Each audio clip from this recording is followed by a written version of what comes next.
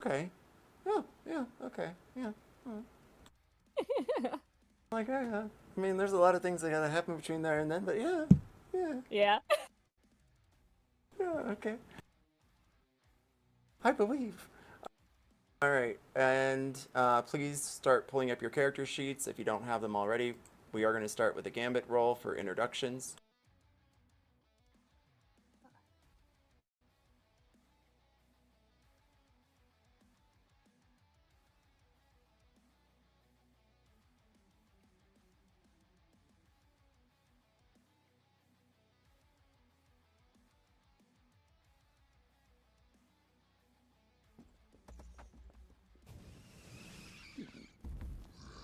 Nice. Chonky dragon.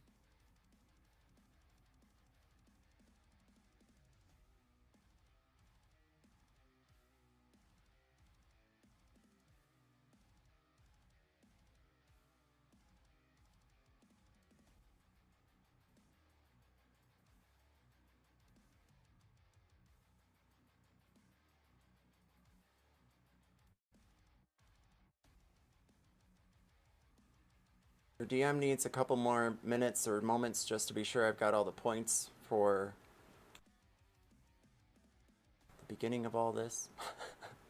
You're all good.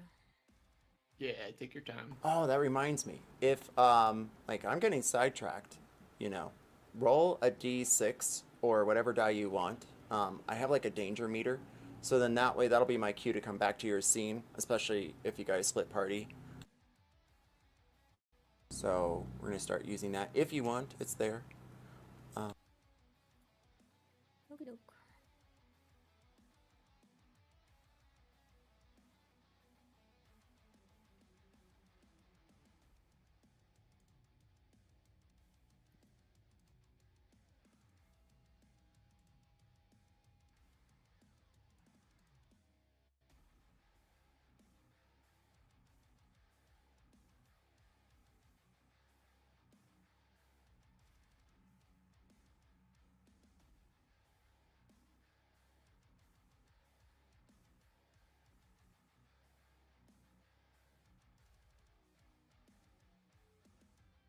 The walls around you are rocks, dead, broken, and smashed to smithereens, it would seem, as you start to glance the sides. Each of you roll history. Above you is a canopy of rock that seems to stack on top of each other in different layers and different minerals. You notice also there are caverns that allow the breezes from above to cascade through and out and around you. You feel a breeze over to your side. Eztli, please introduce your character.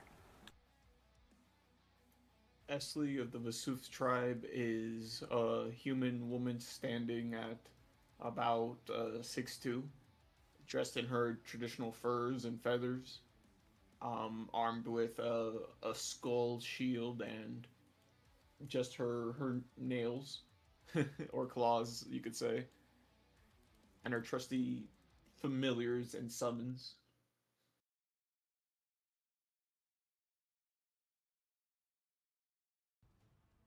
Brandir, you stand on the dock next to Drax. You introduced her to Usula. Seems to be some sort of figure here in the Drowan city of Mitri. Miti. Mitri. Brandir, please introduce your character.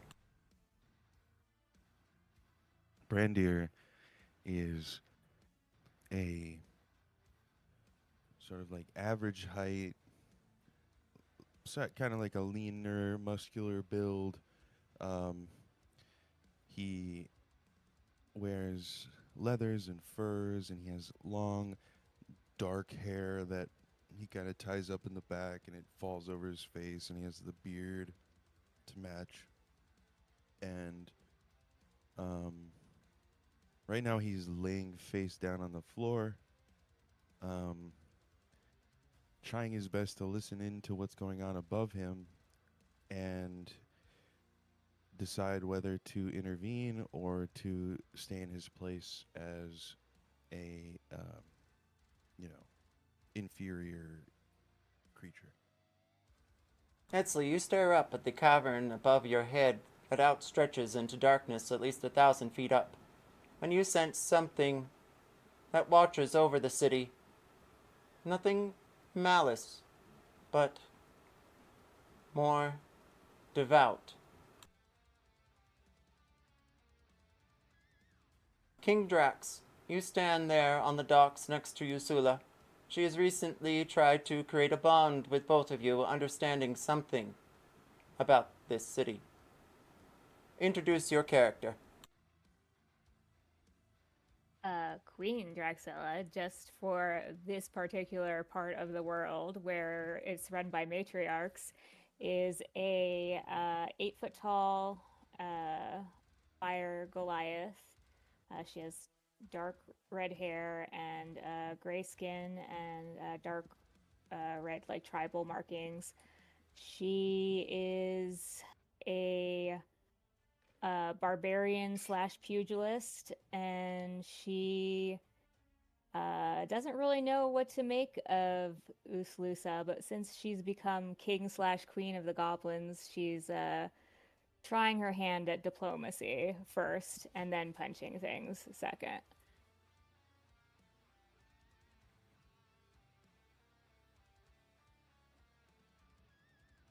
Barkley, you stand there on the ship, trying to hide yourself behind one of its posts.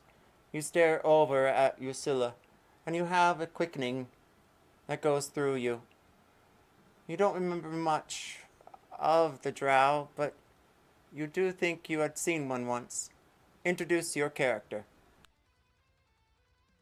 I am Barkley Mistletoe, and I am a Mandrake cleric. A Mandrake is a tree folk, all about 6'5", and in their chest, you'll see where their bark has grown into a sigil of Freya.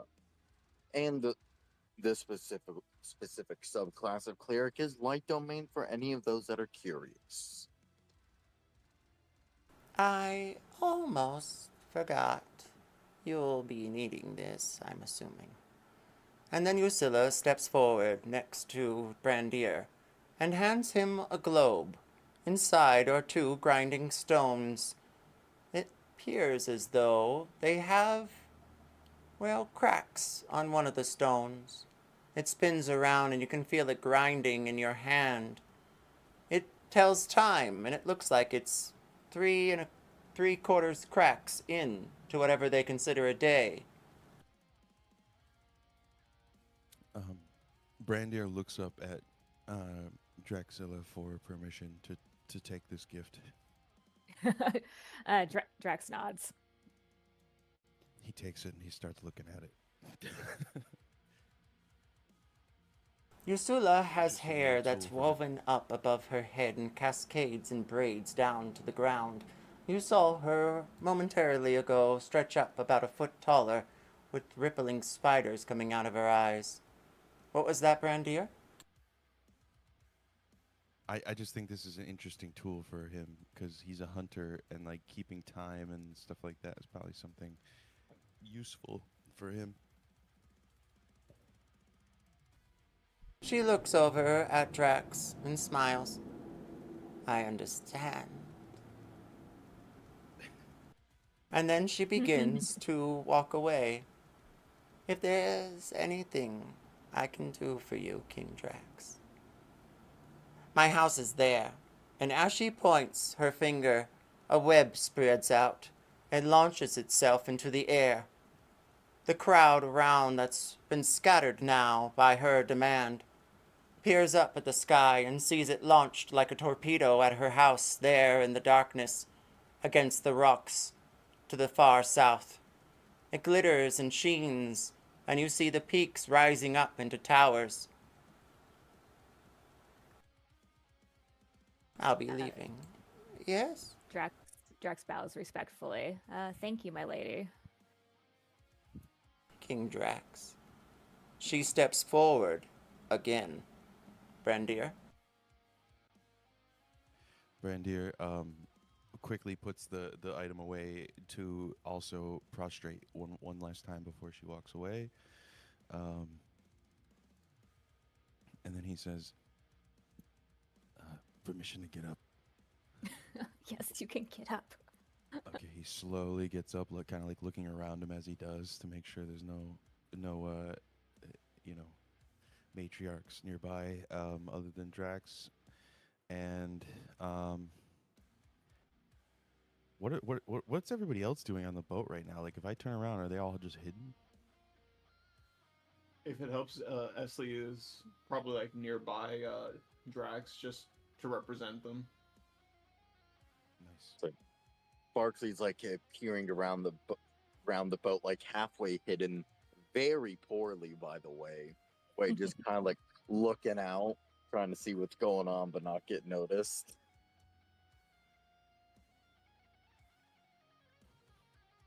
I feel King, like I have some sort of connection to this place. I don't know. It's strange. King Drax, my dear. No woman with your stature should ever bow here.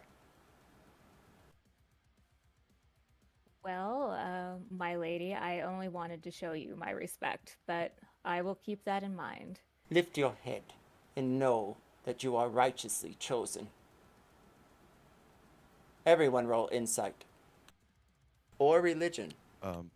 Yes, dear. Brandir is nodding. I got a 9.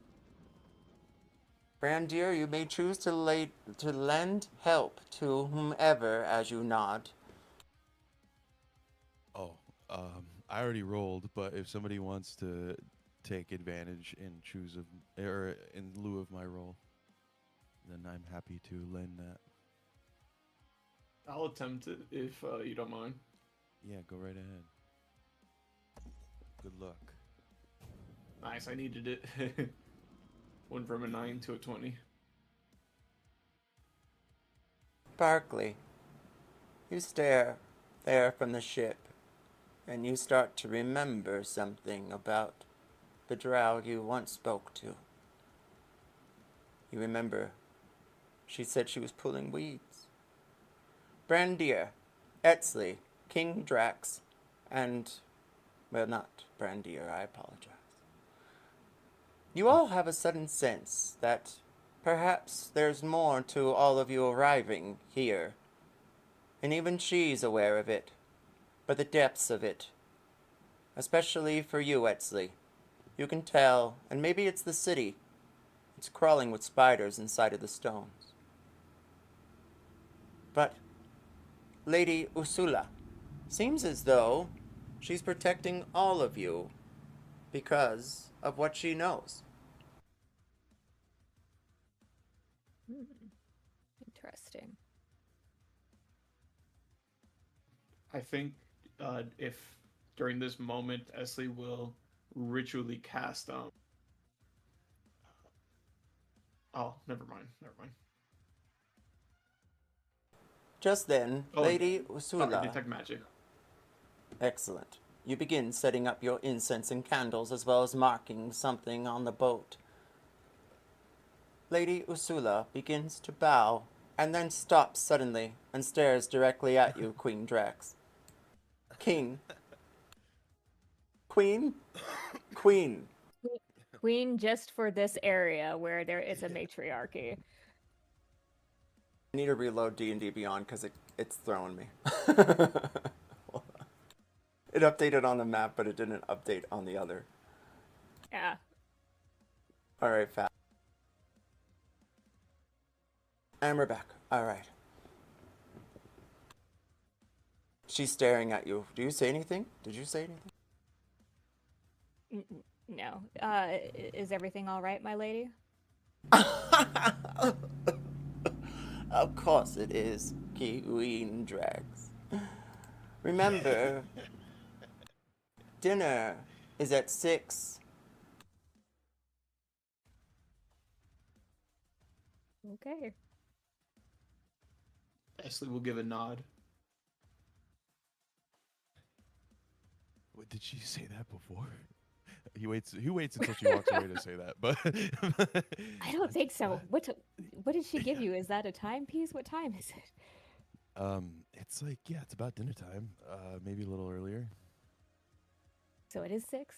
It's like It's I think just before. okay. Can I double check this with like a survival roll or something? You may. And add +2. As she walks away, you see her suddenly, well, spiders appear out of her dress. Down her spine, they scatter all around her in webs, string out. And suddenly, the spiders stretch and bend in the direction of their webs, and she disappears. With your survival of 22, yes, it is a little before. You think you have at least maybe an hour or two, or whatever a crack would be.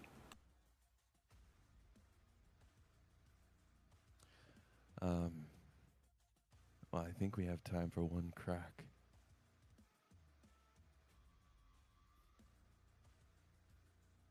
Okay. Eztli just looks at Brandir and Queen Drax for a moment, like, is this really the time for it, or? I know, like that's like Drax was saying that. I was like, well, we just, I mean, we know we were just in that big fight, and I forgot who you were for a moment, but She's judging you guys. She's like, oh, that's interesting. No, that's what she called it. That's what the lady said. She said it was something. She's okay. Oh, that's how the timepiece. Gotcha. Yes. Okay. Yes. Eztli just says, I see, but with the biggest judgment. Actually, it's pretty fascinating. This thing keeps time while with its own destruction. I'm not really sure how that works, but it's interesting. Interesting. May I look at the spiders she left behind? Do I have a feeling or any intuition about those? Like maybe, perhaps they are spying on us. A spider? Yes. Yeah, I do have a detect magic just in case for that also. Roll to check for spiders. Perception, investigation, a search action. It can be literally just about any passive-ish ability. Whoa. Almost twins. Almost. Eztli, Except that. Oh, we both got a 19 though. If you look, a 19 plus Oh, our nice. whatever. So that is, you know. I have to give it to the ladies. You both receive a point of inspiration. Yes. With your brief Finally, suffragettes. connection to the spiders along the walls, you know that they are there for no harm at all. It seems as though they're actually, each of you roll history with advantage.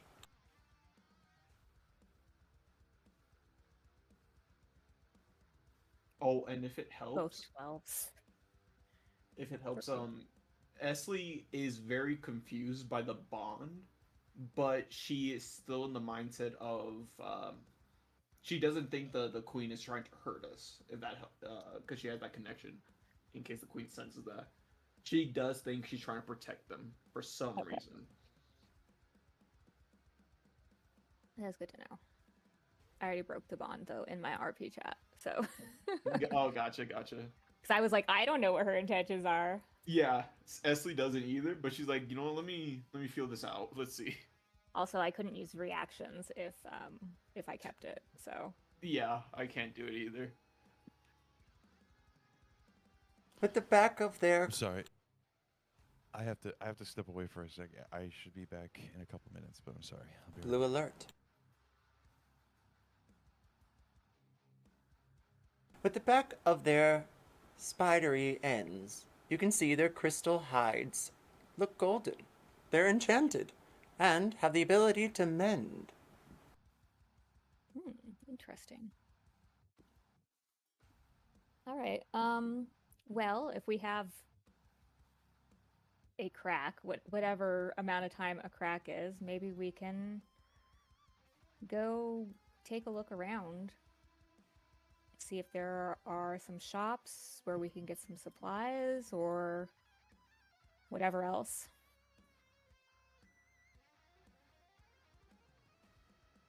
Yeah, that could work. False alarm.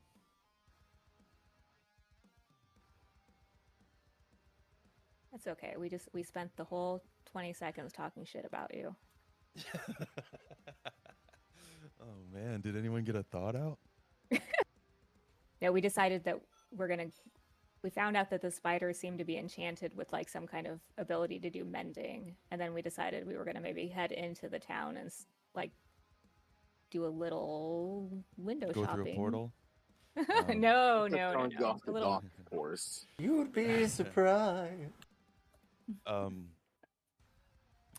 mean, if you guys tell this to Brandir, there's a question that comes to mind for sure. If like Eztli has that like soap creature, is it like that? Like, is it some sort of little guy that mends things and fixes stuff? Yeah, actually. Do I sense anything like that? Is this a little guy that is meant just for like repairing and like fixing like tattered clothes maybe or stuff like that? Or is he useless? They can never be useless. Who is it again? I got the question. I just missed the who. Oh, We're talking spider. about Dravor. Oh. No, Just kidding. the little spiders. Oh. I'm sorry. I'm being a stinker. I was like, wait, who? Eztli. You can tell that the spiders are there to mend. Mend something in the wall. Roll survival. All right, will do. Meanwhile, Will be- anything else the rest of you are doing as you ponder the thought that Drax brought up to wander the city for the next hour or so, depending however the cracks fall? I'll just say, just kind of generally, if you want to take like a passive from me or whatever, I don't care. Brandir is gonna keep an eye out and see if he gets any sort of like lay of the land as far as like, things growing here, like things he could maybe harvest or any type of like wildlife that he might be able to interact with in some way. He's just gonna keep his eye out. And also, I was gonna ask earlier if I could do maybe like a general check on like the history of like the Underdark in Drow society and see if there's anything Brandir might be able to pull out of his butt. Roll history. Period. Meanwhile, Eztli, with your survival of 24, you peering up as you walk back on the docks next to Drax and Brandir. Dravor seems to stay on the ship, and then he decides to recline a bit.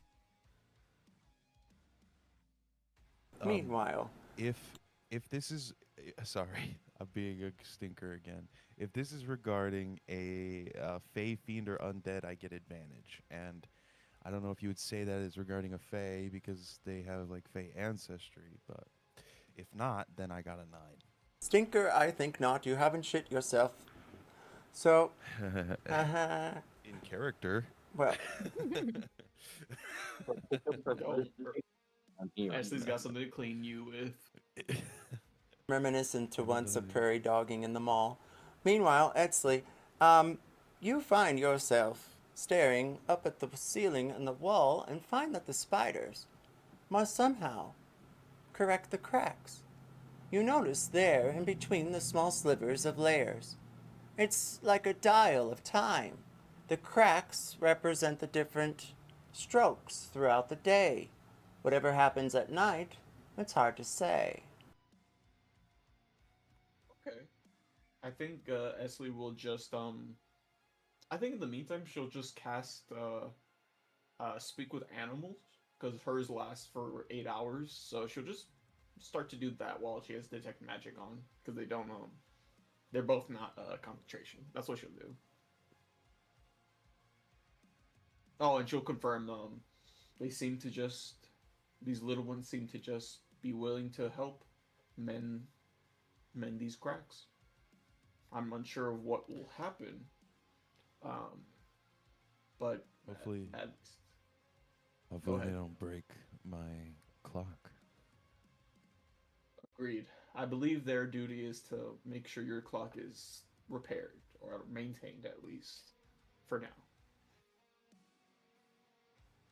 Brandir, with your history of being up and above the Underdark, and once when you had a heart.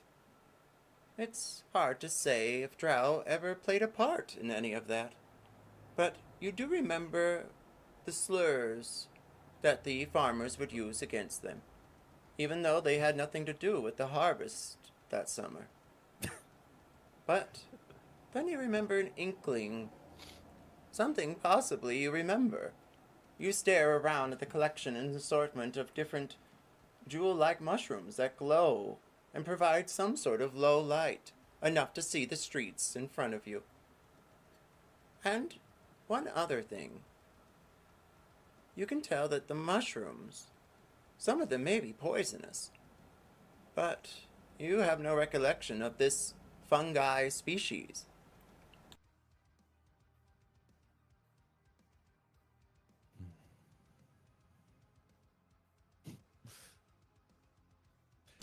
I just want everyone to know that Brandir knows the slurs, but he doesn't use them. Okay, Hell guys. He's self-conscious. He's an ally. Okay. Yeah, so I guess like you guys just kind of see him like sort of stopping for a breath to investigate like the nearby flora and stuff, but not really spending too much time getting absorbed in it.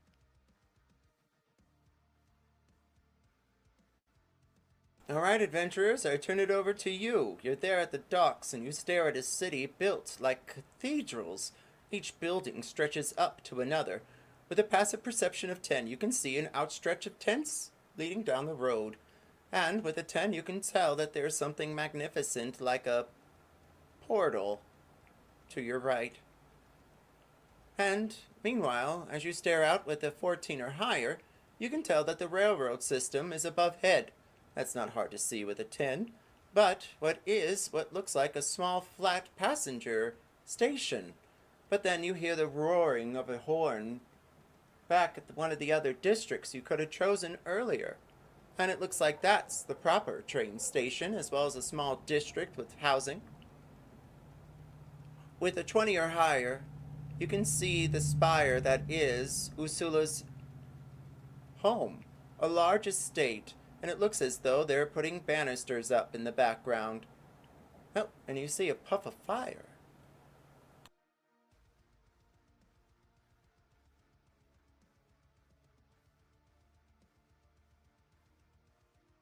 Okay, well, I don't see that since my passive perception is not high enough. But I guess Drax is gonna start going into the town to take a look around. What My did passive I notice perception again? is Sorry. 20. Yeah, As run she's that by following us. Drax.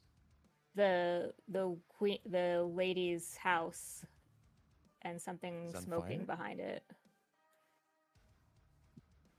Okay. Yeah. I don't know. I guess Brandir would point that out. It's a But rack baker. where is it on the map? Or like, can you ping it for me? I will. I have to Is it- zoom is it- out quite a oh, bit, okay. so it's going to take some time, but I'll announce when I do. Okay. You pass by a sentry guarding a pair of portals, it looks like. Well, at least maybe one destination and two different spheres that don't seem activated. The sentry stares at you and then looks abruptly forward. They're trying not to spy. But then you approach a rack baker, at least it would seem, written in common as well as Drowinian.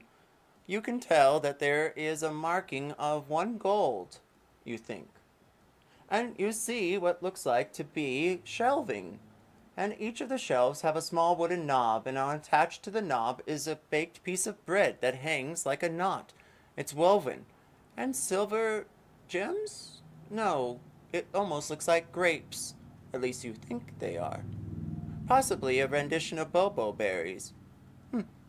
But, that being said, you see a small baker and they have a small oven next to them. They toss in some twigs and they light the fire. They turn back and stare at you. Oh, welcome, welcome! I'm interested in procuring some of your wares. Oh, yes. He looks like an older gentleman, definitely Drow. But as you saw the servers earlier putting the poles above your heads that now extend some sort of decorative web for the wedding later on at some point, you remember that they were wearing some sort of, well, collared neck piece and really just a pair of pants. But he is clothed in leather. Does he? And he doesn't have the collar, neck piece thing. Not that you can tell. Is there any magic coming off of this person because of detect magic? No, but you can tell that the bread is enchanted, at least the tiny little grapes that are silvered like bells.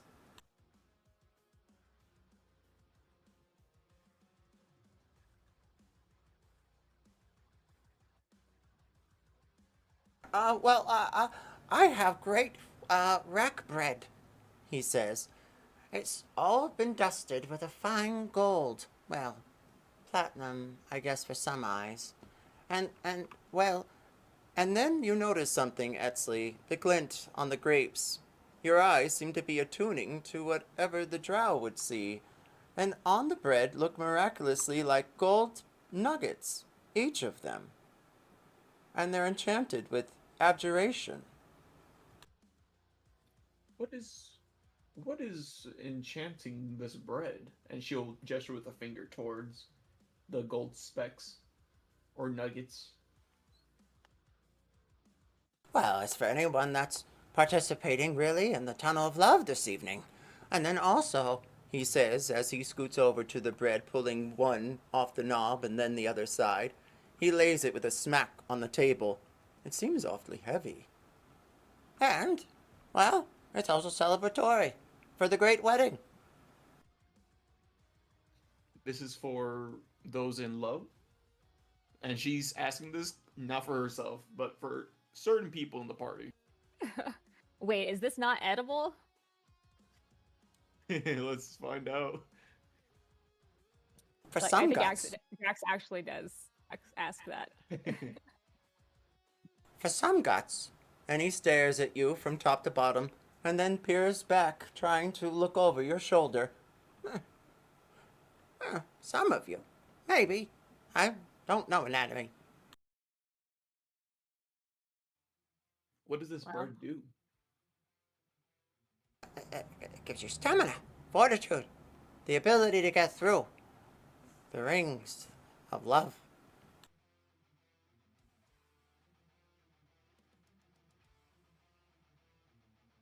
She will just look to Drax and Brandir.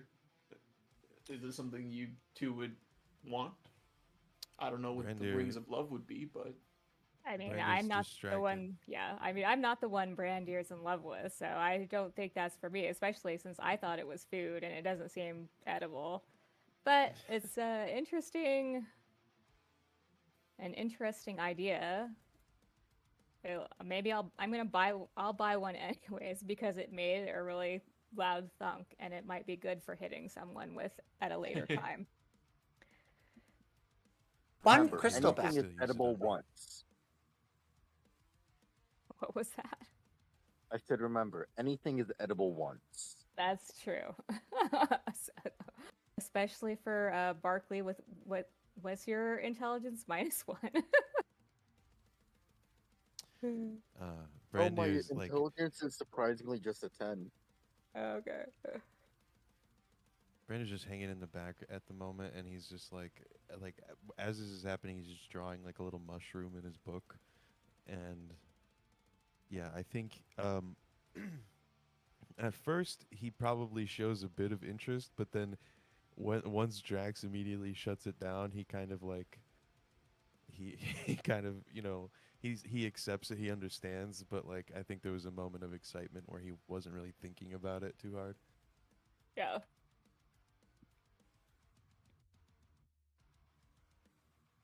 Well, Drax knows Brandir's history and is not putting any pressure on him, and that's why she's like, no, it's fine.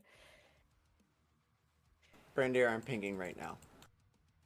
Oh shit. Oh, hold on. Wait. Let me zoom out real quick. Exactly. Oh, there it is. Okay. Gotcha. Okay. So, and just to be clear, somehow I know that that's Ususula's house, and that and I see fire coming off of it. From the back, you can tell that there is a fire, at least an explosion from one, just like a puff, like a dragon's breath.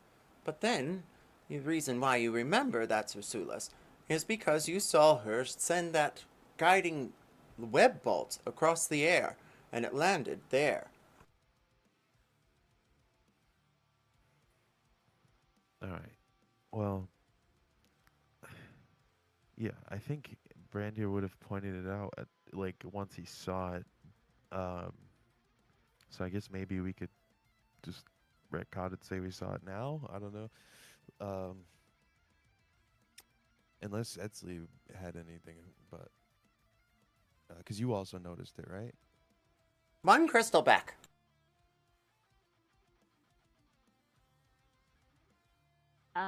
I don't have whatever currency that is, but I do have gold. Ah. I think that's the same. He starts to nod. I take out a piece of gold and hold it out to him. He stops and stares at it, and then back at you, and then back at the gold piece. Oh, out of towners. He takes it quickly and puts it into his belt, not his purse. And then he pushes the bread to you. All right, I put it in one of the many pockets of my belt. Remember, you have to eat the whole thing for the full effect. Gotcha. How much bludgeoning damage do you think this would do if I hit someone with it? It'll leave a bruise. Good to know. Thank you, sir. Who's Bruce? But Womp, womp, womp. I love the idea of hitting somebody with a blunt object and not a bruise appears, but you just see a little goblin thing named Bruce appear Yeah. and just run off. or badness. That's my next character. Okay. Your full motion carries.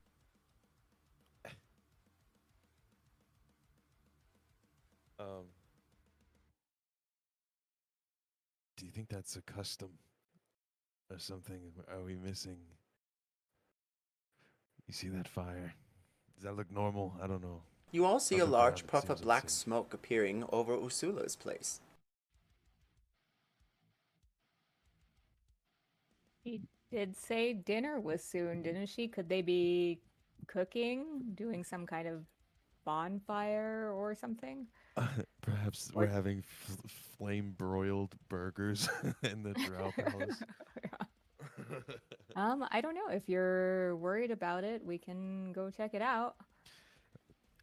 Dragon Brandir breath sniffs. stewards. Brandir sniffs so hard. Does he smell meat? From all the way across town. Yes. Roll investigation. Got a dog in him.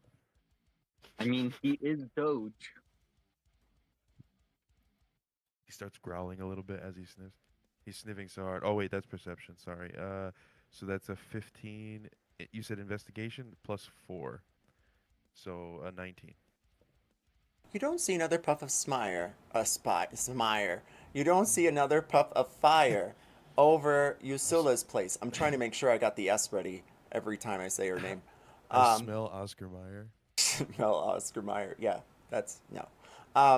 But yes, you do smell like something, not barbecue, but more like when the hag used to roast a toad.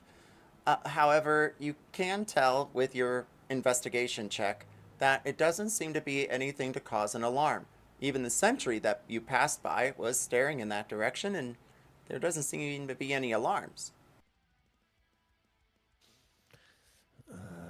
It smells like broiled toad. I can't tell if that's a good thing or a bad thing. Well, I don't think they're in any danger. Okay, well, I've picked the first stop. if you want to pick the next stop. Um, what? Why are we here?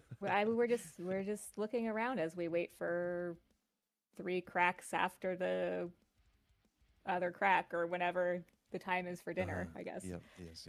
Right. Okay. I'm looking around for the best place to to spend a crack. Speaking of cracks, suddenly you hear above your head crunch, crack, boom, bam, and then 4 cracks appear overhead. They don't glow or break any stone upon the city. However, you suddenly see the spiders. Tiny little gold ones all appear from way up there, and they begin to repair the stones. And as they do, their webs glow like some sort of moony shadow.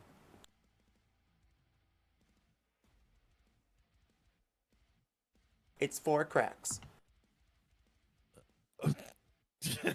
Okay. Um, So is dinner at 6 cracks? Is that what she I said? thought it was 5. I thought she said 5. Did she say 5? I thought she said 6. I don't remember. I should have wrote it down. Can History check can- for how many cracks till dinner. can- oh boy, can Brandir have written it down? 2 cracks before dinner. Or 1. 2 cracks Well, history. before dinner. And if you're interested in your tummy, roll a con check. What if I'm interested in someone else's tummy? There you go. Some of you are taken aback by the sights and sounds of the city. You see the crowd nowhere around. They are giving you a wide berth. Every time you take a step forward, they look back and suddenly move, well, more forward. But if you had a 15 or higher, you can tell that, thankfully, you have 2 cracks before dinner.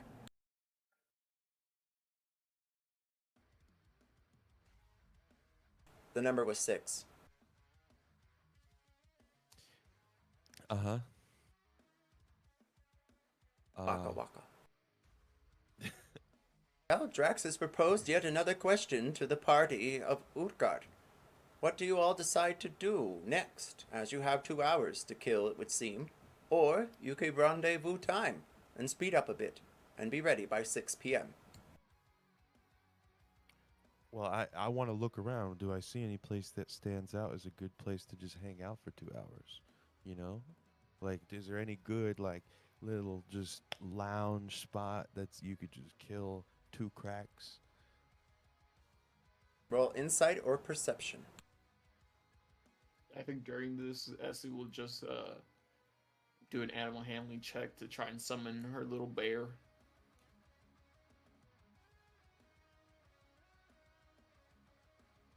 Eztli, roll religion. Oh, my bad. Rolling religion for a 15.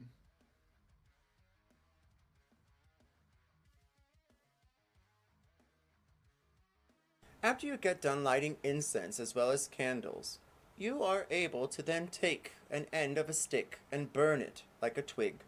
However, the soot you then peel back slowly upon your skin. That is how you cast, which allows you free movement whenever you are to cast an hour ritual. However, in order to allow you to conjure an animal of any kind, you would have to stop ritually casting your detect magic, and it would drop.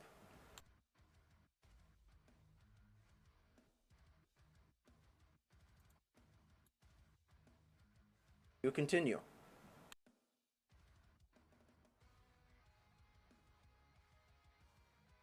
So, Eztli, the decision is this. You may choose to stop ritually casting detect magic and then summon your bear, or not, and keep detect magic up.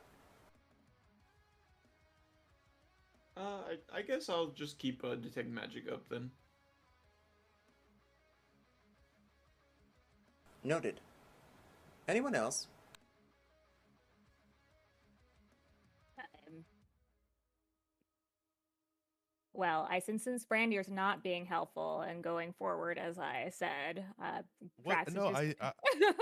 I rolled. No, he didn't tell me anything. I don't know. I was waiting. I'm looking for a place to go. I want to know what's around. What do I see? With your 13 on perception, you can tell that there is a tower that, well, spires up above the small flat where passengers seem to be going in and out of trains that roll by overhead. And there is a collection of, well, younger looking Drowinians sitting and drinking out of wine bottles. They're staring at all of you as they share, at least two of them, back and forth between the trio. Well, then that's where Brandir goes. He's gonna go hang out with the Drow teens and just be like, "Yeah, I'm one of you guys." Hello, fellow youth. Yeah, hello. They're probably all well older than him, but look Yeah. probably way younger. Yeah.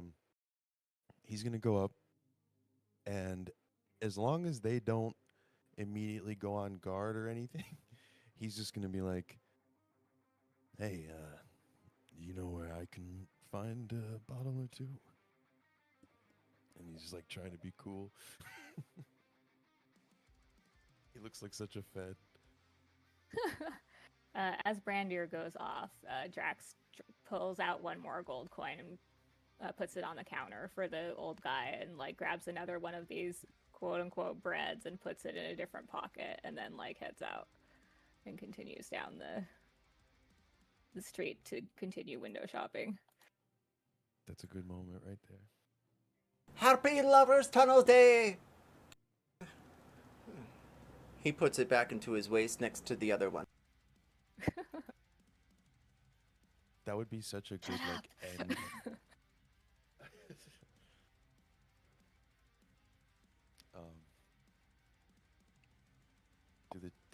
Do the teens kill me? Oh, please move your character to the teens. Meanwhile, Drax. Where? Oh, I'll ping it again here shortly. There you are. There's a lot of pinging. Meanwhile, Drax, Barkley, and Eztli. You step by what looks like a pair of merchants. They were just standing side by side and then part ways. They lean on the sides of their tented stalls. Ah, welcome, welcome. Happy Lovers Tunnel Day. Welcome, welcome. Happy Lovers Tunnel Day to you as well. Interested in seeing what wares you have. Of course, of course. And then with that, he hits the side of a chest, and, well, it opens to nothing at all. It looks as though it's bare as, well, bare could be. There's racks, and they have knobs, and then there's, well, looks like pressed leather with tiny little slits. Oh, sorry, one moment. And then he speaks in Drowinian. Adam May. And they all appear. Different jewels, talismans, and rings.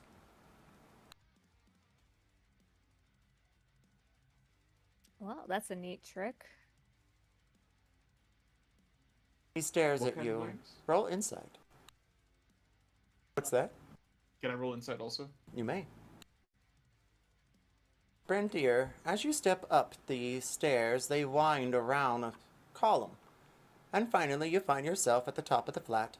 You look around a bit and see the teens passing wine to each other. They look back at you, and then they all start nudging each other's shoulders.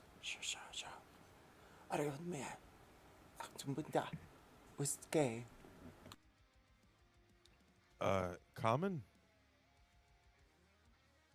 Roll persuasion.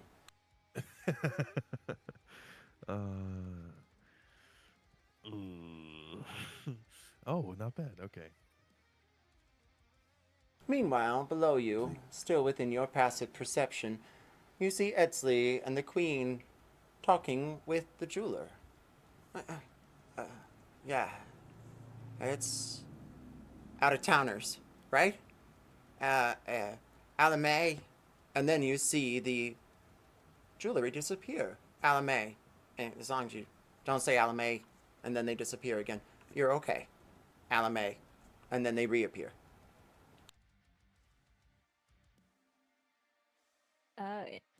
That's interesting. What is the point of making the jewelry disappear? Just out of curiosity. Oh, he lends out his hand. Here. Hand.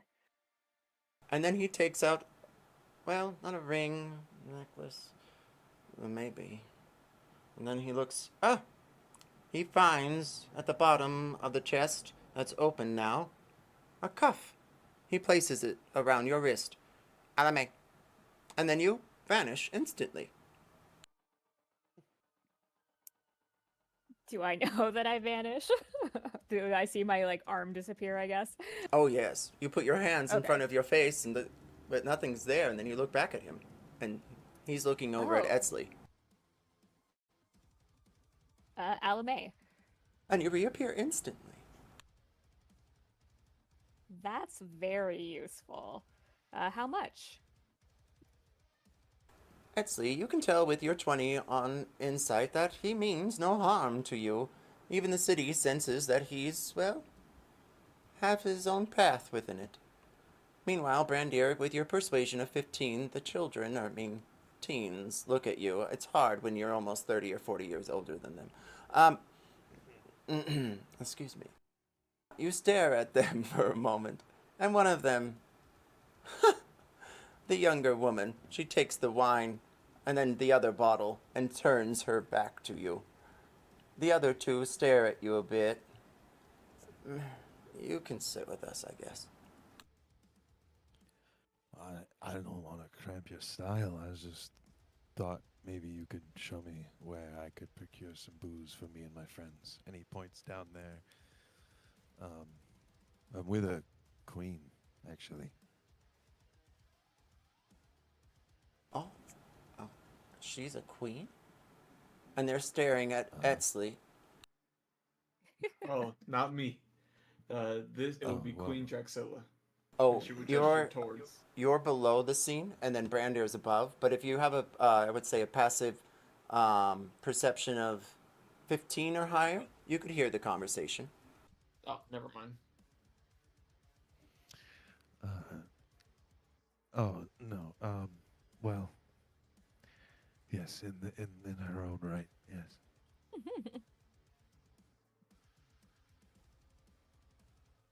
Eztli, But I'm Drax. talking about the taller one. Oh. And they stare over at Drax. Ah, queen. Roll perception. Meanwhile, Drax, Eztli, what do you do? I did ask how much for the bracelet. Out of town. 25. 25 silverbacks. Let me ask that again as I roll intimidation. How much was that? You do know that I am royalty? I am the queen of the goblins, and I can smell a swindler. You see Brandir, one of the teens knocks the other one that has her back, and she turns around drinking from one of the bottles, and he points. If you have a passive perception of 14 or higher, you notice something above your heads. They're staring down at you from Brandir's direction. With your intimidation of 19, he stares at you. Queen? Are the goblins? Yes. And I'll an give it- honored guest of Lady Usalusa? Usalusa? Usalusa. Ah. Loosey goosey. Lady Uso. Usula? Okay.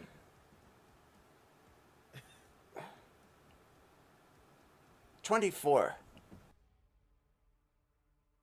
How about 15? I'm haggling now, so 15s almost look like they're leaning over the edge. Anyone with a passive perception of 12 can see them now. Drax, roll intimidation with a +2.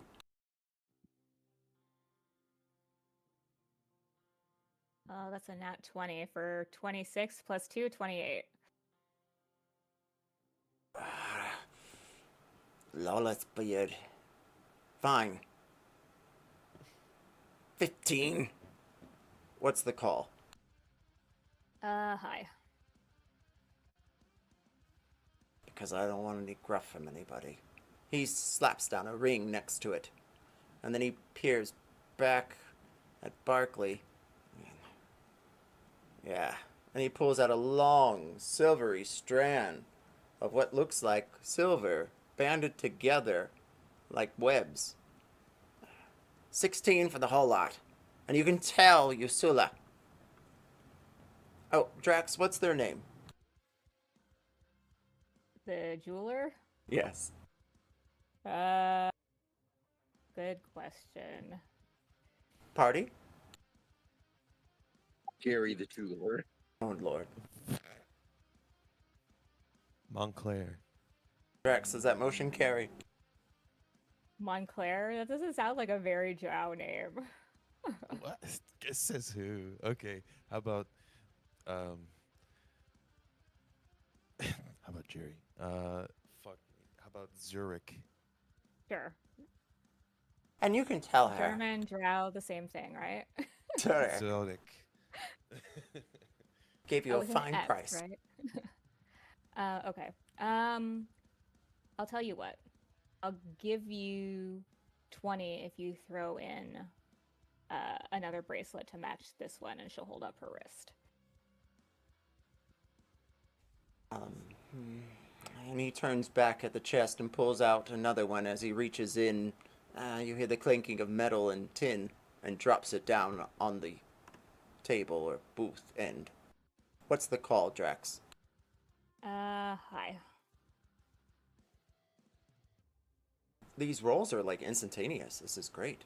I don't know what happened. We're just like, Yeah, the animations weren't working for me either. This last one suddenly did when I got the nat 20, but other than Yeah, that, they've just been auto-rolling.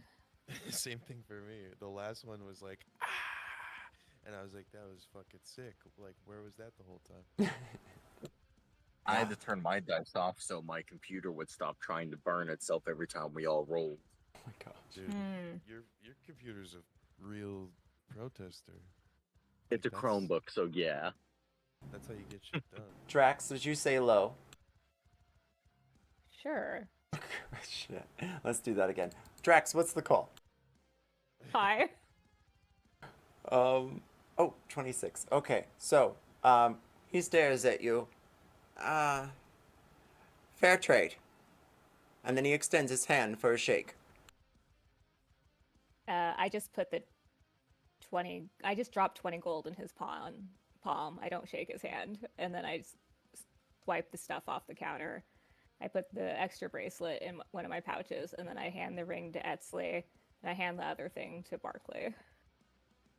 Is this nice? Is this ring? Is this the invisibility ring? I think they all are, because they all disappeared when he said the word, which I have already Oh. forgotten. Alame. Alame. And they all Which disappear. is such a drow word, by the way.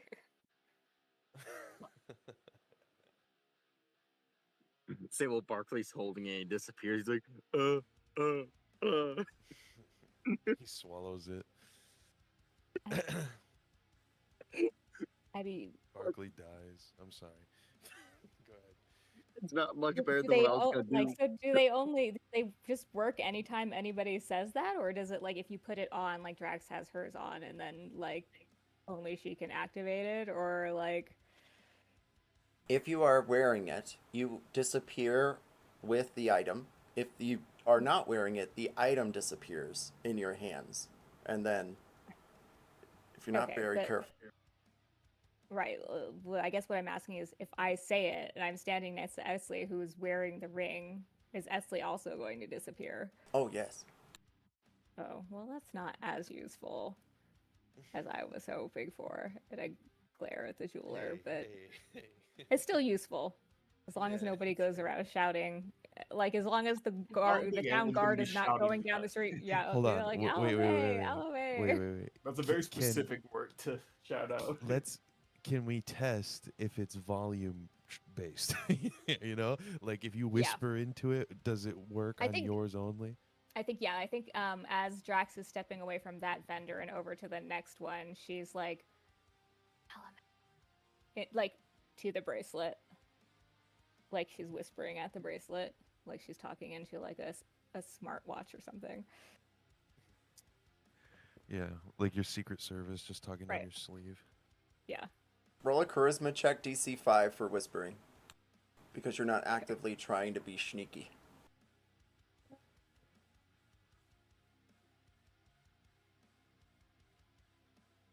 Six. Excellent. It does work because of the volume of your voice. So even though you're whispering to it, it does make you go invisible. And does it make the others or their jewelry disappear as well, or just mine? Just yours. Okay, good. And then I'll And just whisper you. Alame again, just to reappear in front of the other vendor. Okay, cool. You forget to whisper the second time, and you I make them invisible. And then as I reappear, like I kind of sensed the teens like watching over, but I hadn't really looked at them until now. And then I do like a kind of Johnny Bravo flex pose, and I wink at them, and then I turn back to this other vendor. Brandir like grabs the bottle out of one of their hands, and he says, "Ain't she a beaut?" The vendor looks over, well, at the transaction recently made. Come back any time, says Zurich. And as you step up, they take from their stool a small piece of cloth, and then they take a leather shirt and begin sewing it inside this piece of cloth. On their, well, table seems to be just flaps of. Oh my. Roll history. Flaps of oh my. 12. Oh my. Pockets. Just cloth pockets. They all look silk, but they all very. It's the last ring silk. The silk you really don't want. It's very coarse. Eztli, you do Still. tell they are enchanted. Oh, Drax, your eye spins around and stares at them. At the vendor? At the pockets. No, at the pockets. Okay. I will activate detect magic. Both Drax and Eztli can see the pockets glowing. I don't know the school off the top of my hand, but it looks like another invisibility. You can see the same glow coming from the jewelry. Evocation? Isn't invisibility illusion? Oh, it's evocation. I don't know. I'll find out. I'll Googles. I'm in Drowhead right now, so. Illusion. I got you. Oh, fabulous. Yeah, look at me. I know my spell schools. Eztli, Callie, receive a point of inspiration. It's like you're a magic professor in another life. Yeah. So the pockets stay hidden, or the pockets disappear? She asks. Meanwhile, Brandir, the kids seem to have relaxed a bit and started passing the wine back and forth. They stare at you, especially the one in the middle, and they hit the side and give you a swig, if you choose. Yeah, definitely. I'll try it. I want to ask these guys some questions before I go. But I don't know. I don't want to take up too much time. With all three of them sitting, the girl looks at you. You gonna talk down to us? Not undeservedly. She rolls her eyes and stares back at the crowd, trying to stay just far away enough and also spy at the new queen in town. All right. Hey, don't get any ideas, okay? Do you guys know the betrothed, by the way? What's Roll the deal there? insight. Okay. Meanwhile, Drax, Eztli, you're there in front of the merchant. She stares at you and stands, placing what she was sewing onto the stool, and then her hands to her hips. Don't think I'm not going to give you some sort of discount like he did. And they're stitches and pockets. I can put them on anything.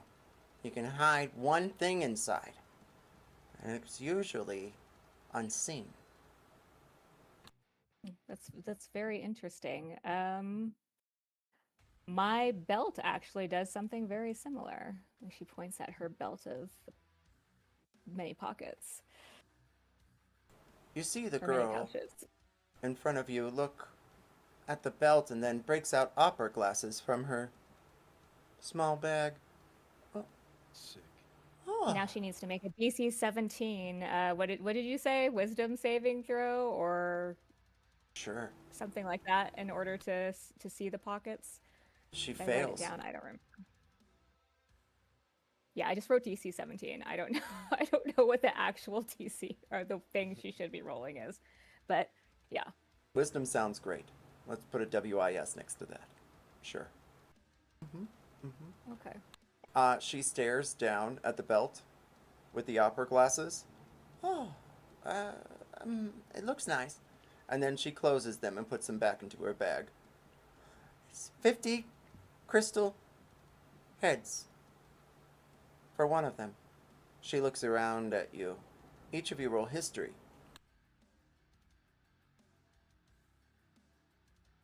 Meanwhile, Brandir, with your insight, I know those rolls. Oh. Welcome Nice to- job, losers. Wow. Look at that 12, baby. Yeah, you like that? Double digits. Actually can't. Oh, there you are. Okay, yeah. It's sometimes it's showing other people's rolls, and sometimes it's not. It's all wonky today. It's a At tricky least thing. Drax and me got what is it, 2? Oh, yeah. Yeah. Brandir, you can tell that the furthest away Drow teen, with no wine of bottle, that his arms are crossed and he's staring at you. His eyes jolt to the girl and then back at you. You notice it.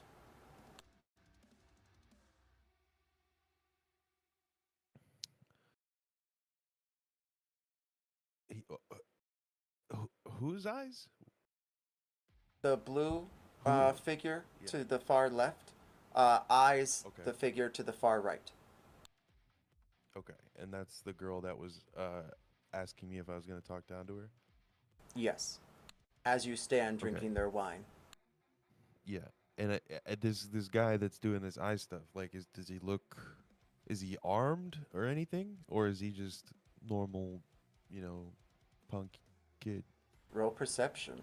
Meanwhile, with your history, you're unable to determine what the difference is between a crystal back and a crystal head is, but you assume it's more expensive.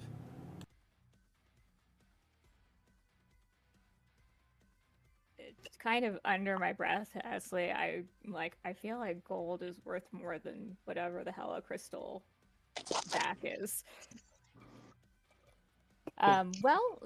That's good to know in case I need more pockets. But as you can see, and I think I can tell that she couldn't see the pockets. I reach into one, I pull out a potion, put it back. I reach into another, I pull out a potion, I put it back. I reach into a third, pull out a potion, and put it back. I'm good on hidden pockets right now, but thank you. We appreciate your assistance. Eztli, as you say that, you feel the force of the city go through your chest, and suddenly a spider appears from the top of the tent. It wiggles down upon its web, and you see the merchant stare at all of its eyes upon its head. She looks absolutely terrified. Ooh, if it helps, I have Speak with Animals still on in case that. If these are natural spiders chatting away, maybe. Concentration check. Okie dokie. Meanwhile, Barkley would Brandir. just look. What's that, Barkley? I said Barkley just gonna look at the spider come down, just go, spider. Like he's gone. Essentially, his brain's overcrowded for the day. 14 to maintain concentration. If it helps, speak with animals isn't concentration. My detect magic is, though. You succeed in keeping your detect magic ritual up and speaking directly with the spider. You can tell that it's speaking in Drowinian.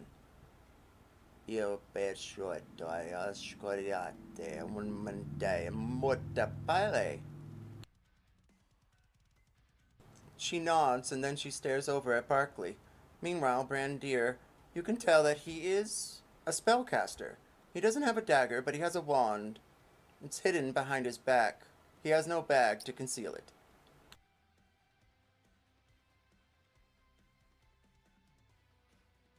King Drax. Oh, And they yes. didn't. Oh, they didn't answer me when I asked if they knew who was getting married. None of them spoke. Queen Drax and Eztli. With your passive perception of 12 or higher, you can tell that Brandir is talking with the teens, but they seem to have conspired now with themselves somehow. Well, I guess if we're done here, we can go. I will. Well, I'm not going to make a decision for Eztli and Barclay. I'm going to say, well, if you would like to keep shopping and looking around, that's fine. But I think I'm going to go check on Brandir.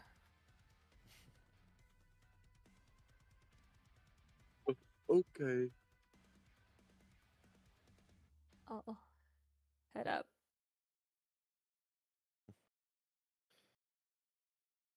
Come save me.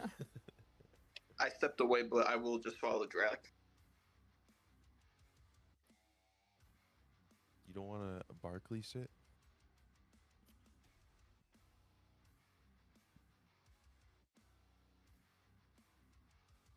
A train whirls off as you go to the top of the stairs, thanks to a spiraled staircase upon a column. I had to get all those S's out because I feel like Usilla's name is approaching.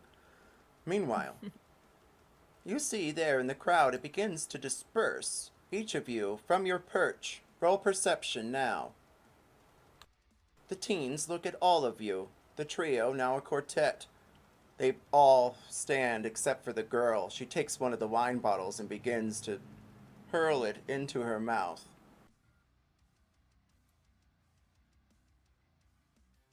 With a perception... Oh, what's that? I was going to say, looks like you guys are having a good time. Yeah. They were just telling me about the new music in town. And he kind of like eyes the guy on the left a little bit when he says that.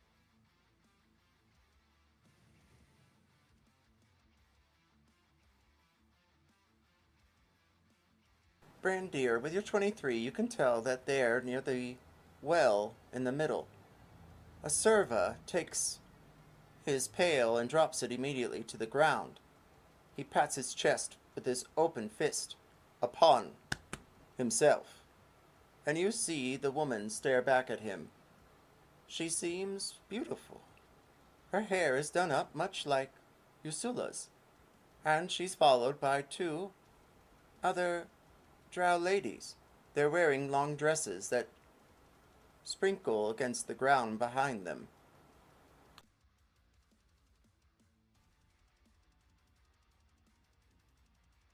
The crowd disperses all around. They're like getting off the train? They're walking by the well. I will ping it now. Oh, down there. Oh, okay. So they're at ground level. Yes.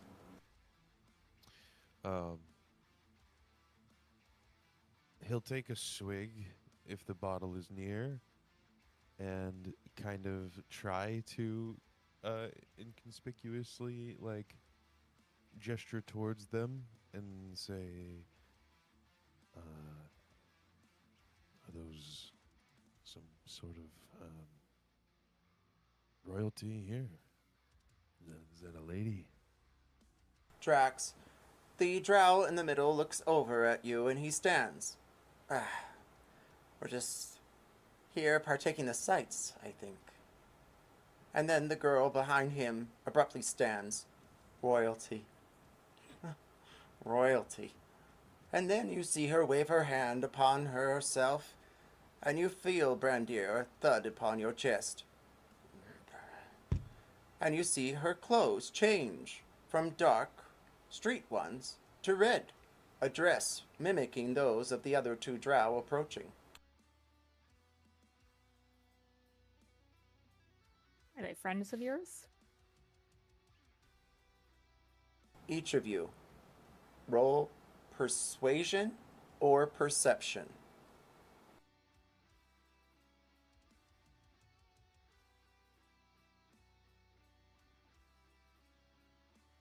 I hit the double digits on a roll tonight. Nice. Welcome to the club. 22 for me and Eztli. What the heck, you guys? Did you plan this? We're twinsies tonight. Yeah, we're syncing up like crazy.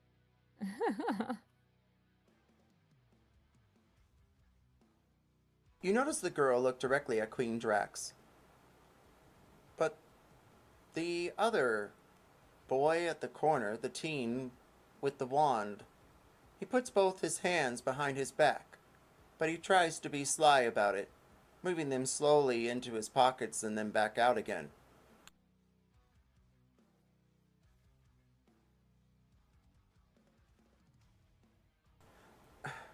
Friends, you could say that. She looks over at Brandir.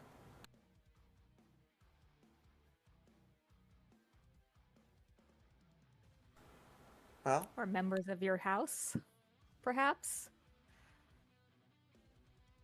Or a rival house? she stares at Brandir as she crosses back over to you, Queen Drax. And then she looks back at you. You're wise. Excuse me. She nods at her friend, the one that spoke with you, and then she begins to walk away.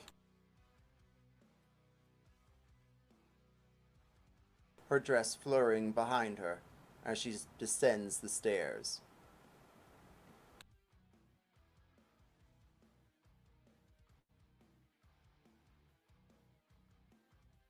Well, welcome. And he begins to pass out the wine bottles to each of you.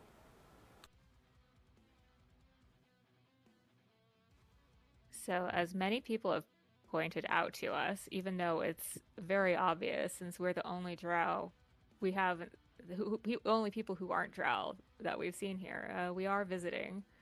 So maybe you'd like to tell us a little bit about your fine city. Roll persuasion for reals.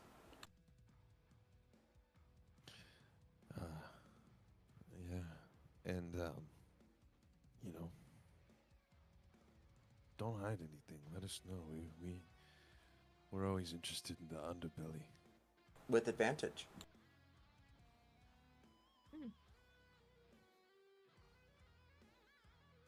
First one was better, 17.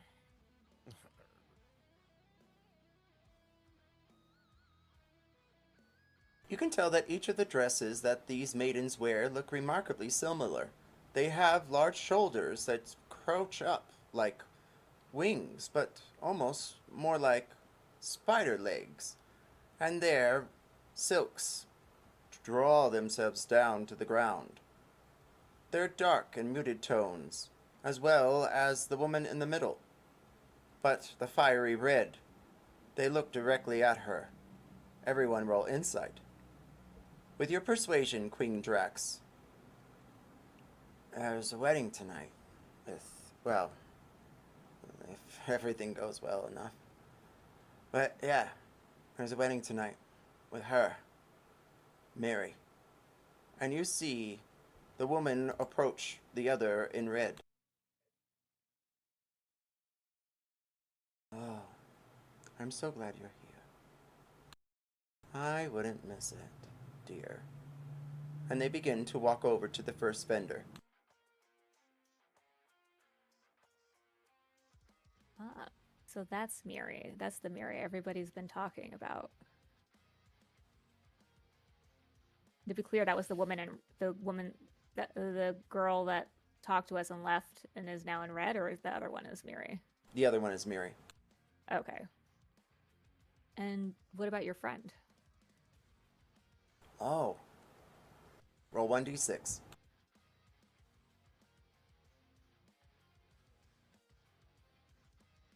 Three.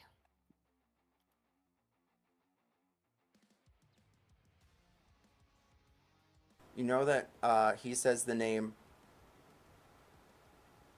Mitiso. Mitiso.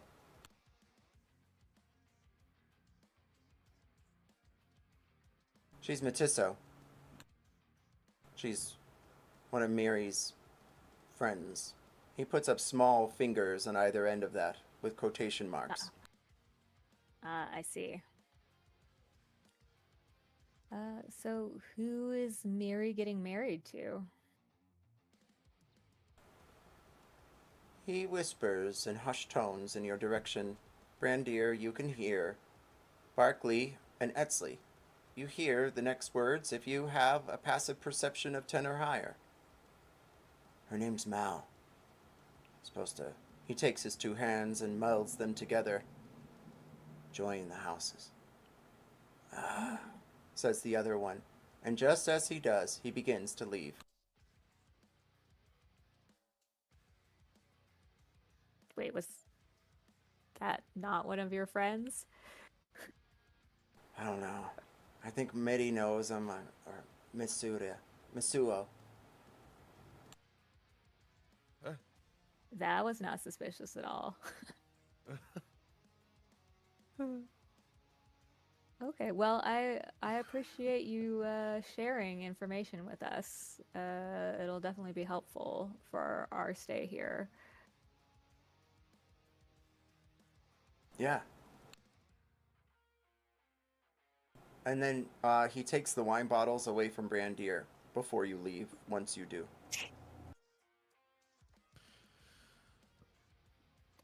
You never told me where I could get my own.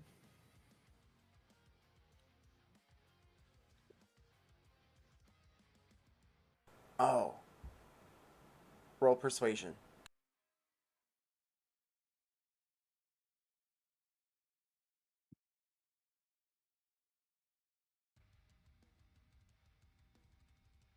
Brandir. Real high? Ooh, good. That's great, 6. Brandir. Thank you. There's an old bake shop around the bend, and he points over to the side. I will mark it on the map.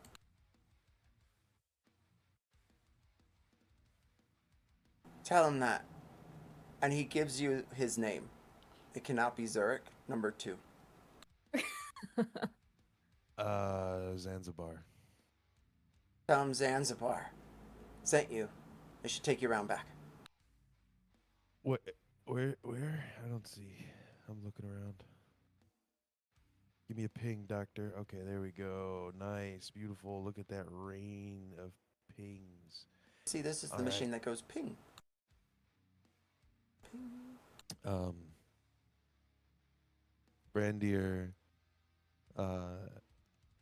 takes another swig before he hands it back, and then he eyes Drexzilla up and down and just says, "I could go for something sweet right now," and he just heads off towards the the baked goods place. Is there enough time? Well, I guess it wouldn't take too long. Yeah, wait, it hasn't been 2 hours yet. What? I mean, oh man, again.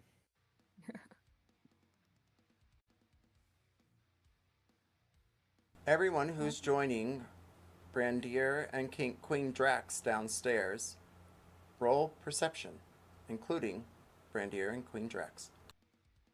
Hell yeah. I'm joining us. I shall join. Wait. Keep forgetting I have advantage on perception. So 24. Look at us killing it. Come on, Barkley. We gave you a layup. There's no way you roll low here. Unless, of course, you've gone to sleep. Oh, and Brandir and Drax, I don't know if you did or not, but you get 1 inspiration because you guys matched with the 15. Did we? Yeah. Oh, we get one for that? Are we doing that now as well? I just want to clarify if that's Oh, an actual thing or a one-time thing. That was a one-time thing. Oh, Yeah. my bad. I thought we were... Okay, my bad. I thought we were doing that multiple times. You You're give good. a mink a cookie, and he asks for milk. Thank you, Grandpa. I removed the inspiration point. I'm just an old man shouting in the back seat. Like, As you all go downstairs, you see the, well, teen from the flag stop from upstairs. He walks across the street. The crowd is dispersed at least 30 feet from where you all are. Miri steps up to the vendor. She quickens a bit as she stares and doesn't say a word as Miri asks her about her wares. And with your perception of 24, Brandir, you're the only one who notices a flicker of light. Something very strange here. It didn't crack just now. 2 invisible figures are approaching from the north.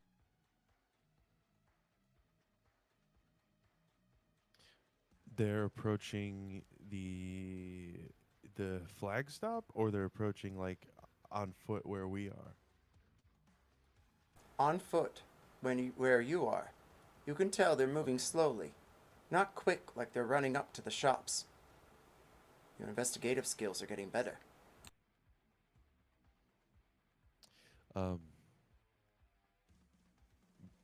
Brandir is going to sort of like mosey over towards Eztli and then like try to get like just in front of her and then go down like he's about to tie her shoe.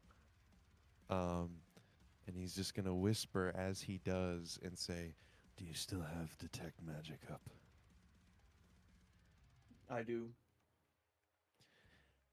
There's 2 invisible things walking towards us, about maybe 40 cracks.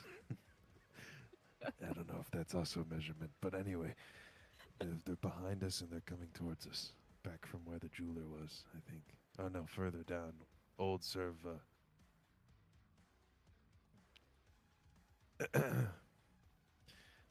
And he's going to lace up her boot nice and tight, and then stand back up and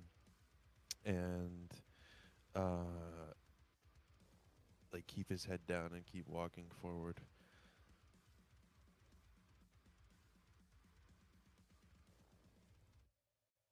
Drax. Yes. Oh. What's that? I was going to say, with detect magic and it's like overhearing this, does it feel like they are coming towards us, or are they coming towards Miri?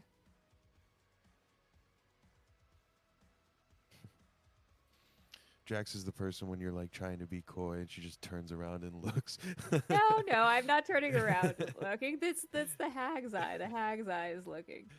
Yeah, No, your I was crowd just turns around. I was just overhearing. Hearing. Yeah, well, he definitely would have said it loud enough for everyone, in the group to hear. Yeah. He's just trying to make it look less suspicious.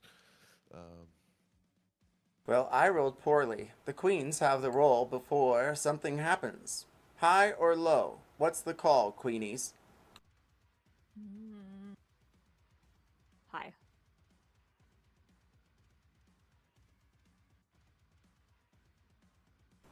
You can tell I both. think he was talking to me and Barkley. Oh, you're so funny. Oh, sorry.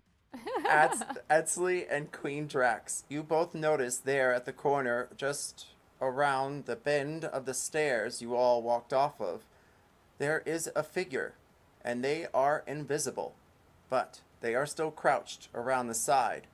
spying towards Miri. What's the call? Let it ride, I guess. Yeah, let's go high.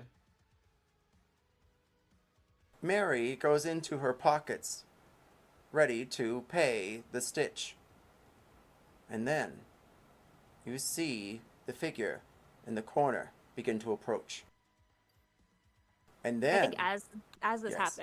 happens, I think Drax is just gonna kind of yawn and stretch a little bit and kind of walk this way as like kind of intercepting and like kind of like clothesline this person, quote unquote, on accident. Can Brandir like kind of follow up behind Drax, but go at sort of a lower rate or like lower height, I guess? King Drax, Queen Drax, as you step forward, you notice another figure.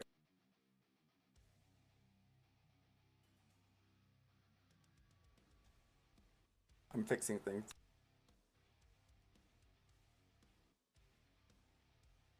They do not look remarkably similar. One has blades, the other, well, they appear to be some sort of caster. And what's the call?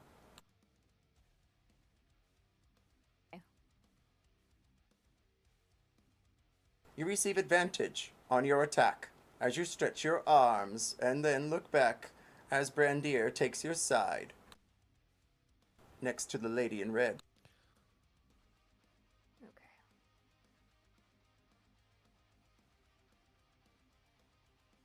Brandir, did you have something to add?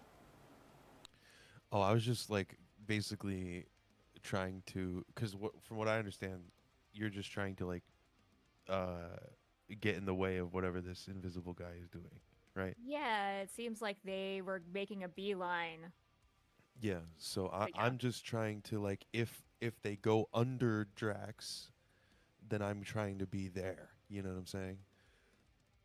Oh yes, these I. people- Oh yes, what's that? I was just gonna ask, noticing them because of detect magic, do any of them seem to be going for the queen? Yes, you can tell that the one that you're seeing seems to be walking towards the group, and not necessarily the queen, but the group as the queen is there in front of them. I got the word clothesline, Yes. and I want to clarify: is that like a grapple, or is it an attack, or is it just you making sure you're in between? Like you know, He's more in knocking them prone. yeah, you know, like in wrestling, like in pro wrestling, when they like bounce off the ropes and then they go out like with their arm wide and they like, yeah, they like not they like run into the other Verve person knows. and, as Verve you know, knows. as a huge pro wrestling fan. Yeah. I do watch pro wrestling, but I was like, I heard clothesline and then Brandir, and I was like, oh, well, maybe I'm wrong. Okay, yes, they land prone. Thank you, Barkley, for the prone word. You receive a point of inspiration. Queen Drax, you prone them, and as they do fall to the ground, thanks to a thud, please roll damage now. They appear. They draw their daggers. Everyone, roll initiative. That was a 10 Shit. damage.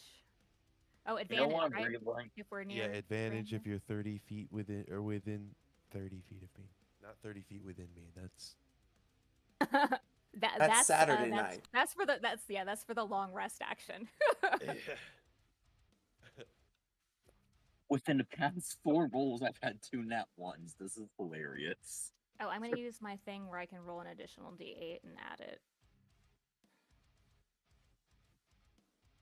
Oh, Also, and I now rolled that I'm 8. thinking about it, why didn't we just say because most likely the invisibility is connected to the items from the shopkeeper from earlier, so we could have said Alamein, they probably would have lost their invisibility until they said the code word again. Maybe that's possible, but we would have also just like randomly disappeared if we said it really loud. So I don't know. and I was also trying to they're be, visible now. yeah. But then we have the advantage. Until they say the word, right? With my extra D8, my initiative is 24.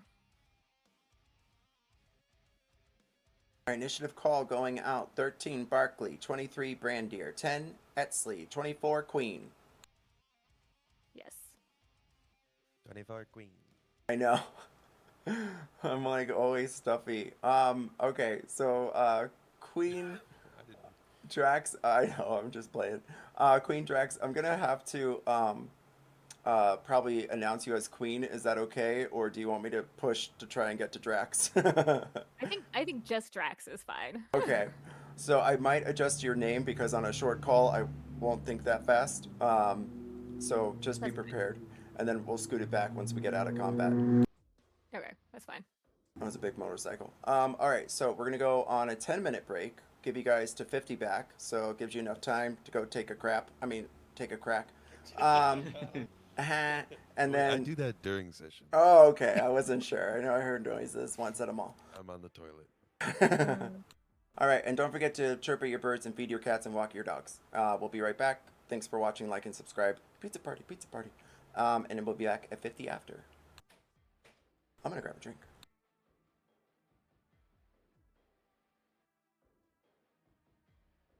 Oh, that'd be hilarious. While we're fighting, just during their turn, everybody says Alame won, so it's just constantly changing who's invisible and who isn't. Right. I have a feeling that would be like an actual action, though. I don't think he'd let us get away with too many shenanigans there. I mean, it'd be worth the action, honestly. It'd be hilarious.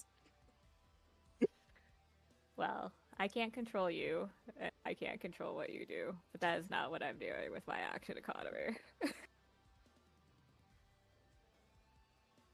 You must remember, I live for the bits. I know.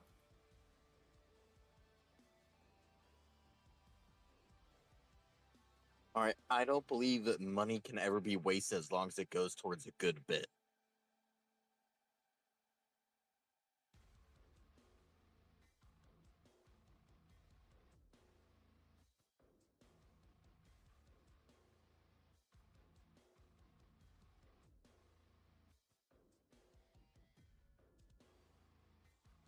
Okay, I'm back. I have snacks.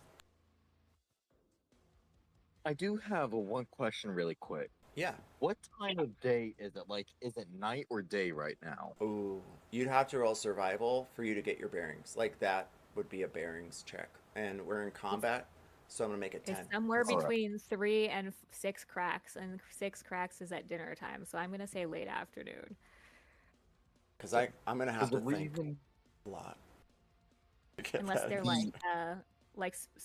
like they're front unless like the Underdark is like Spain and they eat at like 8 p.m. then it might be nighttime. But I think it's probably like late afternoon. We can't tell. We're in the Underdark. Say, the only reason why is I have a weapon that does extra damage at night. Ah. Barkley, roll 1d4. I mean, if night is solar lunar based and we're underground, does the sword think or the weapon think it's night because the sky is dark? I have my answer prepared. Thank you. I'm not sure.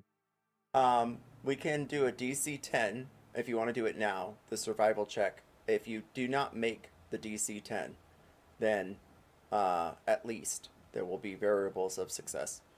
Then you will fail, still glean some information, but I am going to snatch your bonus action. Alright, that's fine with me. I'll go ahead and roll it then. 23. I go for the sandbag of bonus action, then I have to leave it on the table. Survival check 23. You know it's been 36 hours since you left Alfdir, and I think you left in the morning after you met the elves. So, it's been 36 hours since then. A day and change. Alright, so it is probably around evening then, but not quite night. I'm gonna let you figure that one out. I can't. You let me know. Inspiration on the table. I'll put it there. Like, I'm pretty sure they'll just put it around mid to late evening, but not quite night. Yeah, probably around like 7 o'clock. I guess it depends on the seasons and everything. Mm-hmm. Now this is back on like surface town or Yeah. surface town. It's in the surface town. Surface town. Surface town. We're gonna start calling it that. You come from the surface town. Yes, yes.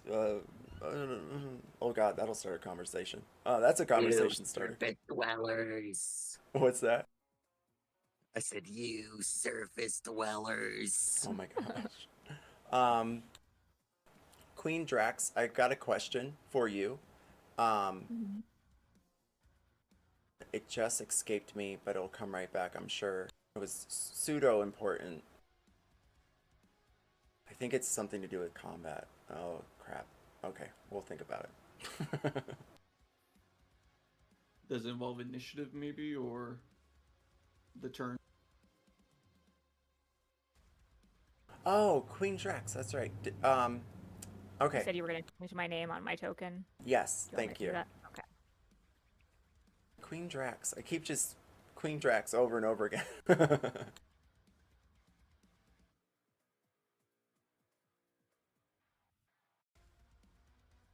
Oh, thanks. That helps. I'm trying not to say bark every time. Or Etz. Hey, Etz.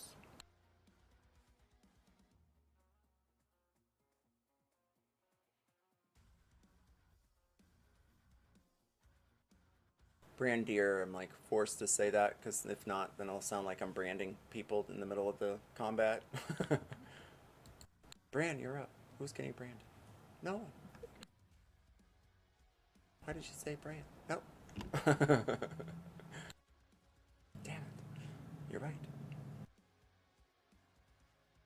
Why would I? Sorry, I'm looking at character sheets and pondering things.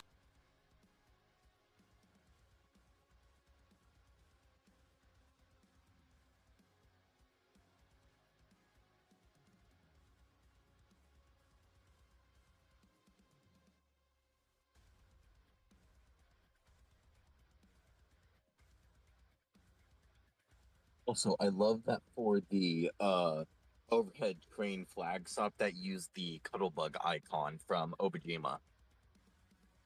Yeah. I was like tiny, and then I was like, okay, they'll be cute and people can zoom in. So, yay. And it's such a cool little creature, too, when you look at the stats and its abilities and stuff.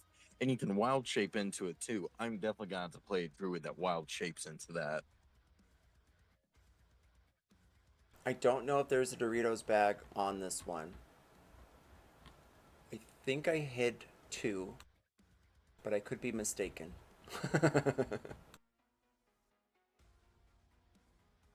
There's a lot of renditions of this map.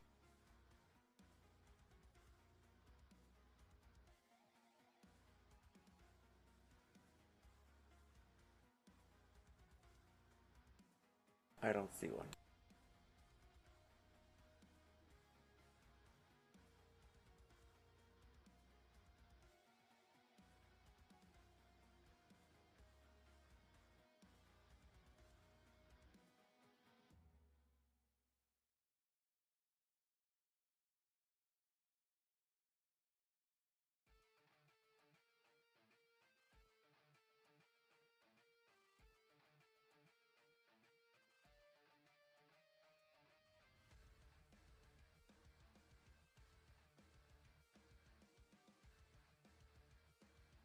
Two minutes before combat.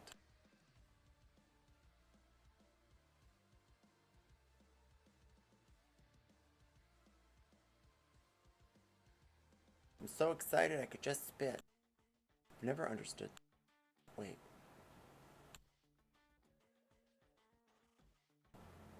It's like out a window.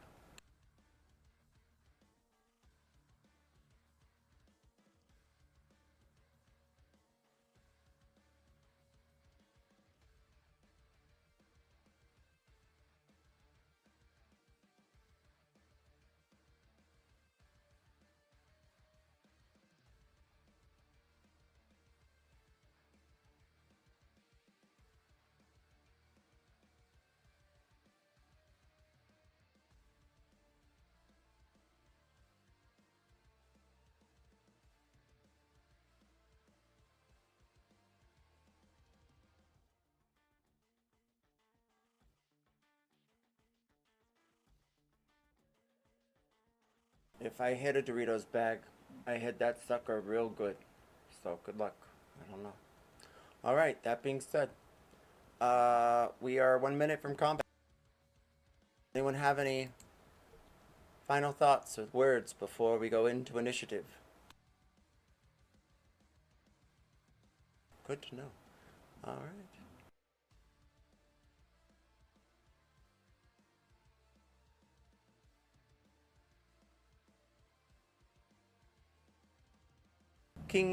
Queen Drax, you swing your arm around as you stretch and you knock them down to the ground. They appear prone, as well as out of invisibility. However, the one to the north, they look surprised, shocked. What's your passive perception? 17. You can see them pull out a small wand from their back as well. And then you have a sense of the other behind you. Okay. I think Drax glances over her shoulder and calls out, Lady Miri, friend or foe? As I'm like looming over this person I've just knocked down and has just become visible. Roll a soft persuasion. The DC low. Oh, and before I did that, I bonus action went into a rage, so I have advantage on persuasion. Which I needed. 16. Choose a color.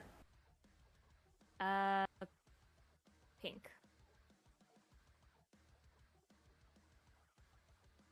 Drax. She peers at you and then back at the figure. Her face goes numb almost for a moment.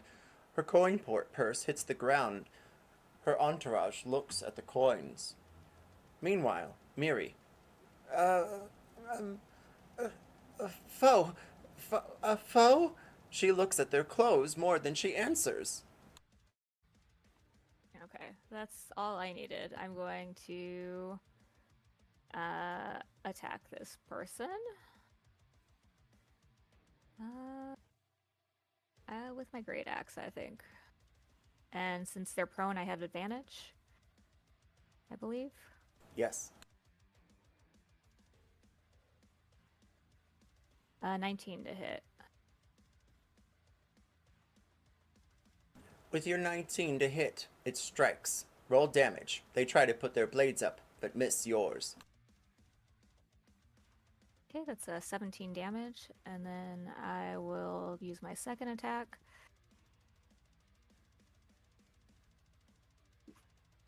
$18 to hit. 18 hits. Again, your axe goes into their chest.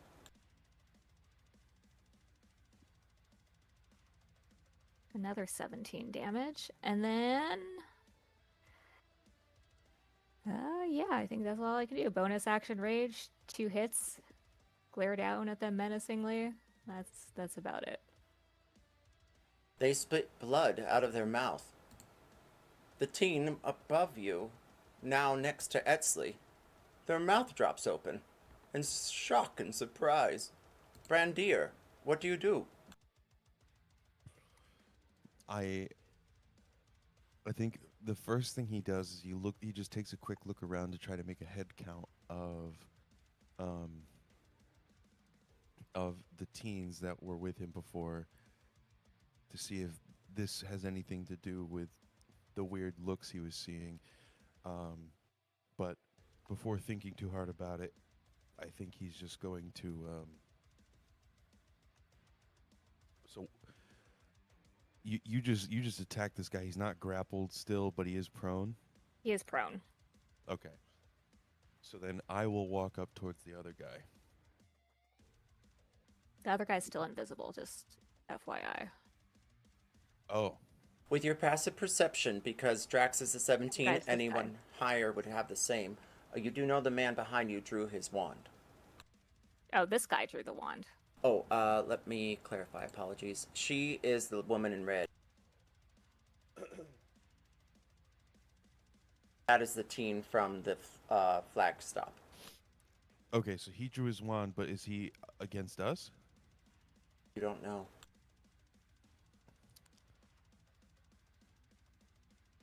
Fuck. Well, Now, you can roll insight, and if you so choose, the DC is 10. If you fail, I take your bonus action. If you succeed, there'll be degrees of success. all right. You said insight. Yes, or That's a I'll permit fair. investigation because you are who you are. Gosh darn it. Well, I believe your investigation's a +4. I could be wrong. So that's still a 10? Yeah. You succeed, but barely. That being said, you feel the grace of Loloth upon you as a spiderweb hits your head. And you stare over to the side, brushing it off your shoulder. And you see, well, he looks like he's about to cast at you. Okay,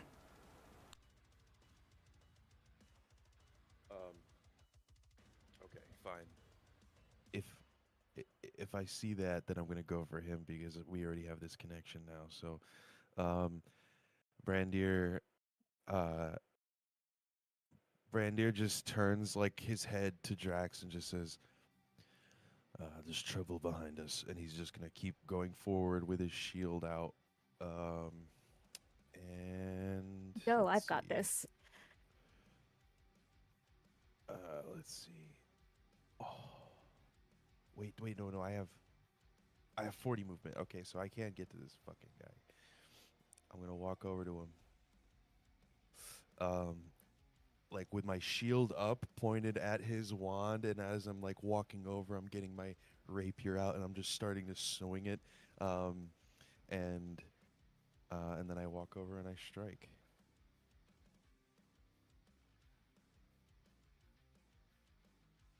Fuck. Does a 10 hit? You see them spinning their wand around and blue energy appears in the shape of a web. You do not hit. Okay. I guess that's why they call this a rapier of warning. And then he goes for another strike. Boom. Okay. I'll take that. 9 damage. The 9 damage hits him, and you see blood immediately appear. Ugh, he says.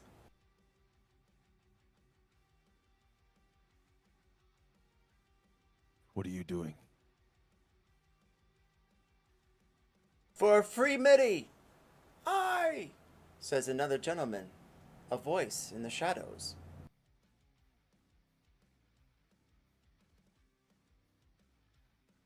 Oh, God. That's the end of my turn. That we've accidentally inserted ourselves into Drow politics. Yes, I know. That's exactly what I was thinking. Local politics, here we go. We already knew this was going to happen when we docked here. Yeah. Maybe you're going to take another throne. Guess we'll see. Maybe I'm marrying one of the houses at the end of this. Miri walks forward. Please, I'm sure we can come to some sort of friendly resolution. She steps forward, ripping a piece of her dress, approaching her assailant, as though she's about to mend his wounds.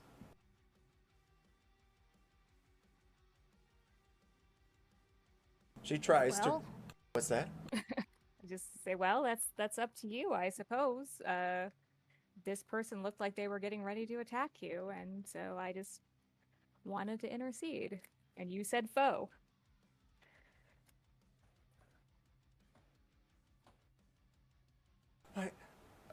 I know, but I believe we could be unified. And with that, she outstretches her hands in front of this downed fellow, and you see behind you all of her friends do finger claps for her.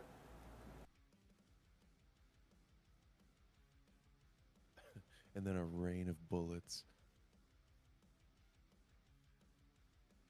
The spiraling web in front of you, Brandir, begins to twinkle. Roll. Reflex save? I'm sorry, dexterity save. Now.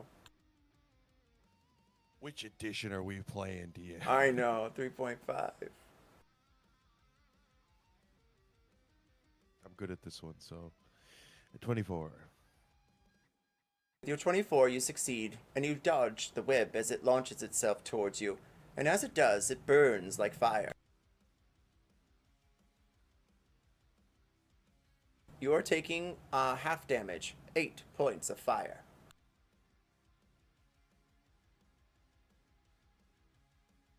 Ouch.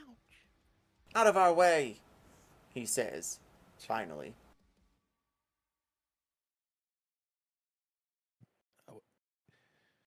What are you doing? Is this really the time for this? To free Miti, it's always the time. Roll insight. Meanwhile, the figure to the north of you, Drax, steps forward. They begin to swing their wand around, and as they do, you notice something. It's more than just a wand. It's actually a holy symbol. And as they do, you see spiders appear out of the air. They begin to join each other, wrapping their webs around. They are casting some sort of summoning spell now. Barkley, you're up. You have only moments before something appears. Alrighty then, so first for my action, I am going to cast the Sea Invisibility in case there's any other hidden assailants. Since if there's a few, there's a high likelihood that there's more. And then for my bonus action, What happened to I'm just gonna shout Alame? Oh, yeah. What happened there? I'm thinking things through now, and I have an idea. Okay. Especially with this summoning thing, we don't know what they're summoning. Anywho, I'm going to use my Entangling Vines ability, and as I do, you'll watch as he reaches in his pocket and pulls out a small little orb that's like slightly damp, wrapped in seaweed, and and as he pops in his hand, you just hear as he pops one the thing. What was it called? One-fanged fear horses, which will allow this to do an extra d6 of damage. So now they are, because there's no save for it either, luckily. So now the figure that is casting the summoning spell. Can I ask the question? Yeah. So Barkley's battle stance is putting plastic teeth into his mouth and attacking. It's What? fantastic. I'm with you. So you put fangs on your mouth? No, this is something that I did a way back in Goblin Town, where I want to increase the ability of my Tangling Vines. Remember the big crab thing approached me and gave me the pouches? So I'm popping one of those in my hand while my Entangling Vines are going around them, which will allow me to do extra damage. Anywho, the caster of the summoning spell, now until the end of its next turn, its speed is 0 and can't increase, as well as they'll be taking 1 plus an additional. Let's see here. They'll be taking 2 cold damage. Which one? The one casting the summoning spell. Noted. And that will be the end of my turn. Just then, especially Brandir, you see another spark of fire from behind Eucylus. And then the spiders wrapping around each other, draw legs, and, well, Drax, you notice it extend over your head. This figure of spiders weaving together.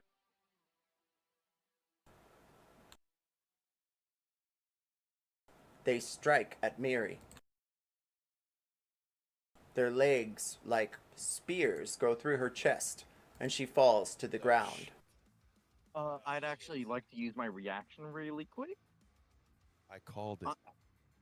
I'm going to use a warding flare. They now have disadvantage, and Amiri now gets 2d6 plus 4 temporary HP.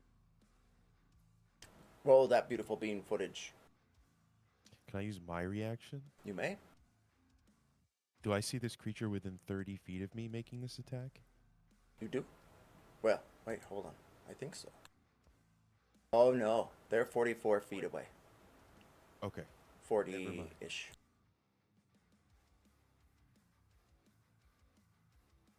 Alright. Miri is thankfully safe as her wounds are healed by Barkley. Hell yeah. The twigs wrap around the wound. You see her friend pretend to faint. One of them in the taupe dress. Eztli, what do you do? Eztli, first thing will be to just to make sure. Is it my turn or I can't tell if it's my turn or not. I'm pretty sure it's your turn. Okay. Eztli is going to first apologize. Mentally, she will send a message to the Queen Uslusa and say, "Apologies, Queen Uslusa. This bond is a curse, and I cannot do my duty with it." And she will break her bond with the Queen, considering she can't help at all with her reactions. Is this an action to do? You feel the connection drawn from you, and no longer the spiders quicken around you. You are full aware of your senses, as well as your reactions, and no, it was no action. In that case, which one is the hostile? This person over here? No. No, that's one of those is the girls, one of the teenage girls. I have marked the hostiles with orange. Why so strange, Oh, okay. orange? Gotcha. Eztli will use her bag of tricks and summon an animal. I like it. Let me see. We go to top of rounds after this. Okay, a D8. She will summon an ape. I'll pull it here in a moment. Anything else?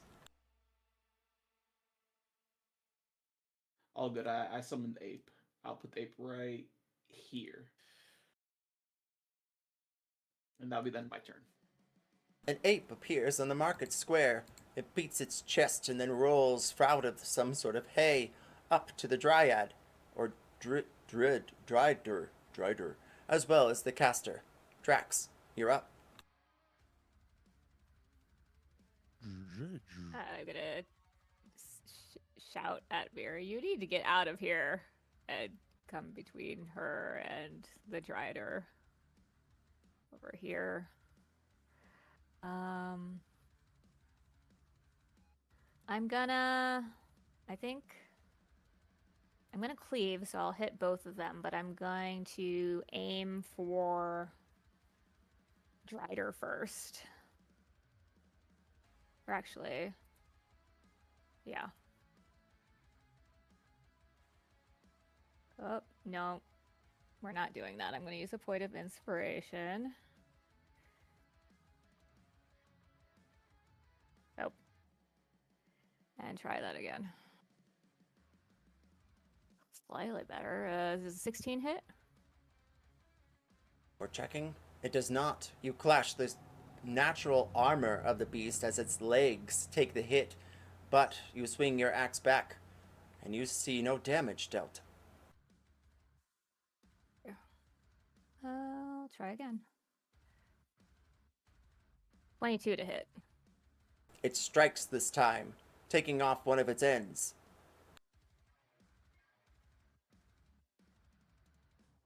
Okay, that's 20 damage, plus I'll do the Fire Giant Fire Burn for an additional 1d10 of fire damage, which is a 7. So that's 20 slashing plus 7 fire damage. And then I am cleaving into the spellcaster next to him. The spellcaster takes...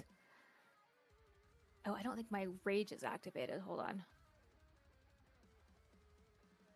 Features and traits. Class features.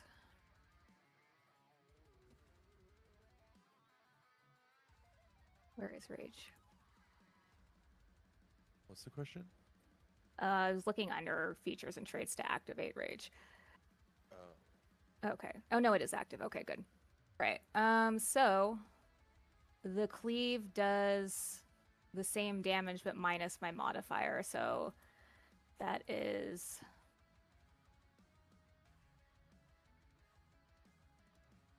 that's 15 damage to the slashing damage to the caster. Oof, he says, as you bend his sides. And then bonus action. Do I have moxie points? We've rested since here. You're right. Yeah, I have a moxie point. I'll spend a moxie point to bonus action 1-2 punch. I'll try the first punch on the spider. Nope. What is with this nat 1 stuff? I'll spend another point of inspiration. That's fine. I just gonna roll like shit, I guess. So that's 1 hit. Oh, and I'm gonna re-roll that. Wow, okay, so 10 more. Force damage to the Drider because I am level 5 pugilist now, so I can choose the type of damage as bludgeoning or as force, and I choose force, and I can also grapple at the same time I do damage, so I'm going to do that.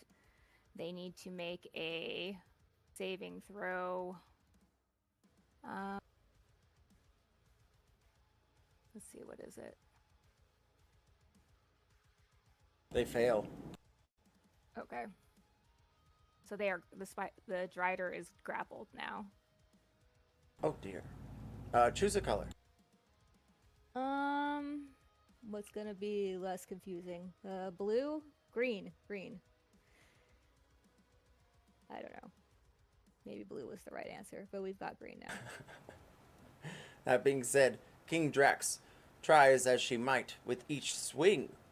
Well, 2 of them succeed, plus extra damage from the slashing, and she grapples the beast by its legs. Yeah, I think so. Brandir, you're up.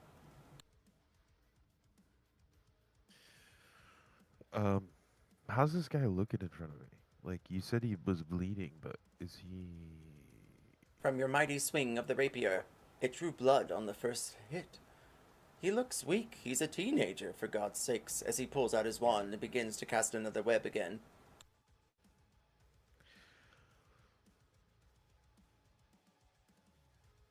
I think Brandir's gonna just... Is it an action to, like, holster a weapon? No, I think it's an item action, so they give you that 1 free. Okay, so I will holster my sword, and I just want to grab this kid, like, just grab him by the collar, and just be like, why are you doing this? And just get in his face. Roll an attack to grapple. So unarmed strike? Yes. Yeah, let me do that. Oh, hold on. Yeah, fuck it, whatever.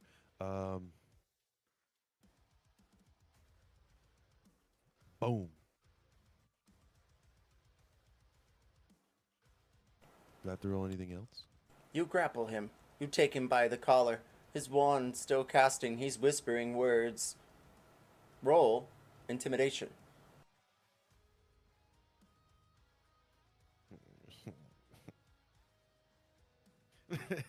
Just roll intimidation. It's fine. Just do it. Intimidate him.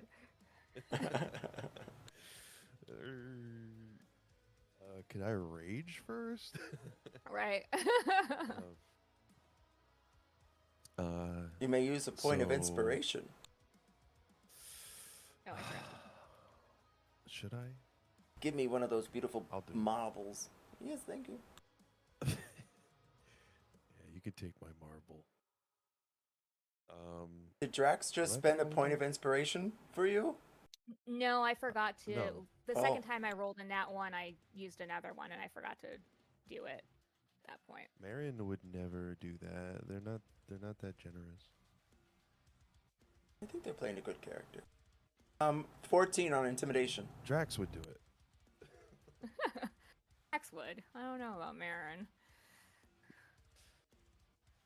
Too greedy. Yeah.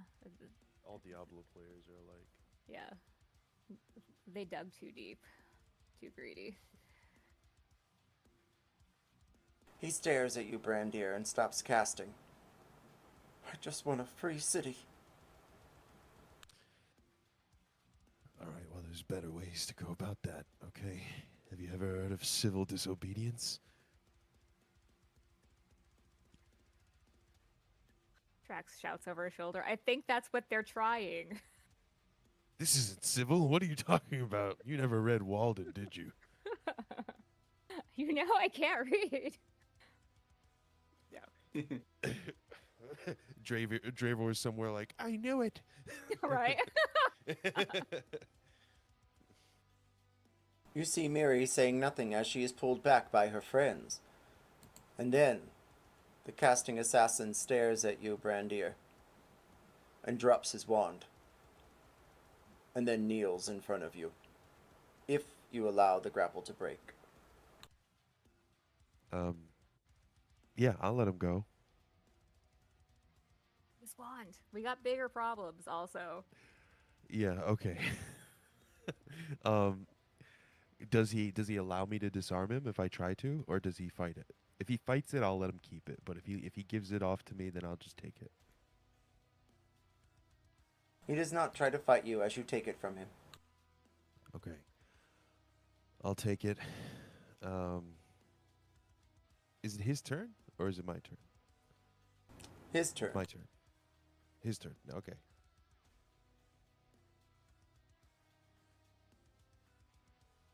Unless you had a bonus action you wanted to roll. I was gonna try movement. Oh yeah, you can move. Like, okay, so I'll take his wand and then I will go back to where I originally was, which is about right there-ish somewhere.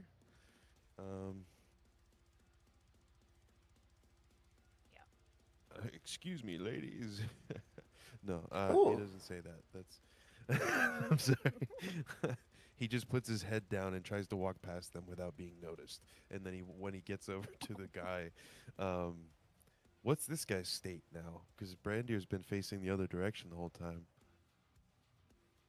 The Dryder in front of you is currently grappled by the legs of Queen Drax, and you see the caster in front of her try to take a swing with his holy symbol. Does a 17 or 12 hit? Me? No. I didn't think Are you so. crazy? My armor Jerry is class still is out. 20, baby. I saw mazes and monsters. Barkley, you're up.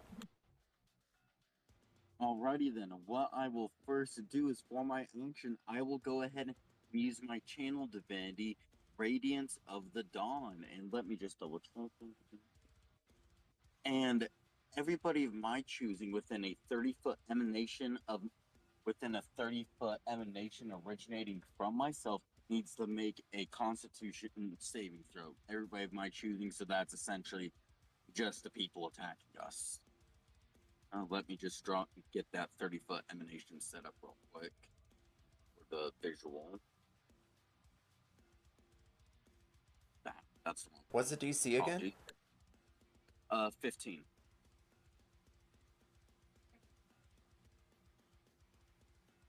They all fail. Perfect. Doesn't matter where you They- drop it. Alrighty then. They will all be taking, let's see here, 24 radiant damage. Is this a poison cloud or like trickling vines wrapping around and crushing their souls? What it is you start beginning to hear him say a chant. You just hear him go, "Hail to the Lady of the Amber, the Lady of Passion and Bestower of Wealth." As you see the seams between his between the glow blue, the strongest of the glow being in his chest where the sigil is, and even there's a slight, almost warm feeling green that emanates from him, just lighting up the entire area around him in this divine light as he begins this chant. This is like to Brandir. I didn't know he could string more than 3 words together. He saves them. He's like Ferb. He He only saves gets them. so many a day. He's been thinking about it all day. I heard him rehearsing on the ship. For my bonus action, the Drider, what is the size class of it? Large. Perfect. I will go ahead and use Entangling Vines on it. And it will also be taking 1 cold damage from my vines. And that will be the end of my turn.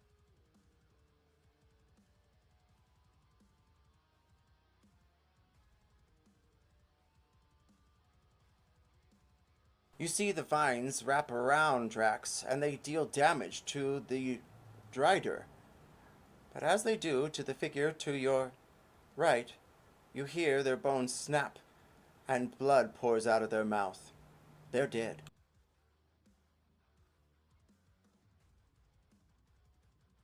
The 1 cold damage did them in. Meanwhile, you also see the caster in front of you. They try as they can to keep the Drider alive, but they lose the ability, and the Drider falls away, evaporating.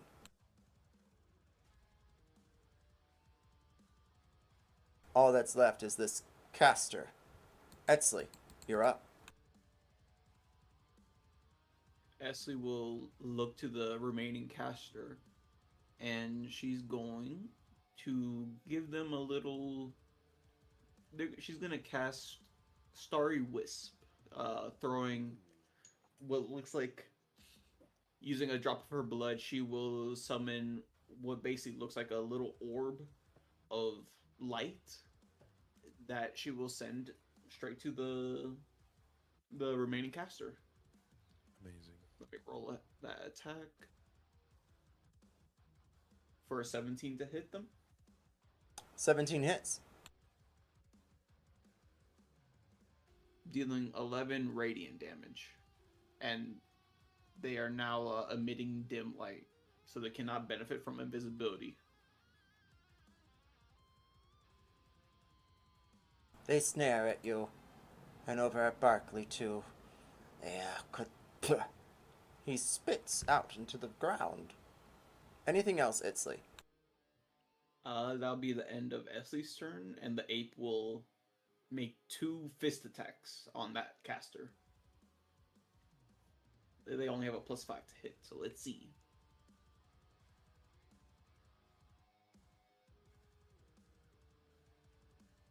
I rolled twice, so let me just see. Oh, okay. The first roll was a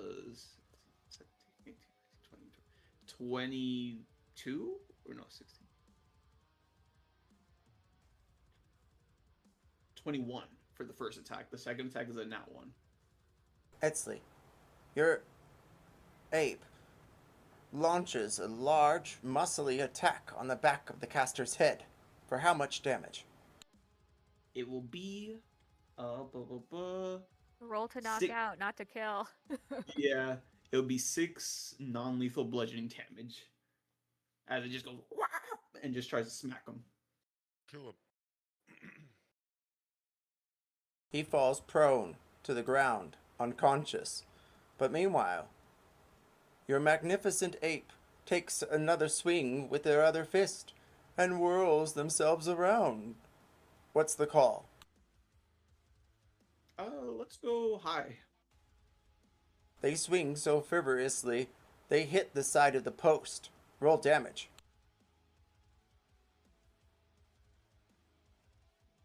Another 6. Bludgeoning. It shakes, but thankfully it is not enough to drop it.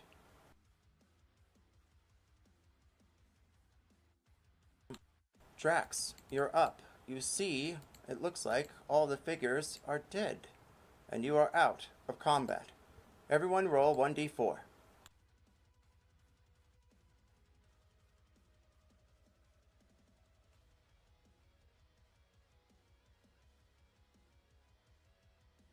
Add your class modifier, ability modifier to that roll and receive that in inspiration.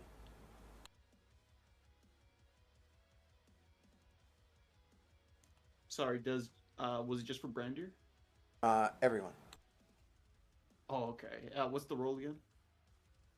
1d4, and then add your ability modifier. Thank you, thank you.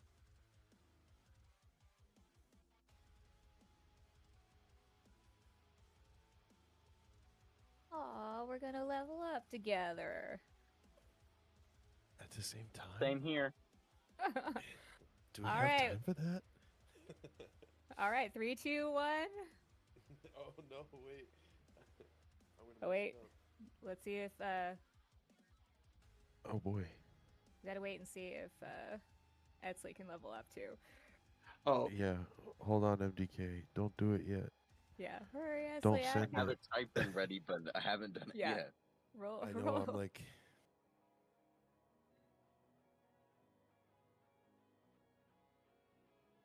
Oh, oh. All right, everybody ready? 3, 2, 2, 1, 1. go! The bot crashes. Right.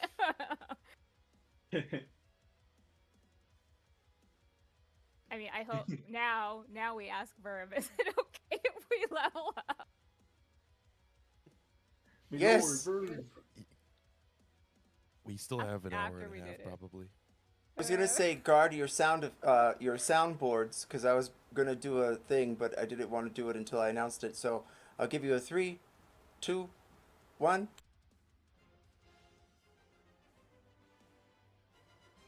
You all level up. Yay! Heck yeah. Huzzah! And then I'm gonna let you guys take 3-5 minutes to look around, maybe grab a drink, and start leveling your character a bit, and then we'll bounce a bit into story. I don't think there'll be much rolling. I mean, you did a lot just now, so unless you're investigating the bodies, yes.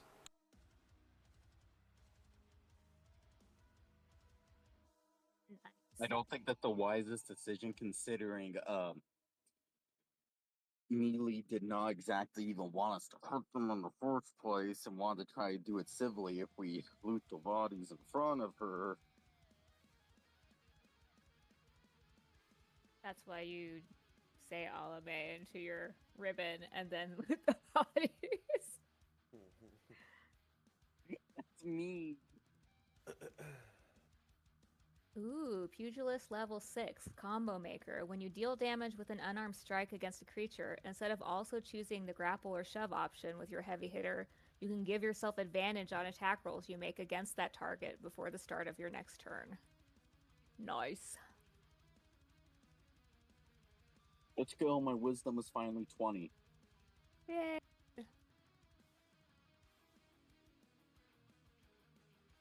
I'm considering multi-classing. Ooh, what into? I don't know. I was thinking about the barbarian thing. I mean, it is nice but to I- have that reduced damage and the extra Move speed. damage dealt. Rage is nice. back now. Where's the ghost on my shield? I don't know. think I've earned it. Yeah. Let's go when I get one more spell. Oh wait, don't you have to have a certain strength score? I don't know if I can even do it. For barbarian, I don't know. It's gonna be low though. It's gonna be like 13 or something. My strength is 12. Oh.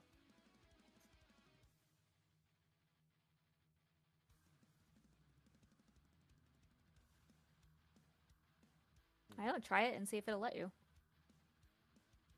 I think it let me multi-class on Corbin even when I wasn't supposed to. So I think it'll still let me.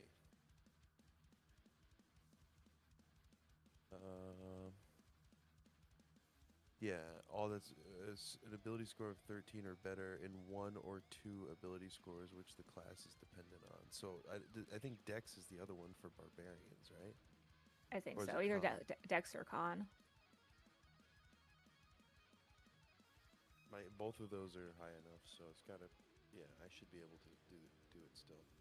Oh, good. Maybe that's why Corbin could do it. Yeah.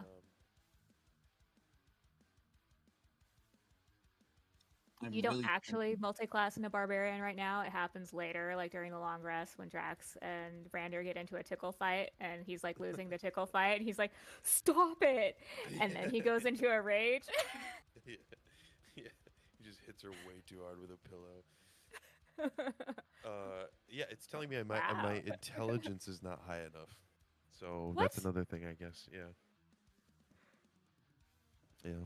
I For don't barbarian? have a 13. I don't have a 13 or higher intelligence, so I can't. Wait, what classes is Brandir actually? I'm a blood hunter.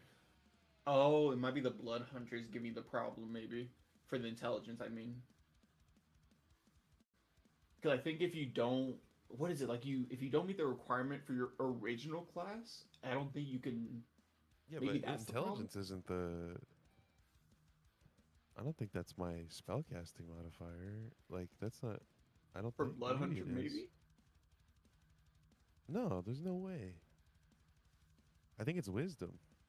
Pretty sure it's wisdom. Or wait, you know what? You can choose, I think. Yeah, I think that's and what it is. I chose wisdom, so maybe it's just a bug on D&D Beyond. Yeah, because I don't know what else would be making you. Yeah, How it did? must just be a bug. Yeah, like why would you need intelligence? Right.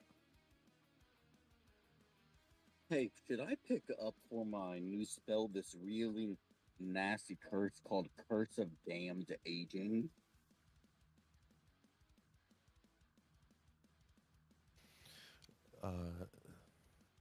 Is it just like does it just make people like have a harder time getting out of bed in the morning? Alright, on a successful saving throw, you take 2d10 necrotic damage, and for the next minute, the target is vulnerable to bludgeoning, piercing, and slashing damage. You choose when you, or, not and I get to choose when I cast a spell. And if they failed, the first initial effect is the target takes 60 necrotic damage and is cursed, triggering event. The next time the target finishes a long rest, it finds multiple wrinkles, gray hairs, or spots it didn't previously have, and the curse advances to stage 1. Stage Double. 1, the cursed creature is compelled to rest when the occasion permits it, becoming lethargic and lazy. Stage 2, the cursed creature becomes feeble after finishing a short or long rest. The creature can only use 0.5% of its hit points dice rounded up to regain hit points. Double Stage check the 3. components. Oh, I mean, yeah. how many things are we attacking that we're keeping alive for these stages of the curse? Is it just that you want to do this 6d10 damage or whatever it is? Yeah, Just I make mean, sure to check the 60% components. damage is good. Because I know the components for curses usually are pretty expensive. Yeah, I'm now looking at it. Yeah. That's the balance part of it. They cost like 600 plus, I'm pretty sure, for most of them. Yep. This one requires a childhood possession of the target, a pint of blood, and a watch for 600 plus gold pieces. I'm back. What spell levels are you Welcome at back. now? Thanks. 4. 4.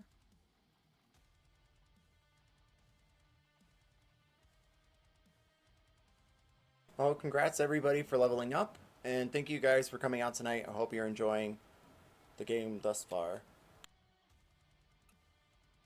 You could do Doomtide for 5d6 psychic damage and subtracting saving throws.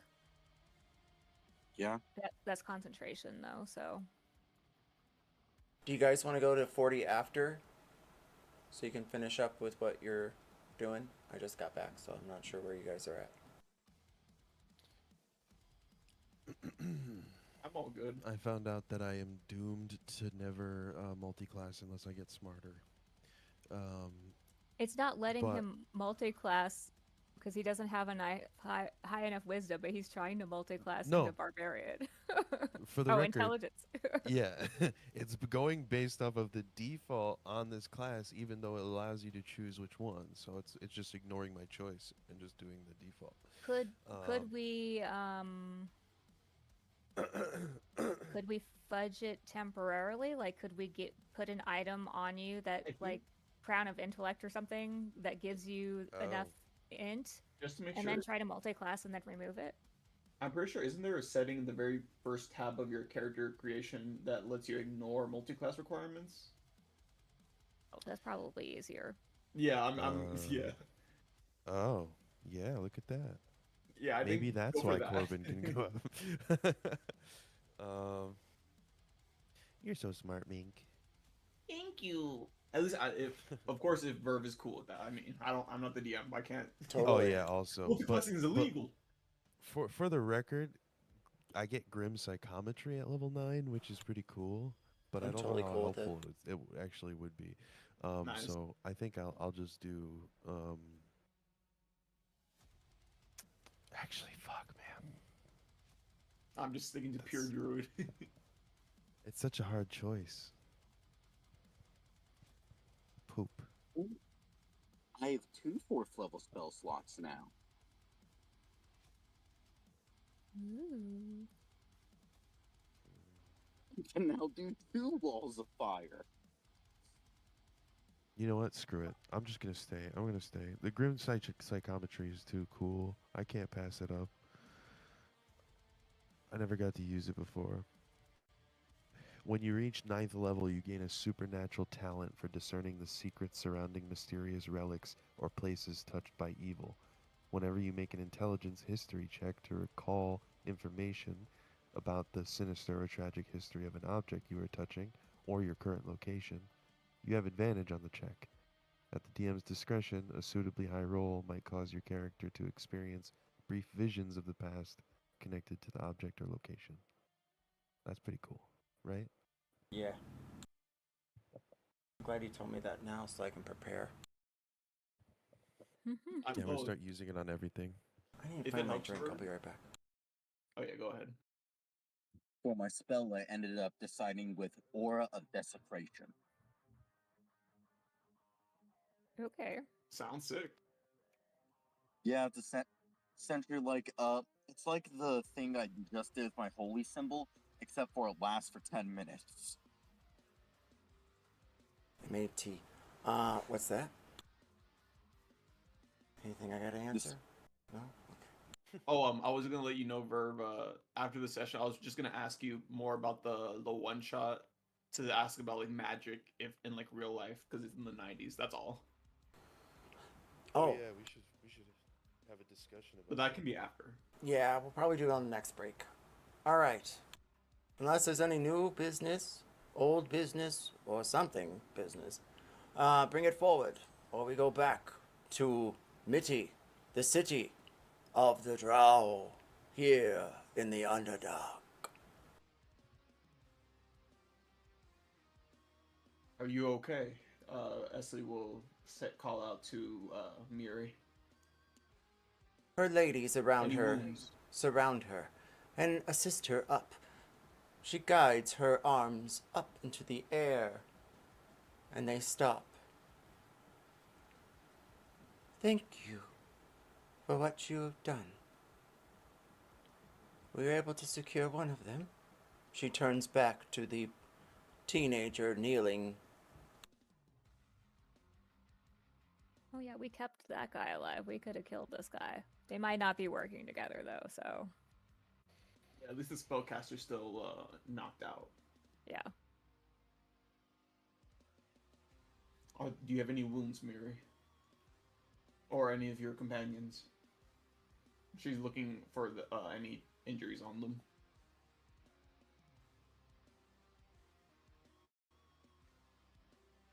While she does that, Brandir is gonna walk up to Draxilla and just sort of, kind of like stealthily, like place his hand on her arm and just say, "Should we be getting involved in this?" Well, I think whether we like it or not, we might have inadvertently gotten ourselves involved in it. All right. But let's at least make sure they go back to wherever they need to go safely, and then we can head to dinner with the lady. Sounds like a wonderful way to spend a crack.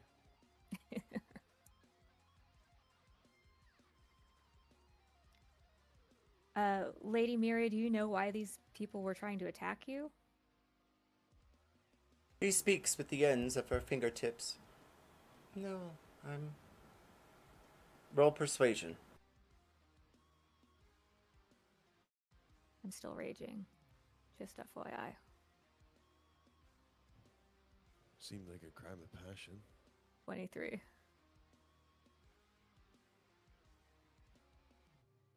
She looks at you dead in the eyes. Are you Queen Drax, the one that my grandmother met earlier on the docks? Ah, yes, I am Queen Draxilla. You're already invited to dinner, and I thank you. But this city's concerns are its own. And as she says that, she turns back her head towards the maids around her. Her ladies in waiting, it would seem. Roll insight. Can I also? Yes, anyone can. 21. 20? 14.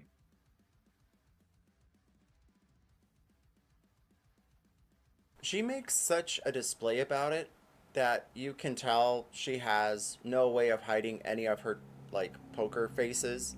And when she looks at them, for even that moment, she locks eyes and then she starts looking around at their dress instead.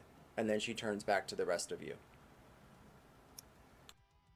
Well, that's perfectly fine. If you don't want to tell us, like you said, your business of your kingdom is your own. We're merely visitors, but maybe it would be a good idea for us to escort you back to your grandmother's house in case there are any other assailants waiting in the wings.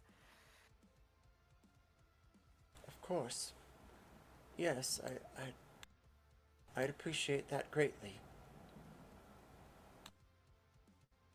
Miss Miri, may I bestow a prayer of protection upon you? She stares at you and smiles. And then suddenly one of her ladies walks forward. Uh, you're awfully, well, damp. Tell me, what's your secret? Daily watering.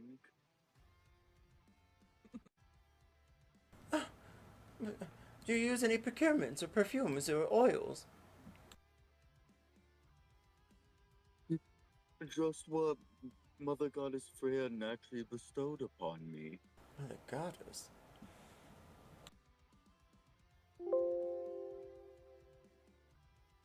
Could someone roll me a d20 and let me know what the roll is? I'm looking for a map right now. Please and thank you. Sure. 17.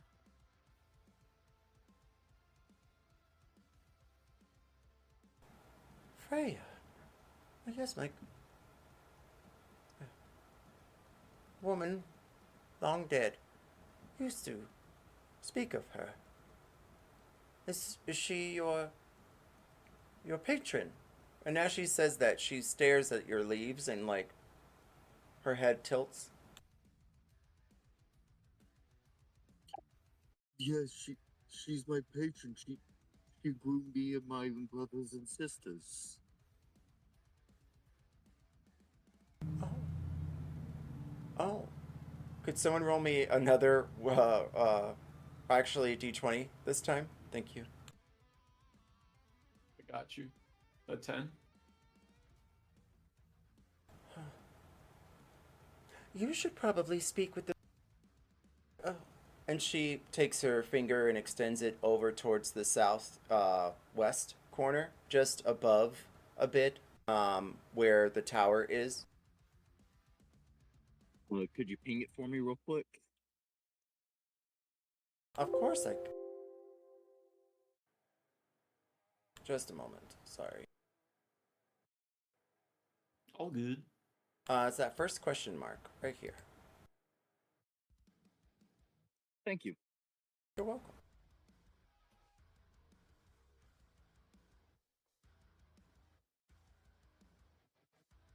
Does anyone have any other questions right now for her before you start escorting her back to Usilis? Not at this moment. Oh, did they ever answer if they were injured or not? Miri looks at a few scrapes, and you can tell that they're. Here you go, Miri. Just for your wounds. And she'll offer her 2 good berries. Thank you. They will keep you nice and full if you wish to take them and heal your wounds. She takes it and begins to eat. Everyone roll perception or insight. Brandir also would like to try something. If she eats them, she will heal 8 hit points. Whoa. A natural 20 and a natural 1. Amazing. What do you Well, roll? You were rolling advantage and not disadvantage. I was.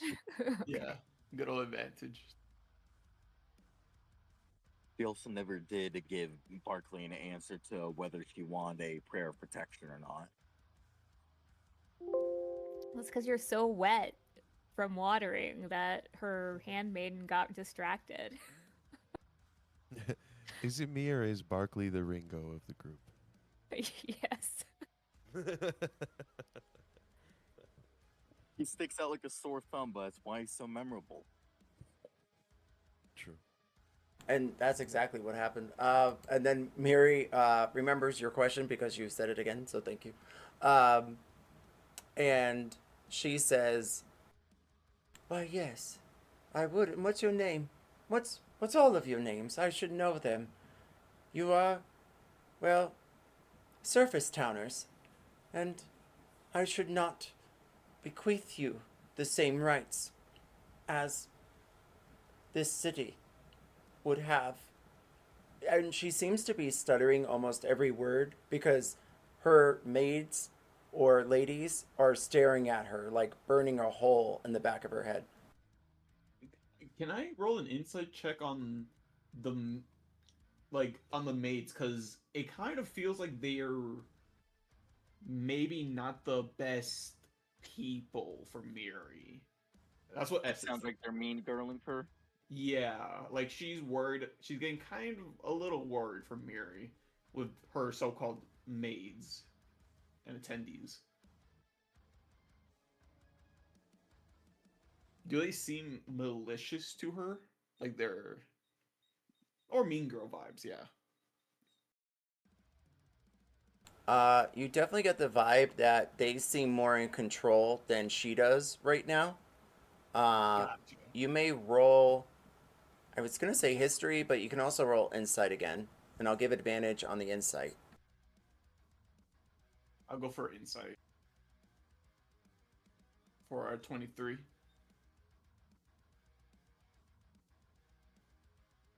With your 23 on insight, you can determine that the 4 of them share some sort of common bond that Miri is breaking away from, but it's not anything that they feel is going to be immediate.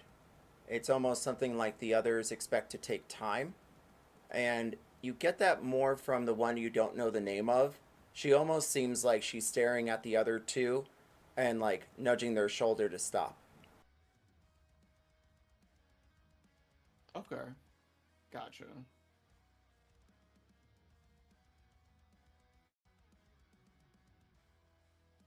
Anything else I missed? Because I've been pulling the map the whole time. Um, I was gonna like Brandir's just got his head down and he's kind of like tugging at Drax's arm. And he's like, should we ask them if they want anything at the baked store? We never did introduce ourselves, even though she asked. So Barkley's gonna be like, as he's like getting down on one knee, like preparing for this prayer of protection, going, My name is Barkley Mistletoe. I am Barkley, Eztli. mistletoe, Eztli.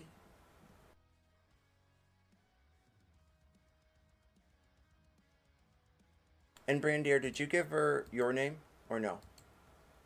No. And she's Brandir staring doesn't at you. speak unless spoken to. Oh, don't fear such trivialities with me. And she takes a step forward. Name, please. Brandir Vidamother.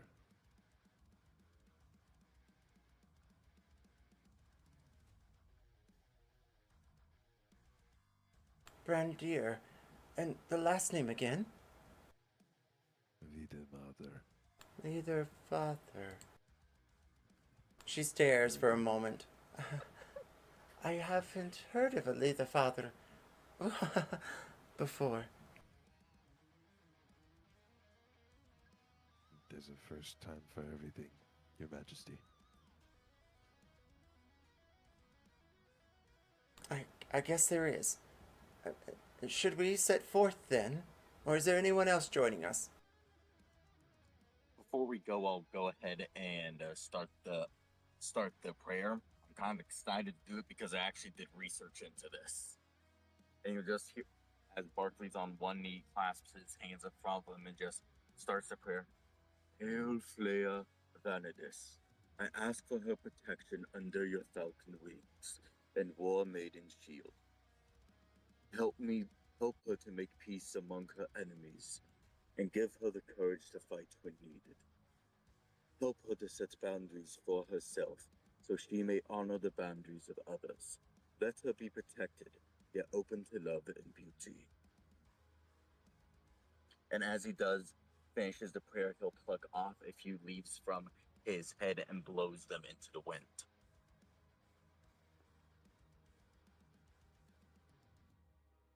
That was beautiful, thank you. I haven't heard such words before from a mistletoe. A beautiful rite, Barkley. As it will just chime in. Thank you.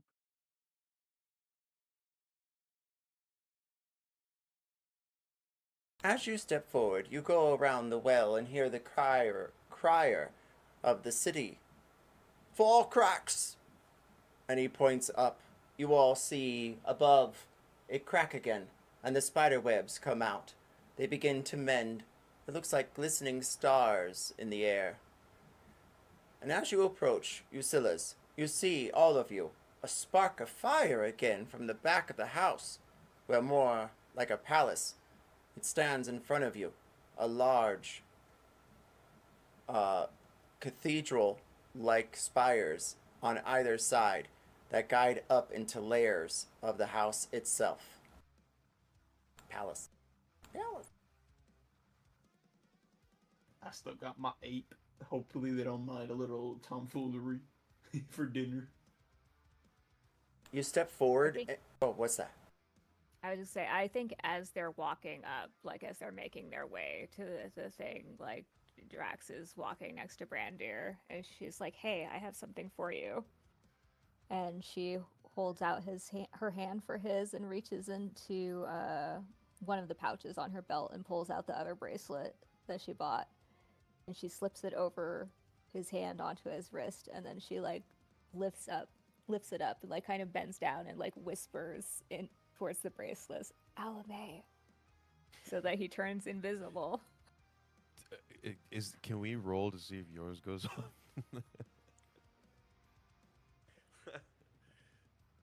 Is that fair? I don't know. I'm doing it with my non-braceleted hand.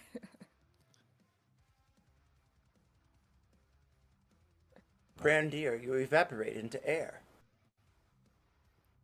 Okay.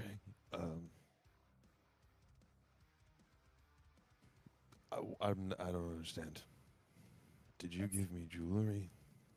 Yeah, it's a bracelet of invisibility, but you have to say the code word, and the code like the magic word to activate it, and the magic word is Alame. And as I say it out loud this time, now you reappear and I disappear. Oh, Everybody else I- disappears. It We works on covered you this too. before. Where did you? Are you there? And he I just pushes his hand out.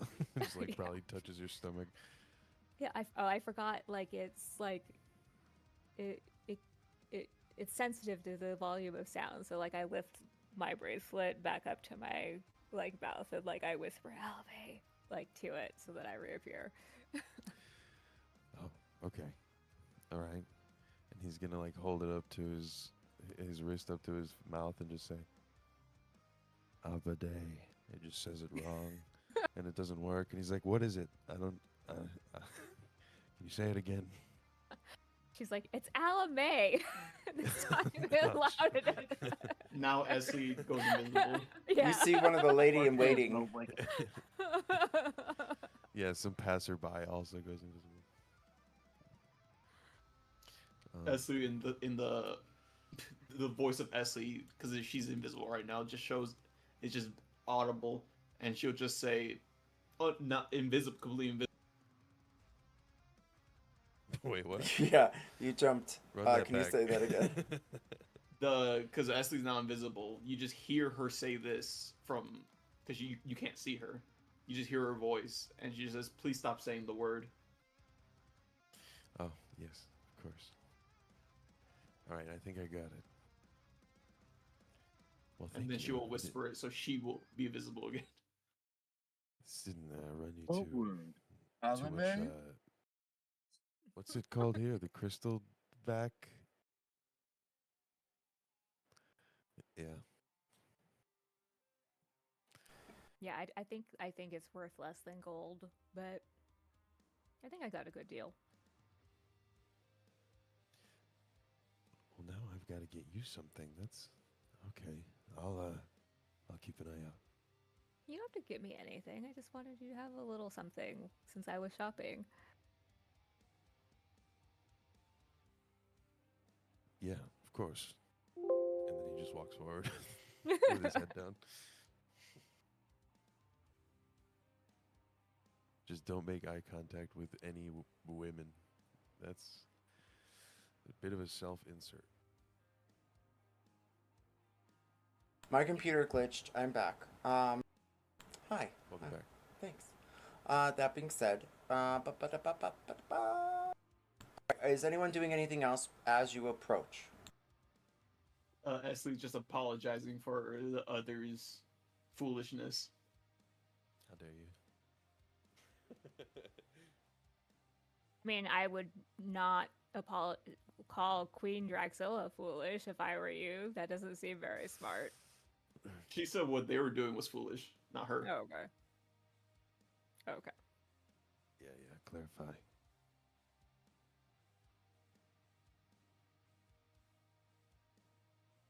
Fair enough. Sorry, I need a few moments. I'm having a problem with the map again. All Well, good. DM, sorry, I need it now. If it's not ready now, I don't know. Sit down, Veruca. I'm gonna have to. I want to leave you a bad Yelp review.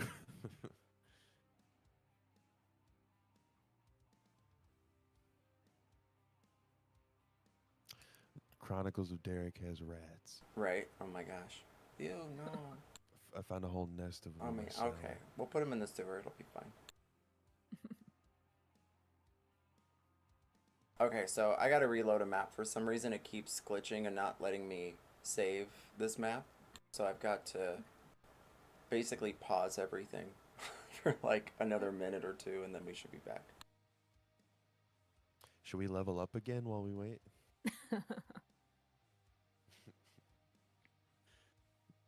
I have a cricket sound effect somewhere.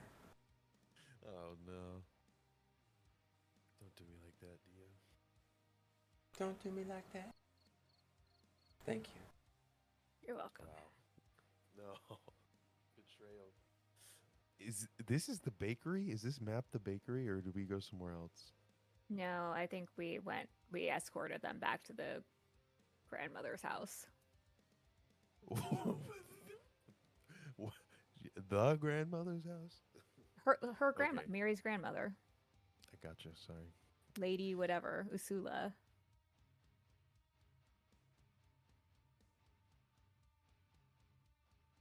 Well, are we still early, or did we blow all our time doing this? I have no idea, but Early. since she wouldn't Yeah. tell us what was going on, and somebody tried to murder her, it seemed like it was a good idea to escort her back. Yeah, but I want a donut. So, thanks guys. Thanks Well, for ruining you my can- donut time. You can go back and get a donut. Now you know where everyone is. Why are you barking? This matters. Come here, old man. Oh.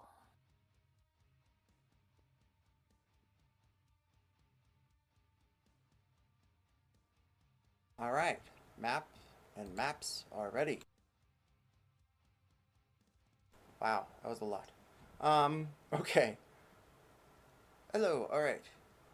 You are escorted through Osila's Grand Gateway, and as you do, you hear the trickling of water. You see a grand banister leading up to cathedral-type wings of this palace, a stairwell on either side, and an open spiral staircase leading to the second floor. Miri looks at all of you. I thank you again for your protection.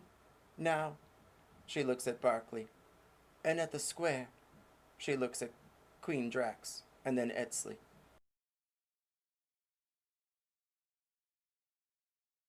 Of course, it's the least we could do.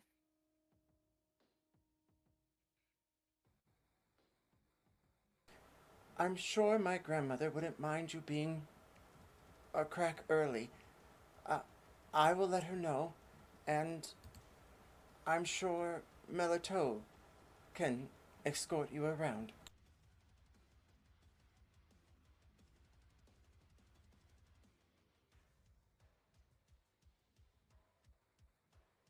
You see the other two go over towards the side, and both of them break out twigs and begin smoking, whereas Melatoad or Toad comes forward.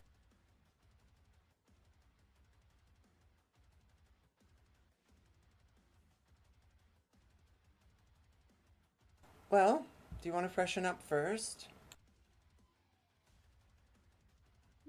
Might not be a bad idea. All right.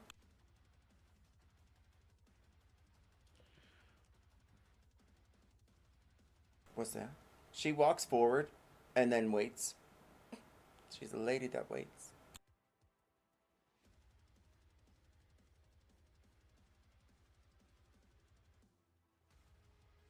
Does anyone have detect magic on? Eztli will. Yeah, I think mine would have gone off when I went into a rage. I know, but I should still have see invisibility active if that makes any difference. Ooh, DM, you're in trouble.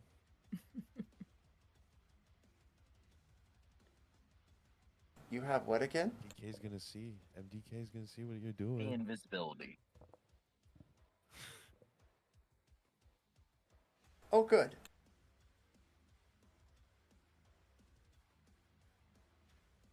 Invisible grandma. That is possible since it also allows you to see into the ethereal plane. No, she's alive. Just these ghost granny. Yeah, see, great grandma.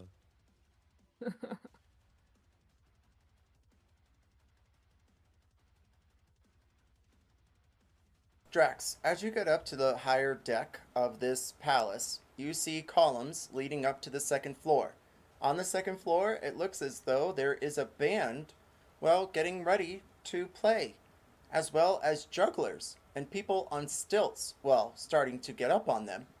It's a large event happening on the higher deck, and you can see, well, almost the exact same crowd as before, but this time they peer down at you from the upper floor. Across the way, there is an open door, and you can see partially a larder. A few people are walking down into it, and then stop suddenly when they see you, and then quickly leave. Everyone that's serving themselves looks like a female drow. There are no servas that you can see.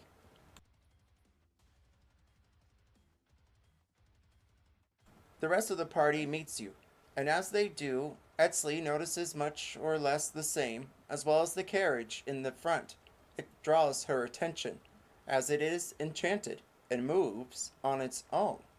It seems as though it would also give the ability to levitate, according to the stones that are etched on either side of the, well, crystal glass. Brandir, you can tell that the water that is currently in the moat or pool looks as though it is quite still, and underneath there is something growing, like a large plant. Barkley, you sense some sort of magic nearby, like you did in the garden, but you're not sure why.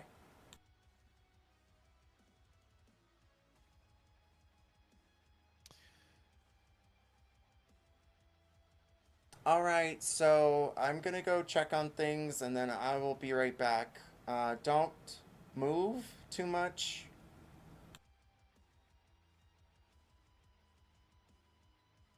Okay. Um. So what do we coming here and using their bathrooms? I don't know. Oh, okay. All right. You hear another explosion of fire and then a puff of smoke from beyond the second balcony. The crowd now has, well, returned to their recent company and are ignoring you for now.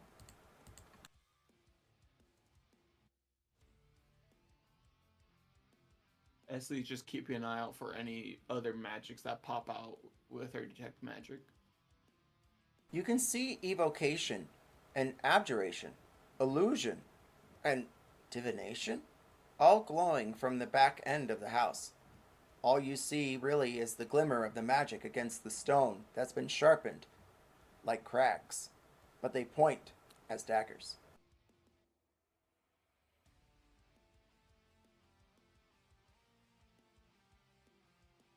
Each of you roll perception now.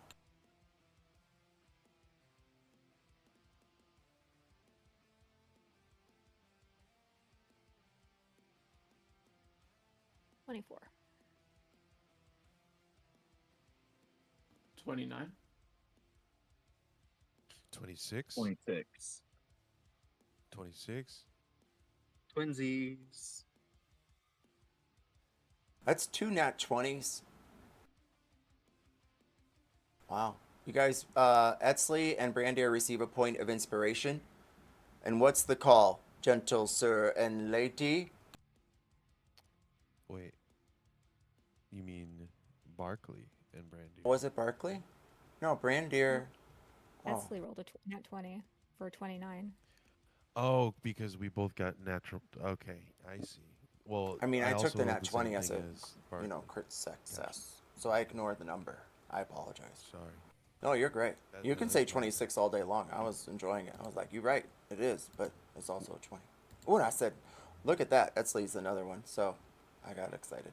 All right. So inspiration to those fabulous players, as well as the rest of you who are also fabulous players. Eztli and Brandir, what is the call? High rollers. Let her High ride. rollers. Let it ride. 66. And then I you get all my kicks. peer around, and you notice from above, well, everyone's rolling or wearing a different sash, and there's a game being played of dice and betting, and it looks like someone else is walking around taking bets. All right, calm down, calm down. So we got groom or bride, and you hear a cheer to the left and the right. What's the call? Let her ride.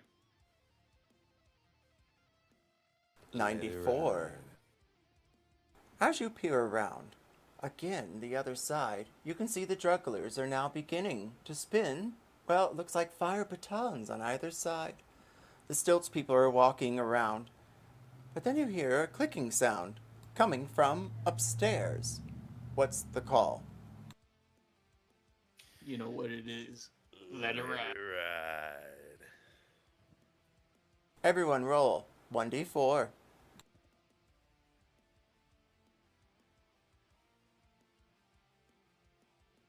The clicking sound becomes hard to miss. It's not familiar, not quite yet, but it sounds like the tapping of a heel that's, well, got a wheel on the end, that if it kicked, it could strike.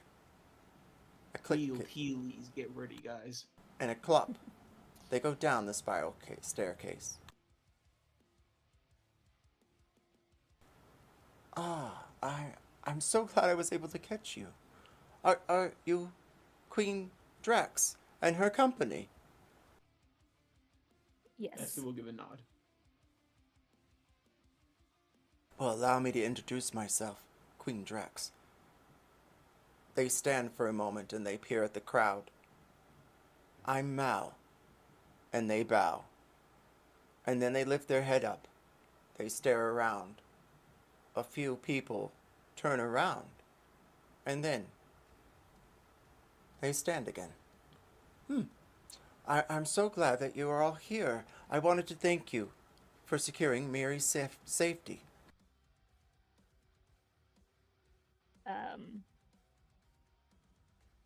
I think Drax remembers the words of Lady Usula earlier about not bowing, so she just like inclines her head, like in acknowledgement, and she's like, well, of course, there was no question about it. She was in danger. We only wanted to do what was right. We didn't even know who she was, really.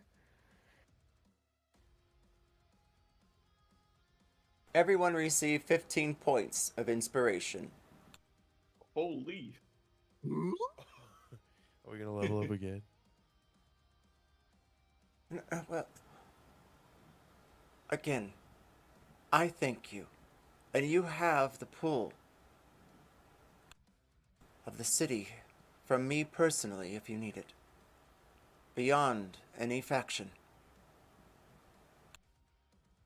Everyone write down favor, Mal, and renown with Miti City. Level 1.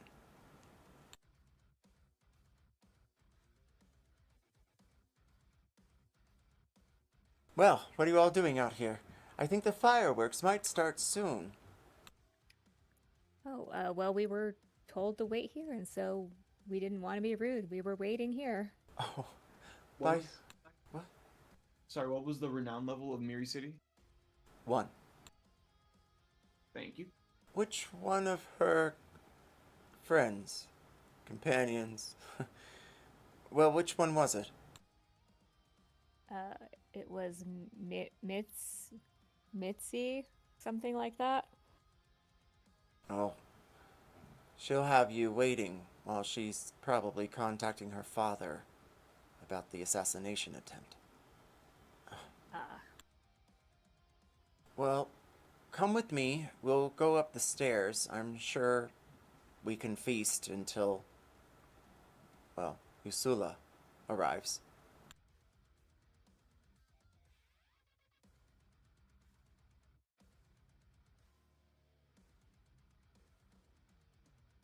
Why am I pink still? Is that good? Is that bad? I don't know.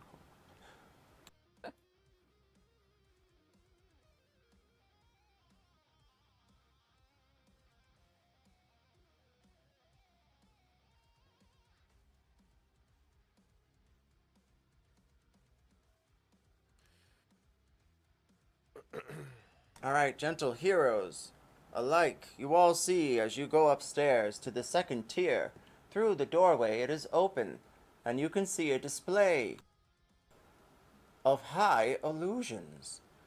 Different lights begin to whirl, and you feel as though you're not going to hurl. Everything looks magnificent. The flames on the other side are brilliant and tall, and you can see them as you walk up the stairs.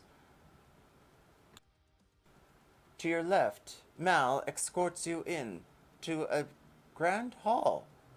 There is a small couch near a fireplace, a playing table with some sort of animated contraption, and there's a couple goblins playing Dobbo in the corner. It looks as though it's buffet style. Most of the plates are evenly dispersed with different delicacies of the Drowinian factions. They're displayed with tiny little flags of different insects to mark their house. Well, enjoy the festivities. I believe I am needed somewhere else, and I will see you all later. All right.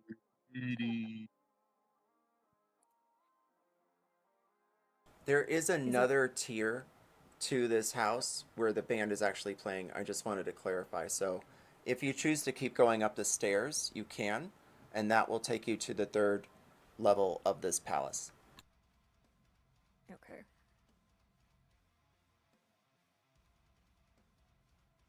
And the computer is cooperating, so I'm going to post it in the 3D.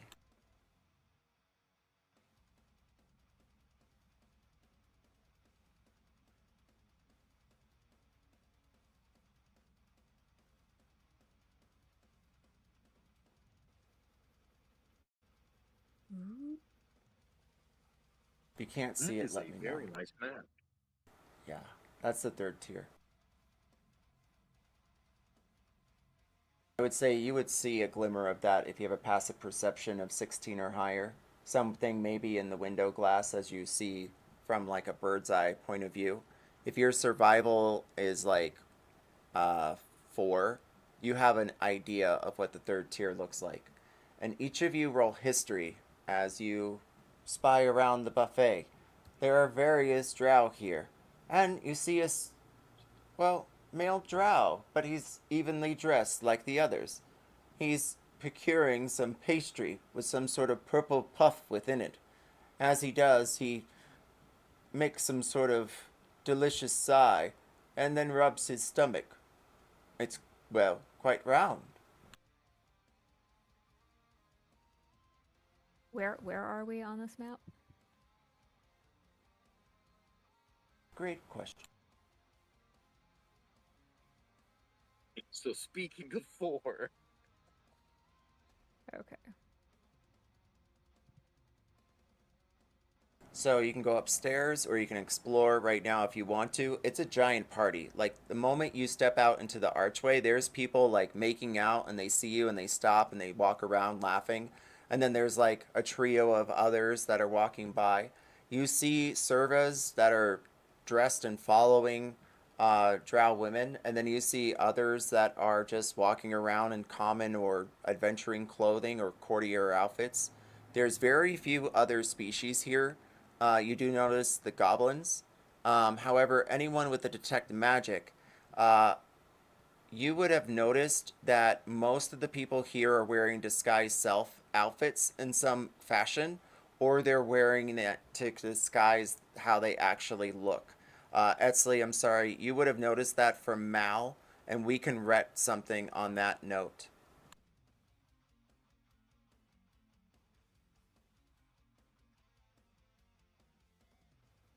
Okay.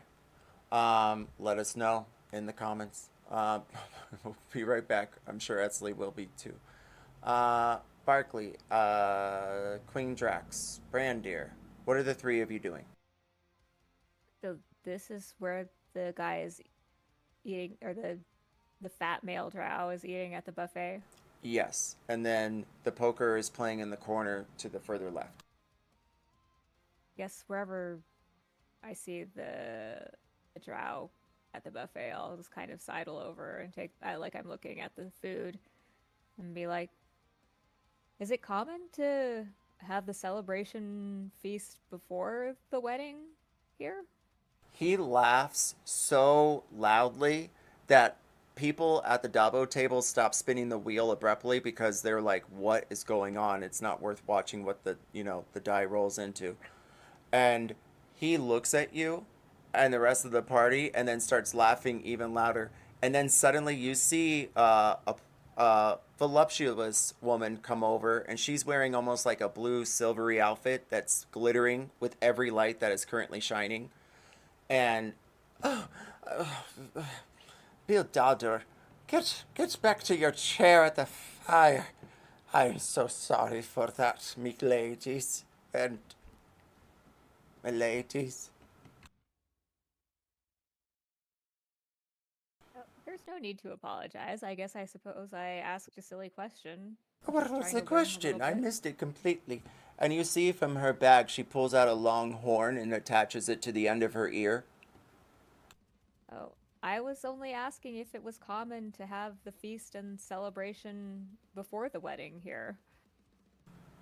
What? Did I hear that right? She puts away her horn and she stares at you. Your names, please. Perhaps I've heard of you. You see the tops of her curls from her hive of a wig on top of her head keeps bobbing off of her scalp. Oh, I'm Queen Draxilla Thunu Kalathi. And she stares. Eztli. Oh, that's. Oh. Oh. She stares at you, your tattoos, and you see her almost like inquisitive.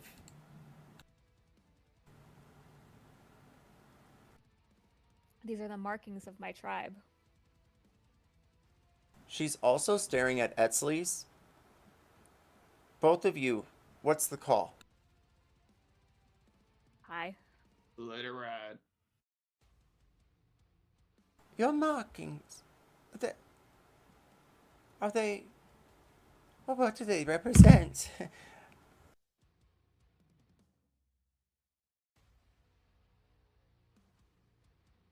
If it helps, mine represent my role in my tribe as a soothsayer and druid of my people. She stares at Eztli almost a little too long, and then back at Queen Drax. You can tell she's hiding really nothing. Uh, and yours? Mine were given to me when I came of age, and the name Firebringer was given to me. And then she looks back suddenly at Eztli as she's like pretending to admire yours. Everyone roll insight.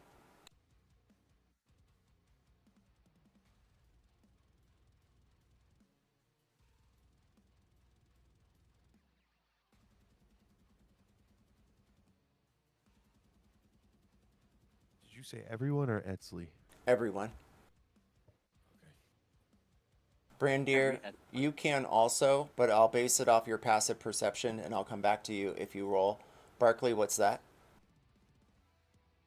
He said every Eztli. Every Eztli roll.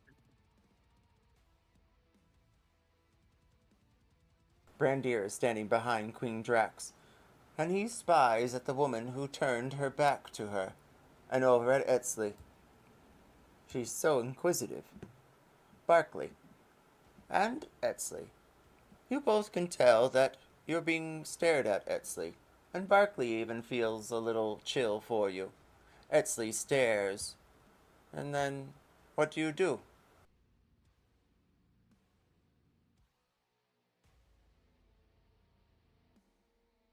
She will just, I guess, stare back. She's not too worried about them. You can tell that the woman has some sort of interest in you. You're not sure what exactly, as she stands back up from almost kneeling as she stared at you. Oh, well, I'll be over by the fire if you care to sit. And to answer your question, it's a matter of survival, especially if you're in the tournament. Queen Draxilla, do you have a bag of holding? I do. She does not see the loaf of bread in your bag, or nor other adornments, as any of you have a bracelet on or necklace currently showing. I have the silver ribbon they bought me is like weaved through the branches on my head like strings of popcorn on a Christmas tree. And Yeah, I'm wearing the your ring. bracelet. Queen Drax, you were saying. I'm just saying I was wearing the bracelet that I bought. The tournament. Yes, it looks as though you are part of it. You have the trinkets. I'm sure you have something else. I'm sure. Well, yes, if you survive, it's every point for the house. And they, in the end, will decide the marriage. But of course you knew that, didn't you? And then she walks back with such a slant in her walk, it almost is like she's trying to throw as much shade as she can in your direction. Well, I apologize for apparently entering us into a tournament without realizing it by trying to buy everybody a nice trinket. Yeah, Eztli chuckles for a moment. Well, it it is a pleasant surprise. A bout of strength we haven't done such a thing, and I don't believe we ever have. I wouldn't complain for it. Other than my fight against Gizbag, the former Goblin King. I agree. I don't think we've done anything like this. It could be interesting. She gives a nod in agreement. Hopefully we have a chance to rest before then. But I suppose that makes sense why the feasting is happening now. Good point. Also, by the way, at this point, the ape that Eztli has is kind of like draped around her, like her shoulders, like it's like hanging off of her, and she's just feeding. Like she gets some food and she's just feeding the ape with it.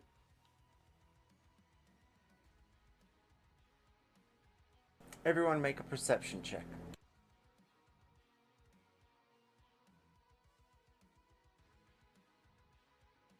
Holy shit! Damn, Eztli.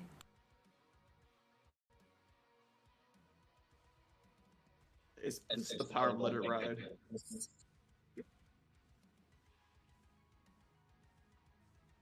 Everyone hears from upstairs. No one told me they were here. And then, a familiar voice, Ursula. Meanwhile, anyone who rolled 18 or higher can tell that there seems to be a goblin playing Dabo with others staring directly at you. And then one of the goblins gets up. He hits the sides of the table. The chair falls back behind him. He almost trips. What's the call, Eztli? Let her ride. Going high. 67. And then Ursula begins to descend down the stairs. Oh, darlings, I had no idea you'd be saving my granddaughter. You may roll insight. It's so nice to see you all. Well, are you going to... And then she notices all of you wearing the jewelry. She looks over at Brandir and studies him. Brandir, do you have any jewelry on? I do have the bracelet. And are we counting jewelry we had from before too, or just? You can. Yeah. Well, I do have that necklace. What's the necklace look like? It's it's like two hands holding a bottle, like a yeah, a bottle basically. She looks at the necklace for a few moments, and then she looks back at the rest of you. Brandir, roll a wisdom save.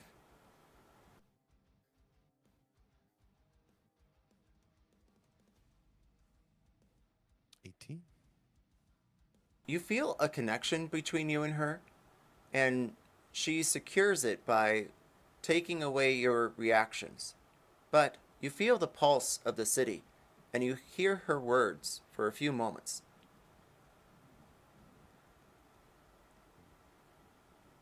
You will decide. I need to speak to Queen Drax alone. Well, she speaks to all of you.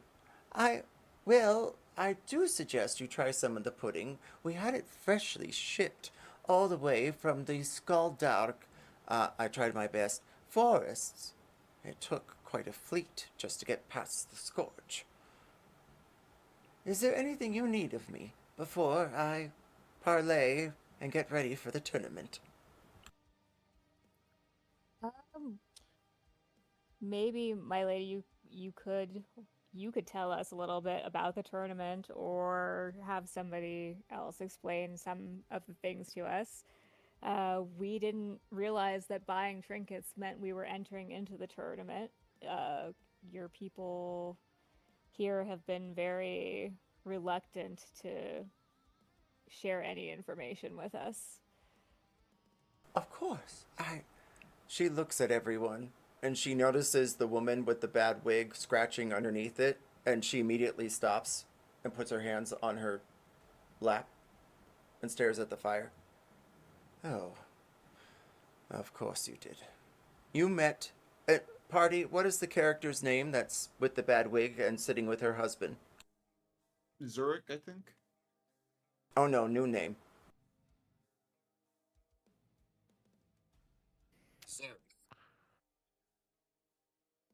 Yes. Wolf? Okay. Um, I was going Wolf, so we'll go Wolf. Yes, let's do that. Wolf. Oh, yes.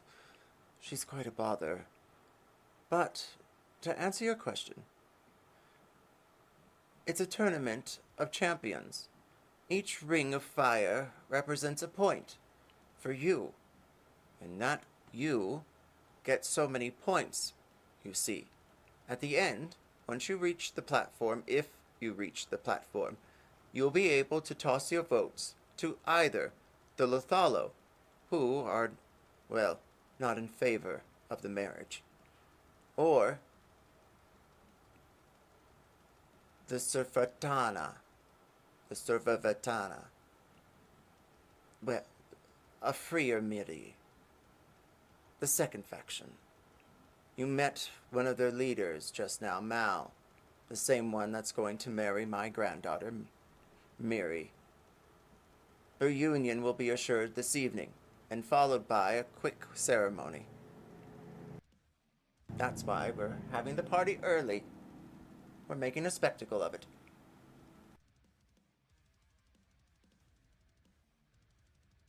Well, I see. Well, thank you for letting us know. There's few champions. Eztli will give a nod. There's even fewer people, I believe, that will actually participate. However, if you choose not to, and you can, but you must cast off a trinket, at least one, in a vote. There's still time you can run back to the market, but ceremonies are going to begin momentarily. I want to get through with the evening.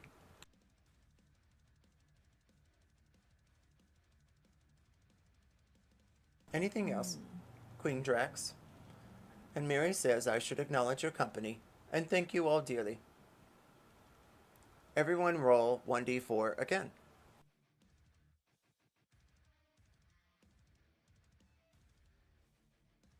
No, my lady, I'm sure we've taken up quite a bit of your time already, and you seem to have a lot to do.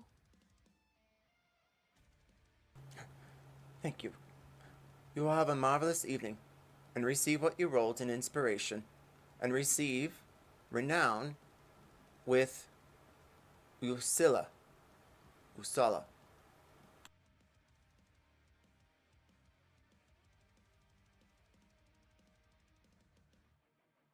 You hear trumpets being played from upstairs, and then you hear strings as well as like harpsichords being played.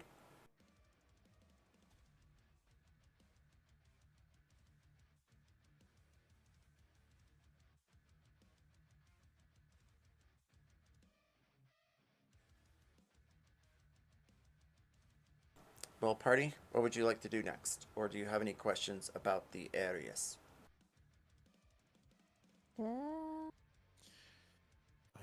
I've known what I wanted to do for a while. What is Are that? we I'm going just to, waiting for that. are we the going to play opportunity. Dabo? No, I want to go to the fucking Oh my bacon gosh. place.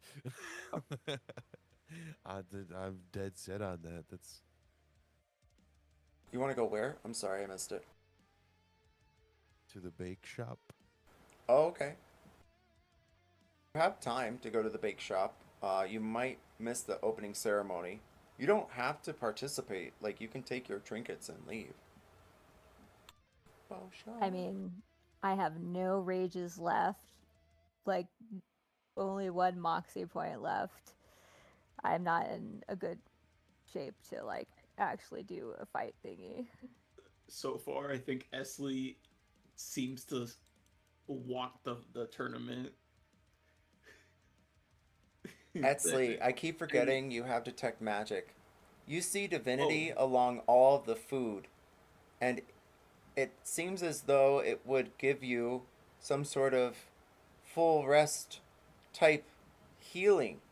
Sorry, that was supposed to be a surprise, and I was going to ask, are you eating anyone? So, thank you, Eztli. I keep forgetting. If you need to retcon anything, go for it. In that case, Eztli would just let the party know eating this meal will make us refreshed and rejuvenated, it seems, with some sort of magic. If we wish to participate in the tournament, I believe I am ready, but I feel we should partake. Well, let's see how well fed we feel after this feast, and then I'll decide. But I'm also leaning towards participating in the tournament. Likewise. So Barkley's like awfully excited to try participating. Brandir's standing by the door. Brandir, roll perception with advantage or roll straight investigation.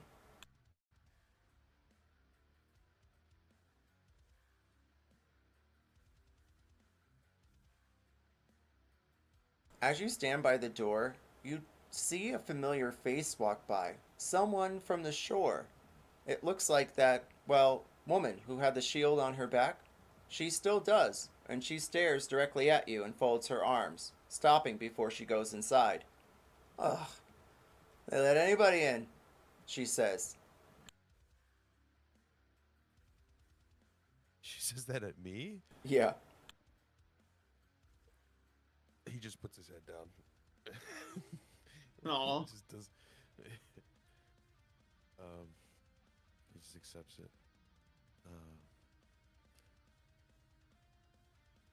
Brandir, high or low? Yeah. Oh no, low. Oof. Low. What's wrong? Is it Gross Monster got your arse? You see people stop and start looking.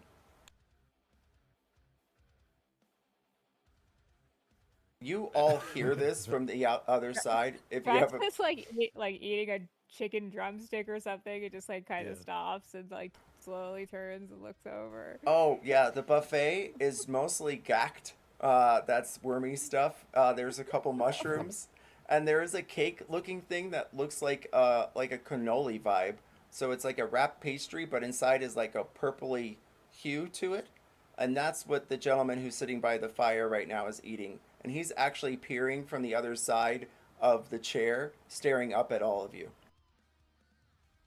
I love that apparently this wedding is taking place at Deep Space Nine. Barkley is absolutely bowing down on the mushrooms and the worms. Eztli doesn't seem to mind the worms at all and is eating. What does Drax see though? Uh, What is She as just hears the turns, she insults and starts putting two and two together. I'm guessing as she's taking a bit of gact up to her mouth, you know, like, oh, what? Yeah. You see Brandir getting bullied outside.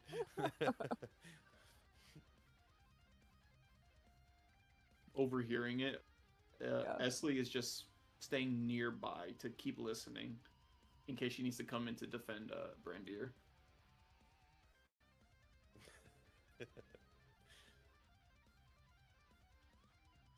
All right.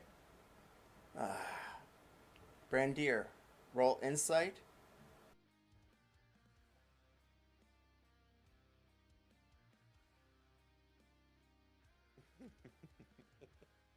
This is a low moment, I think. Brandir, for a moment, you feel a sharp pain in your chest, like the night when the hags took your heart out. Ah. She unfolds her arms and then walks into the buffet. The crowd disperses again. Drax, Eztli, Barkley, you all see the woman enter with a shield on her back. You recognize her from the docks. She stumbled and almost lost the buckling of her shield. You see it now recently repaired. Ugh, Is she followed by anybody as she walks in? no. Is she wearing any jewelry? She is. She's wearing a bracelet, and it looks much the same as like the emblems on the ends of your cuff. Could like as she passes Brandir, can he maybe look for a little pickpocket opportunity? You may roll sleight of hand. I'd say Barkley, he'll just be waving to her like, I'm using this as an opportunity to help action.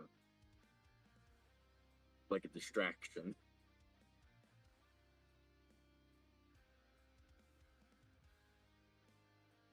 Brandir, you do swipe from her. And as she walks by, you have a choice to make. Do you go for the bag or you go for the pack that seems like a saddlebag on her side? I go for the pack. Meanwhile, party, inside the buffet, what are you doing? Eating gawked and giving this woman the stink eye. Roll intimidation. Mm.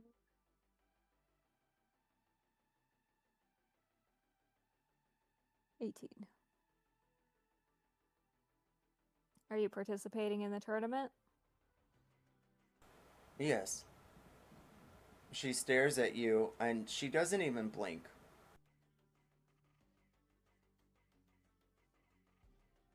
Well, I guess we'll see you in there.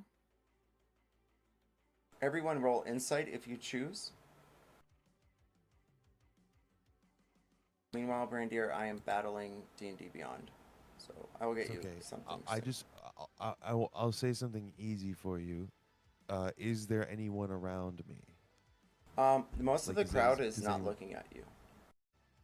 Can I do the Alamea or Alameus or whatever it is and try to just go invisible? Yes. What is the word? I think it's Alameus. Alame. Alame. Well, it would have worked, I think. Roll 1d20.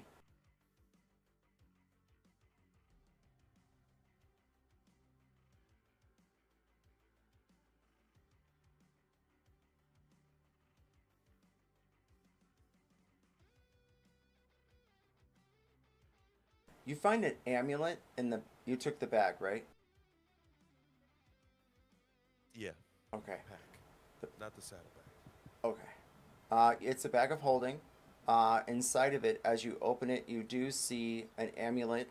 It looks like the same holy symbol you would see for Lolth, which is a spider with a crystal back. And you also find, roll another 1d20.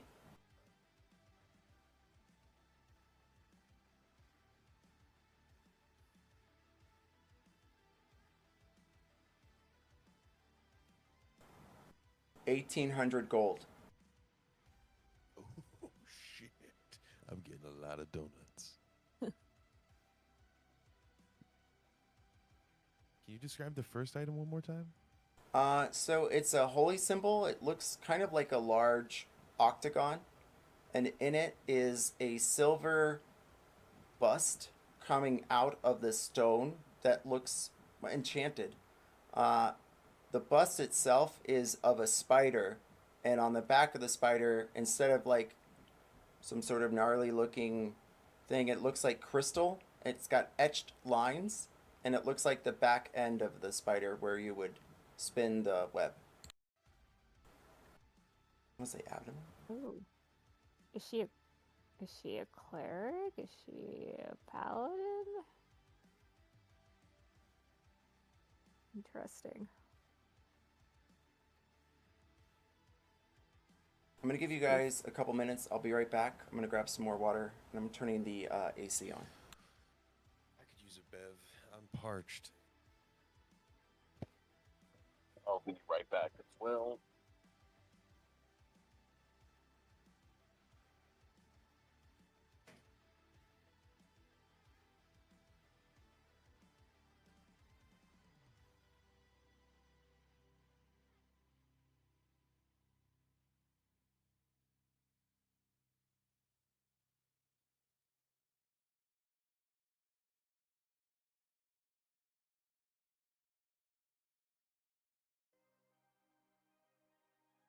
Okay, I'm back.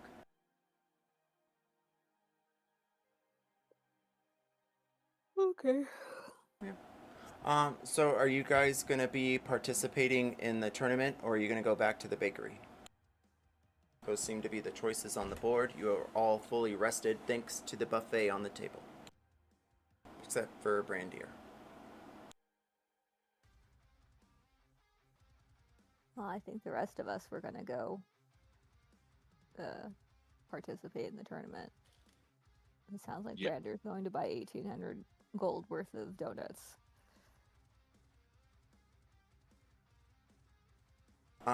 Anyone with an insight of 16 or higher would have noticed that she deliberately looks at what you guys are eating and then eats the opposite if she can to get the benefits of the buffet.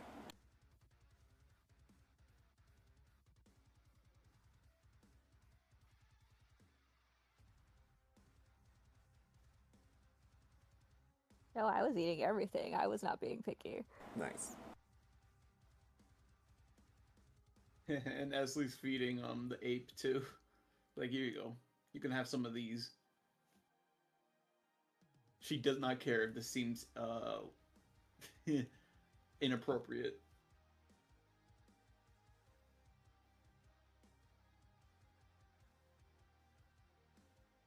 Say, Barkley not realizing that we're supposed to not like this woman will look up over to and say, "Hey, do you want to try the mushrooms? They're really good."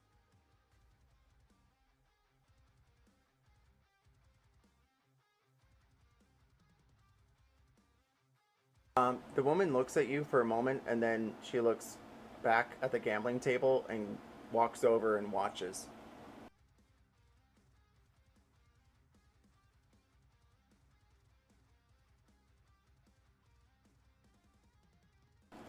So, was the decision again? Are you guys staying, or are you? Yeah. All right. Cool. Gonna do the tournament. I guess Brandir. except for Brandir. Well, don't say it like that. Brandir is going to invisibly slink away and peruse the town. He has business to take care of. And if we die because he's not there, then he'll just have to live with that forever. You probably have a higher chance of dying with me there than without me there. I'm a good gun.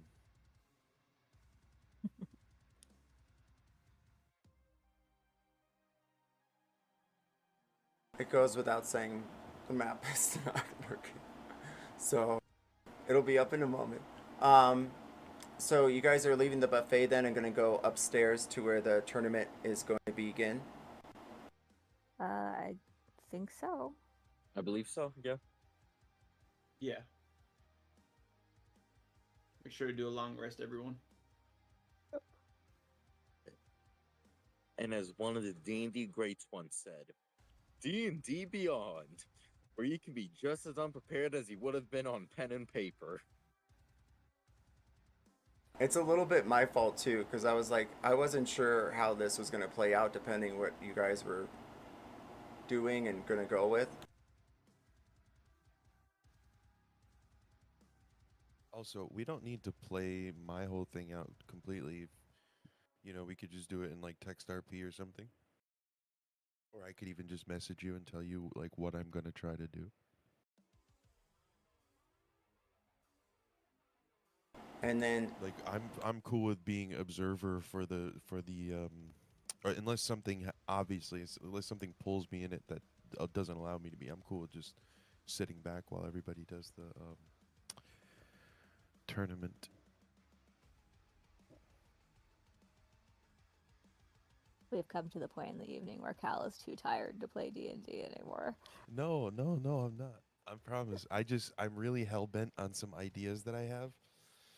And also have you mentioned Yeah. what those ideas are?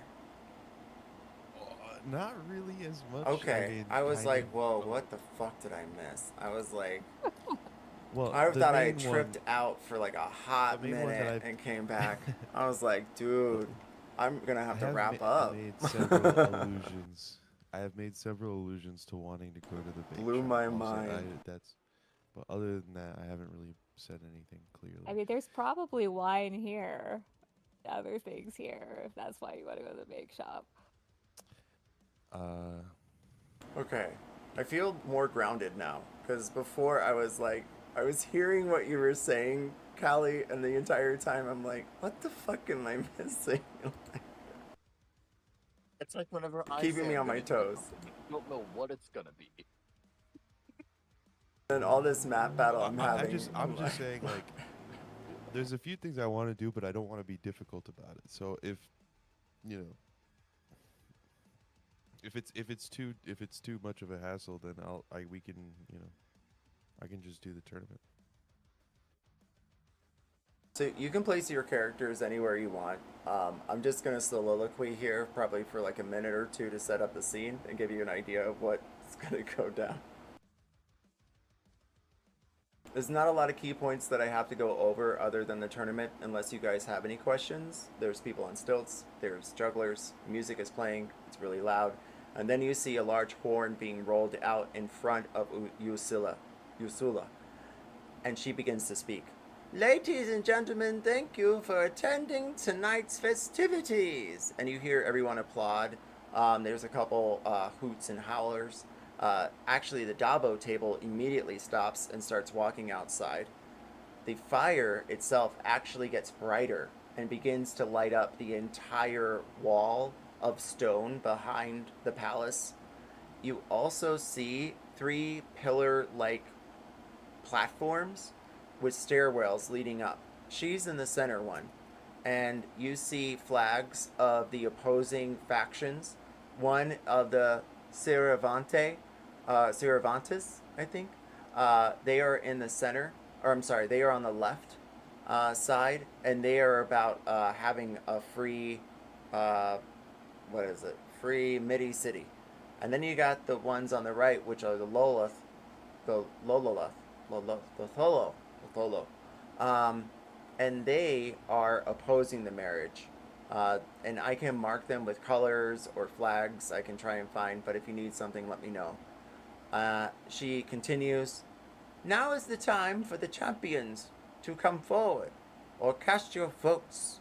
And she points behind her to a chest, and it opens. And we will decide. She doesn't say much more than that. Everyone already knows what's going on. You see some of the betting slow down as one of the people taking the bets actually like taps the back of the hand of somebody, and they start, looking around to see what's happening.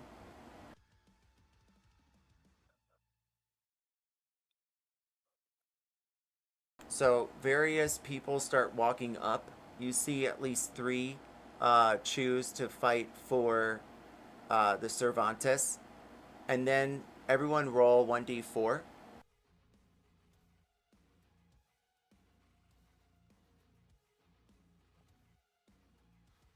Is that including me? Yes, please. Oh, okay.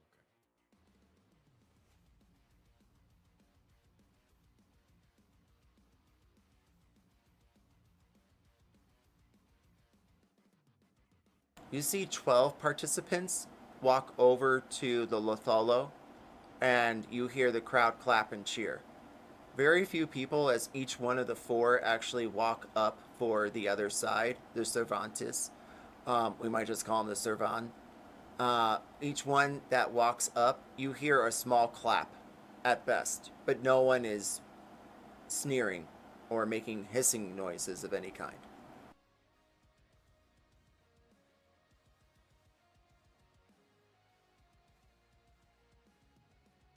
Okay. I guess we would walk up with the other larger group, right, that are for the marriage? Well, no, the larger group is opposed. Oh, I see. Okay, then I guess we join the smaller group. As that each is of for the marriage. Awesome. What was that? I was just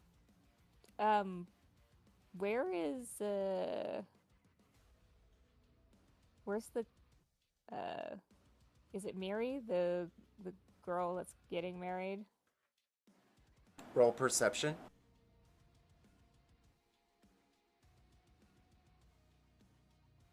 Back out of the character sheet, just go backwards one. Perception. 16.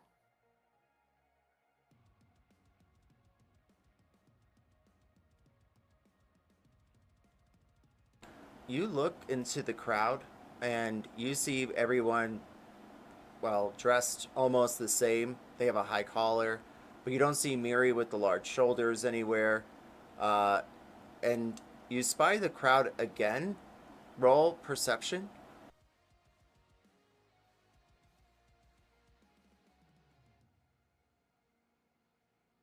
15. You don't see Mal either. Okay. Oh. Can I look at the people that are in the group that are opposed? Are either of them in that group? Like disguised or masked or something?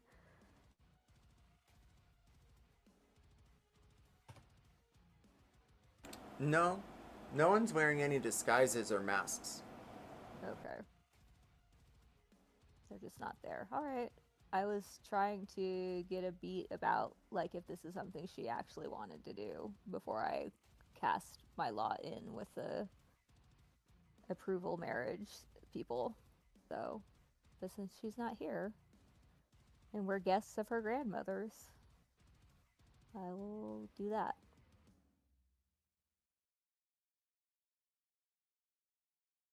So are you for or against?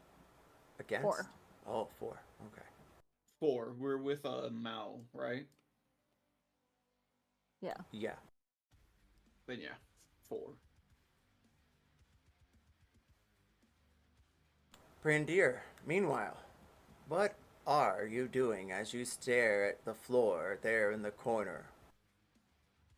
So, what's the verdict on Brandir slinking out and perusing the town? Hi. Like, am I staying here? What's that? I don't know. I'm trying to. Oh, I thought tell me. Drax was adding something. Yeah, I just say you could do whatever you want.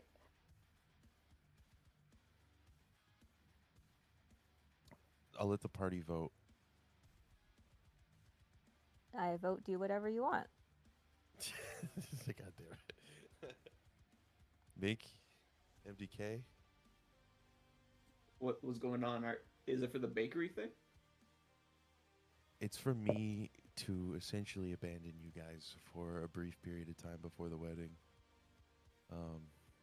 All And good. not participate in the tournament. But okay, MDK.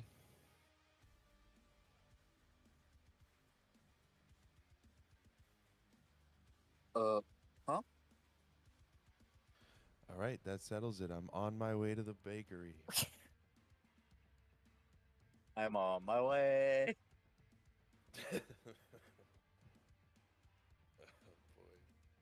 So there's 3 of us and 12 of the other ones you said? Yes. Okay. If only we had one more.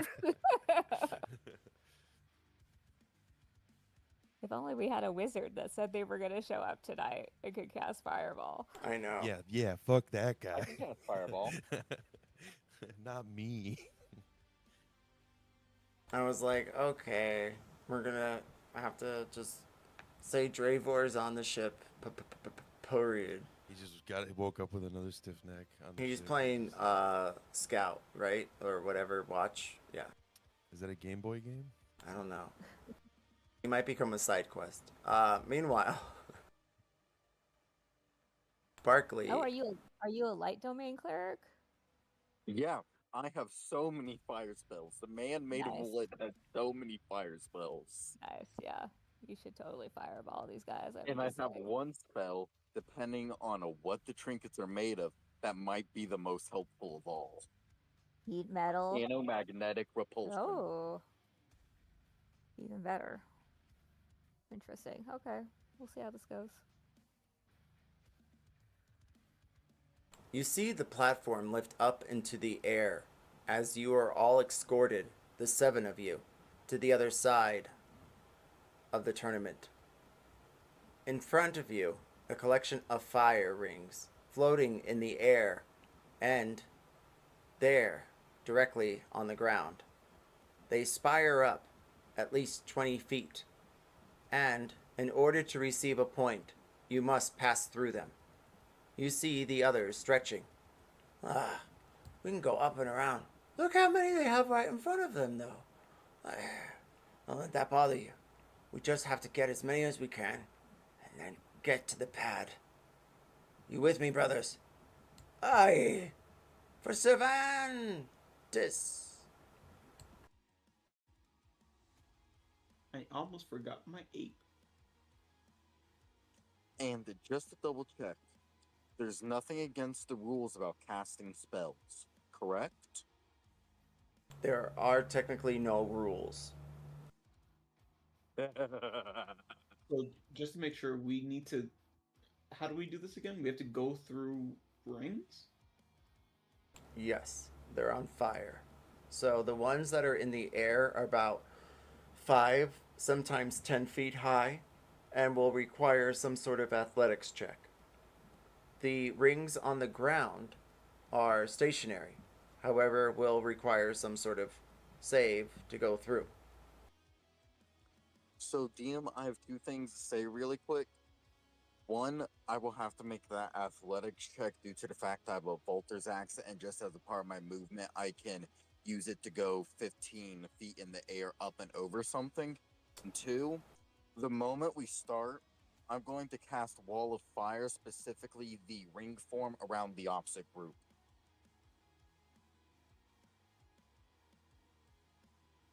Well, I'll wall shape when we start.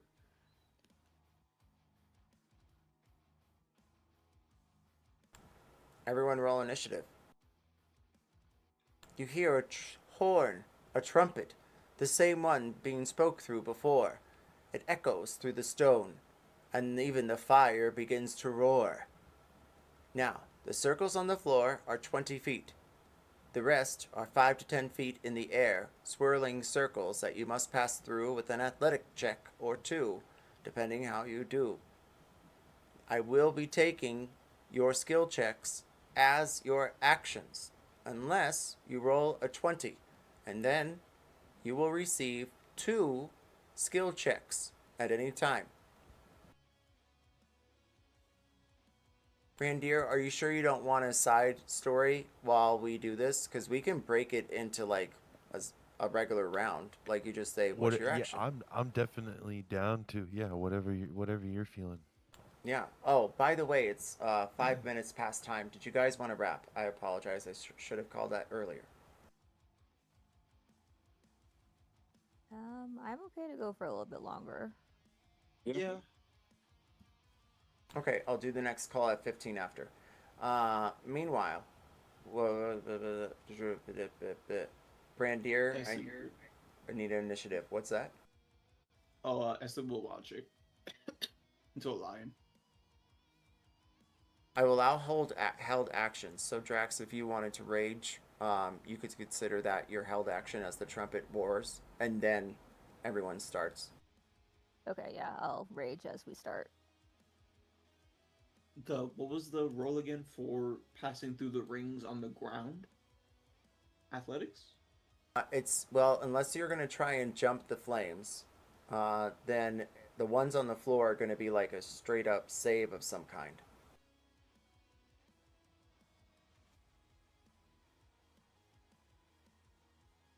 Okay.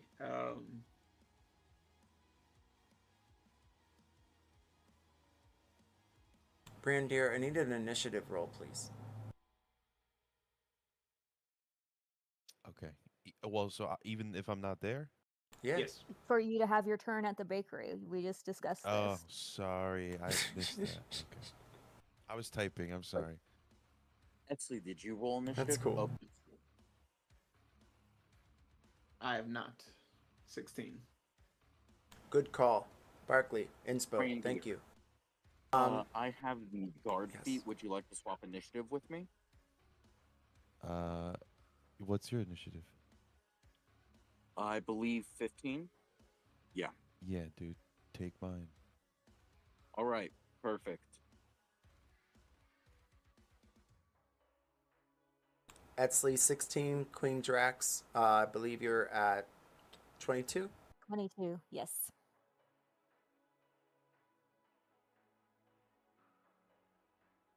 All right. Initiative is going to be wild. Be prepared. We're going to go quick, and I'm going to drop the other opposing faction as just as the end, it looks like. Oh, that's good. Okay, good. All right, so we'll do that, and then the 4 that are with you will provide you aid until they run off on their own. Or help, I mean. So that can be a free take of help at any time. We'll just say as long as they're within 10 feet of you. All right, Barkley, you're at top of rounds as the fires burn all around. And you see the, well, opposing faction of Otholo. They don't stretch at all. It looks as though they were ready. And you notice small shields tapping at the ends of their heels. It looks much like the shields you saw earlier.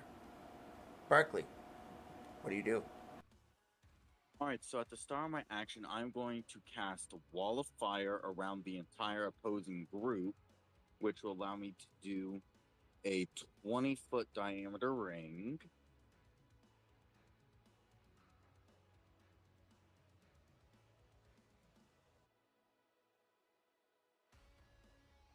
that will be my start. Then I will bonus action. I will bonus action dash, which will give me 60 feet of movement, which I'll use to get to this ring. Use my Volter's Axe to leap through the ring, and then with my remaining 15 feet of movement, I'll continue moving forward.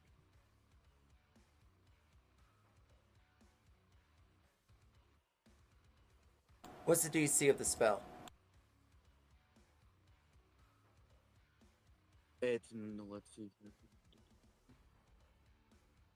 When the wall appears, each creature in its area makes a dexterity saving throw, and the DC is 16. Most of them fail, and you hear them howl and scream. Some of them look over in your direction and bear a rapier. And let's see here, that's 5d8s of fire damage, so 23 fire damage. Their armor And sizzles. Yes. Yes. Those that succeeded take half that. Noted. All right. Anything else, Barkley, as you launch a petal in their direction that disintegrates some of their, well, garments? Nothing else. Since I already measured out my movement, I should be able to make it about here. And since I already jumped through this ring using my Volter's Axe, hold up, let me get the proper ping. This one. And so you can jump with your movement, or is it calculated within your movement?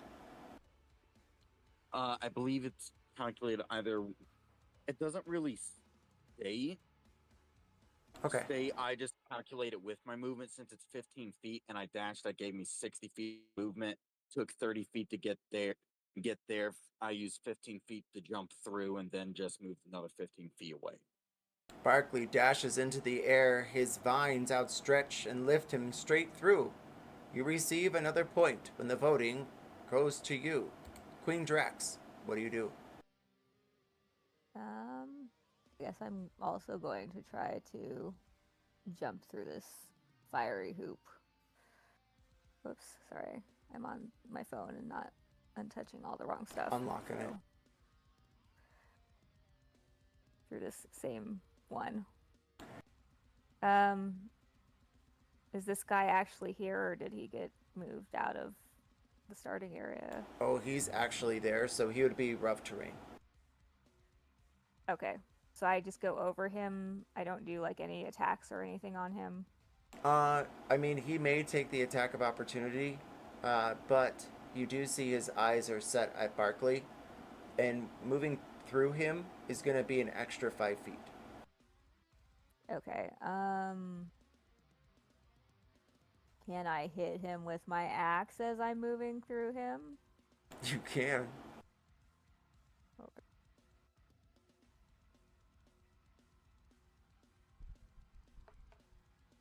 I love our immediate answer is just violence in a race. 25 to hit? You succeed. I'm going to use Savage Attacker and reroll that. Slightly better. 14 slashing damage.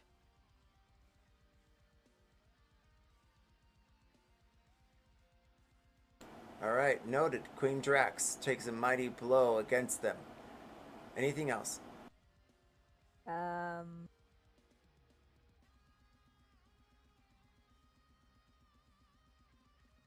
Yeah, I will.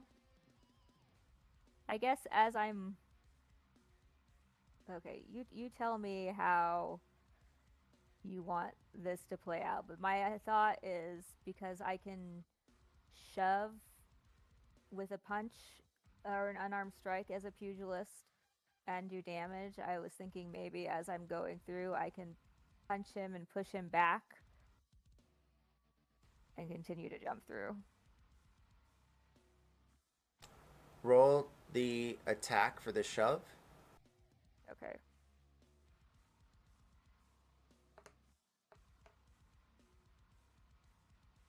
Dirty 20. You succeed in the shove, and you may move him 10 feet back Or I can't. Okay. Whichever. Yeah. Please. He also takes damage. 9 points of force damage, we'll say. The force damage bashes him back with crackling light. He stares up at you as you take the leap through the fiery inferno. Roll an athletics check. Okay, I have advantage on those while I'm raging. 23. 23 succeeds, and you too receive a point. Eztli, unless there's anything else, Drax. That's it. You're up, Lady of the Vasuth. Just to make sure, do I place my token like right here instead? I have 45 feet movement, so yeah. I'm gonna come right here. That's 40 feet. Okay. I will cast. I just had it. Primordial Power. I will select myself for air, and it will grant me the resistances won't matter. It gives lightning and thunder, but what matters is it gives a fly speed of 30 feet. I will try. Nice. Yeah, I'll try and go through the rings that are in the air.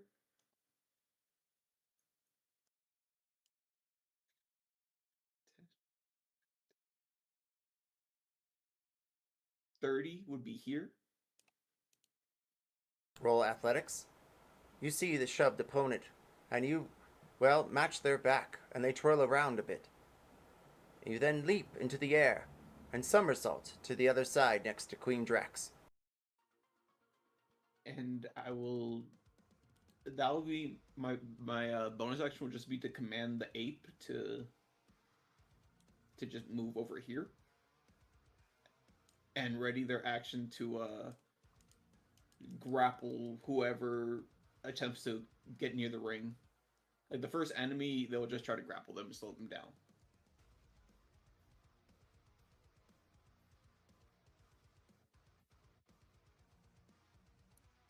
All right.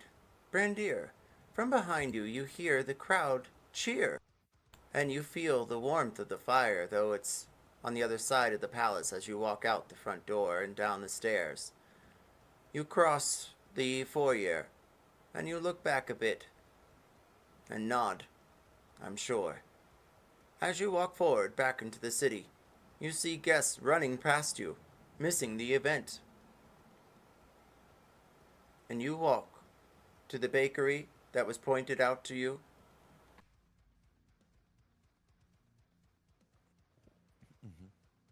Invisibly, still.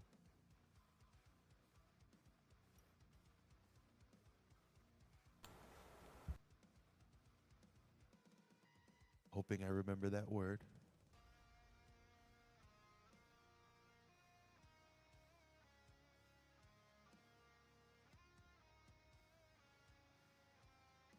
Queen Drax, Eztli, and Brandir. You see a collection of Drow run around the side, and they approach.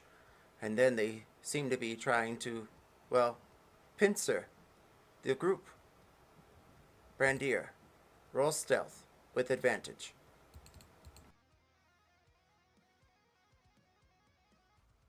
Queen Drax, what do you do?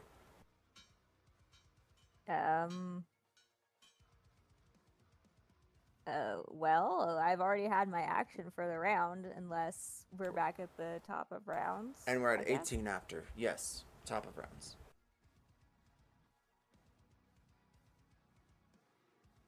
I'll, I guess, cleave through like this guy and this guy with my axe.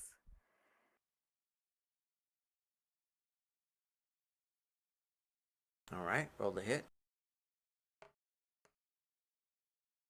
22 to hit. 22 hits. I use Savage Attacker to reroll that. Much better. 22 damage. And then I cleave through the second guy who takes 17 damage. And can you point again the first one, not the cleave? Yeah, this guy Perfect. Okay. cleaving into the guy to his right. As you strike your blow upon him, he drops. Okay. And then I guess the second attack, I'll just attack the other guy straight up. Or maybe not. That was a 14 to hit.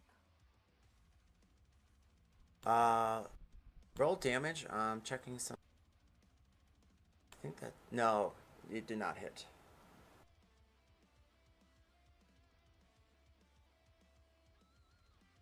I can bonus action an arm strike, so I'll do that then. That's 24 to hit, and then 11 force damage.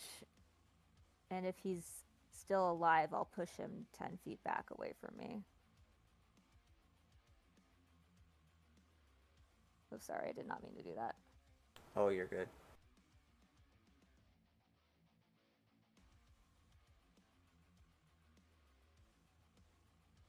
He is barely alive. Okay, so he's pushed 10 feet back from me.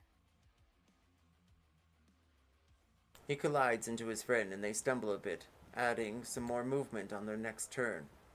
Anything else, Queen Drax? Yeah, there's nobody next to me now, so I'll come over here. I guess I'm fine to take the attack of opportunity, but I'll come here and I'll then leap through here. All right. Roll athletics.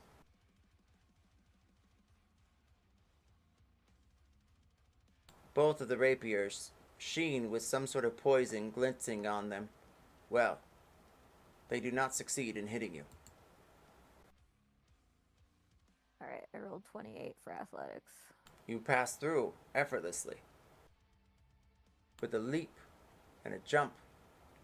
You don't even curtsy, but you stare over at Ursula as you put your hands behind your head.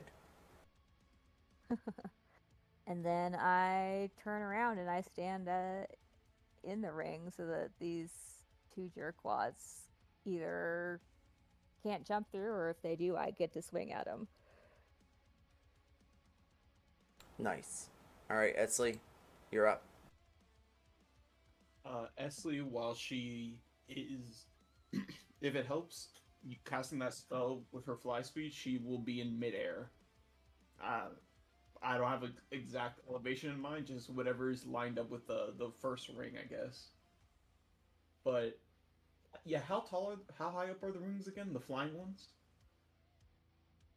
The I think flying, you said 20? flying ones are 5 right now. Oh, 5, okay. And yeah, Barkley, this is the top of round. Oh, Barkley, I'm so sorry. You are top of rounds. I don't know what happened Yeah, you there. can go before me because you're meant to. No, I'll just go after Eztli. It's fine. Oh, I see what's happening. Okay. I'm correcting it now. All right, Eztli, you're up. You mean Barkley, right? I think Barkley said it'd be okay for you to go Oh, if you want to. okay. I'll just go right after. Gotcha. Eztli will activate her wild shape. She will cut a part of herself and let the blood pool in her hand before she will transform into a new creature. This does not have an image set at the moment, but it is a Quetzalcoatlus. Quetzalcoatlus. And she will. Why can't I select both? It's giving me a hard time selecting both tokens for some. Okay, there, finally. In this form, she is like a reptilian creature with massive wings, kind of like a pterodactyl. And it gives her a fly speed of 80 feet, along with flyby, so that she will not provoke attacks of opportunity. I will try and zoom through the rings. So I'm just gonna use the ruler for this. The first ring will be she can reach the first ring, and then a little bit past that it'll be an athletics check, right?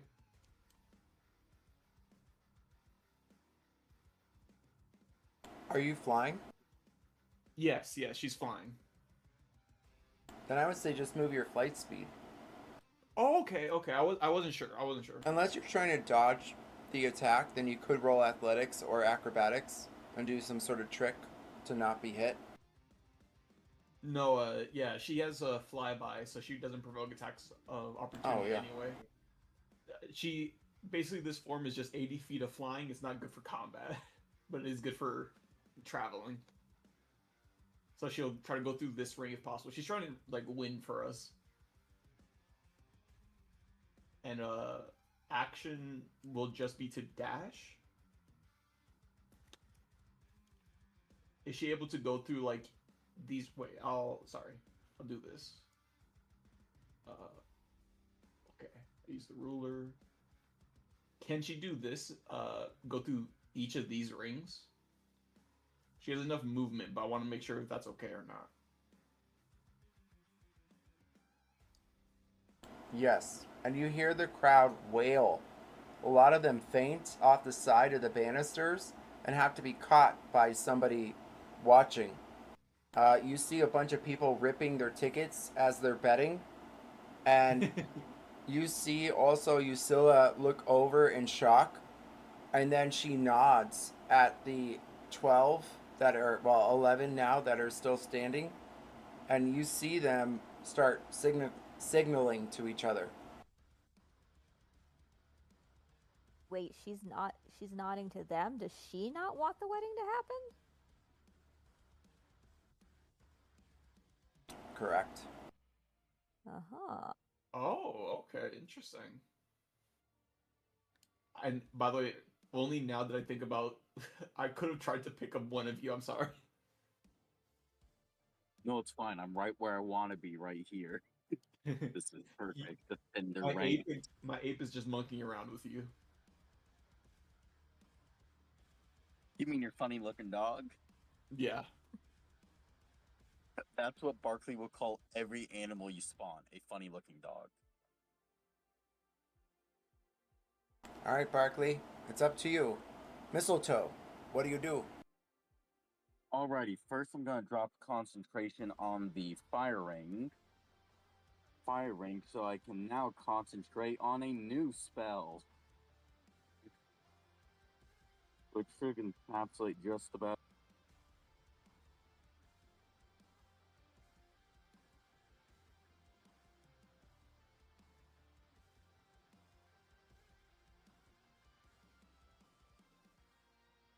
What's it do? What's it do? Oh no. Did we lose him? Oh, I forgot the push to talk part of push to talk. I need everybody in my aura of desecration of my choosing to make a constitution saving throw.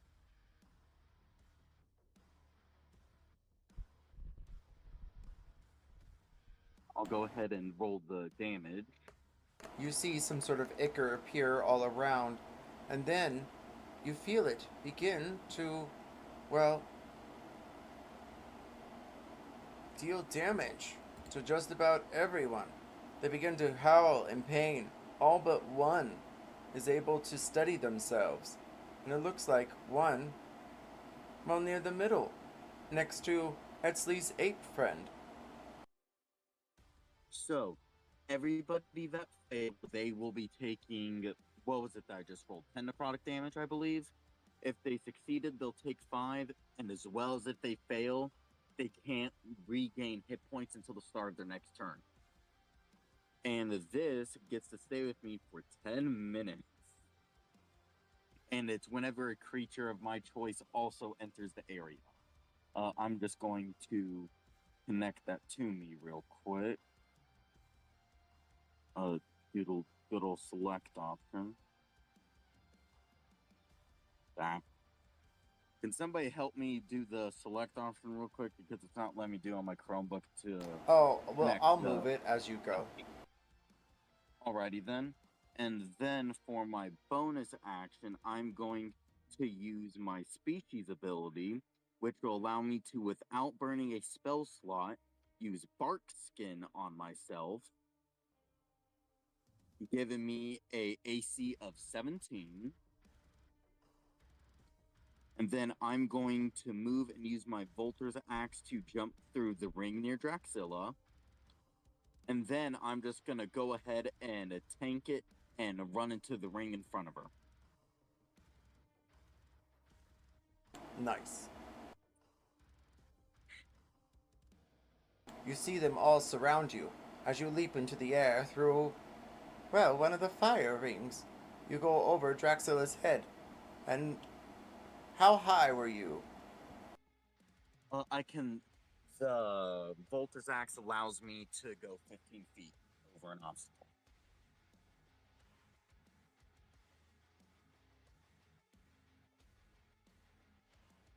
Roll an athletics check. A bit low.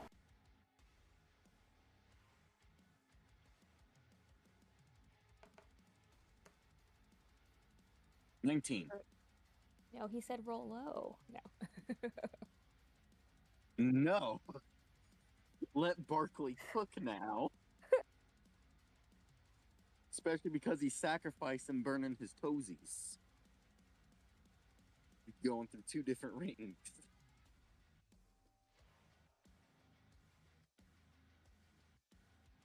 Eztli, in front of you as you hear Barkley casting a spell, he launches himself through one of the open rings and lands, needing to make a constitution save. Just kidding. He lands effortlessly in the middle of the ring, and the crowd all yells and hisses. However, you do hear a few cheers in the background. Everyone make a perception check. Eztli, you notice the rings come alive, and they begin to cast fireballs everywhere near you. Well, firebolts, we'll say. Oh shit. Make a dex save. Aye, Captain. I got 24 on perception. I'm double checking the dexterity of the creature I am. If you rolled 15 or higher, you finally see Mal and Miri appear, and they appear behind Usula. Eztli, you succeed, but take a few fireballs of damage. Gotcha. You're taking 7 points of fire. Damage has been taken. Barkley, as you land in the middle of the fire, is there anything else you do on your turn? Nope, that will be the end of my turn. Brandir, with your stealth check, you're able to get by most. You don't see any sentries around. It seems awfully peaceful, even for now. And then, you hear the crowd in the background. It echoes through the entire city. You walk forward towards the bakery, passing the well again, and a curve of the road leading down a small path, like a hill. There's a few people now. Most are gathering back at the palace. What do you do?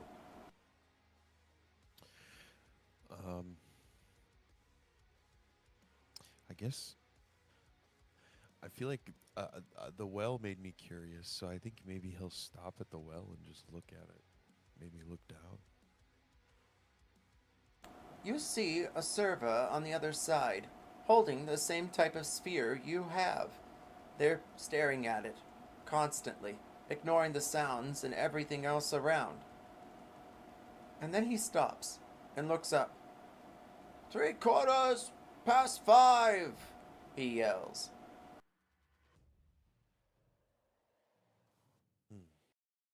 Okay, so nothing in the well. In the well itself, you peer down, and it's hard to tell. How far is your dark vision or night vision? Do I even have dark vision? I don't think I do. Well, with the low light provided by the mushrooms that grow, well, all over sight, you can see about 10 to 15 feet down, and as you peer, you don't see any water anywhere, but you do see the pail next to the city crier. Um. hmm. Can I try my new ability? Grim psychometry? You want to tell me some sinister or tragic history of this location? Roll investigation. It's history. Intelligence history is what I. Oh, roll history. Okay. Apologies. So used to you with the investigation, I was like, ooh. It's the same anyway. Same modifier. You glance at the well and you notice one of the stones stepping up to it is out of place. And then something dry underneath. The stone falls over on its own. You look around and then remind yourself you're invisible. You look back at the stone, and there's something gleaming. Not like gold, but it's blue, and it's shimmering.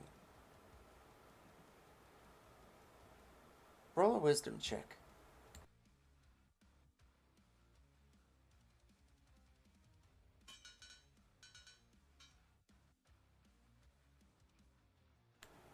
Your chest beats again. You feel a heartbeat, and then nothing else. You have a feeling that this stone was quarreled over. That whoever lost it lost their lives for losing it. The well itself seems almost unknown to this.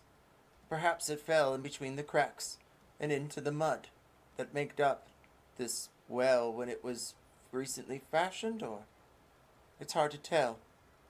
But you know whoever fell dead here did not bleed thankfully into the well, but onto the stone that you stand upon now. That is why there is a crier always posted at the well.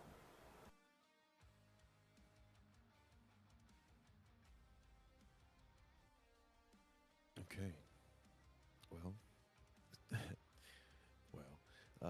Seems like there's no danger afoot, so I guess I'll go ahead to the bakery and peruse. And with that, we're back at top of rounds. But it is 37 past the hour. I leave that up to you. However, I will call it at midnight. Mountain time.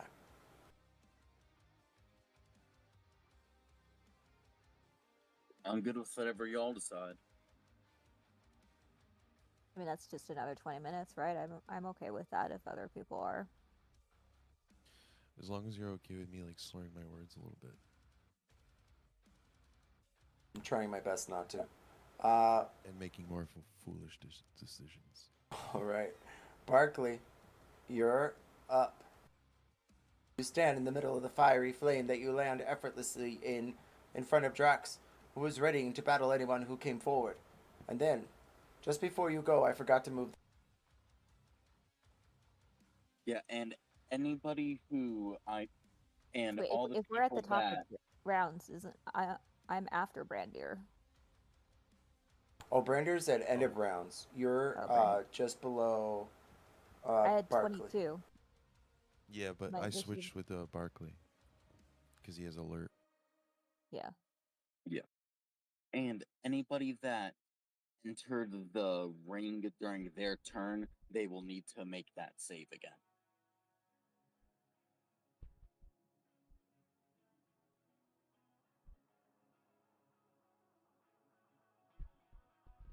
Roll damage.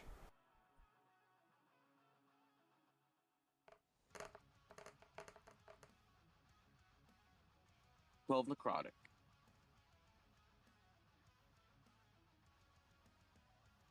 Drax, You see two of the Drow that are opposing the marriage jump through the fiery hoop.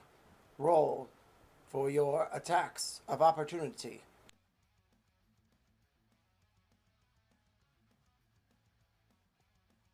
My weapon has reach, so I also get an attack of opportunity. 18 to hit. 18 hits. Roll to hit as you throw your limbs through the fire, Barkley. But keep in mind, you might singe them. 21 damage, Drax? Yes. 12 to hit. 12 does not hit.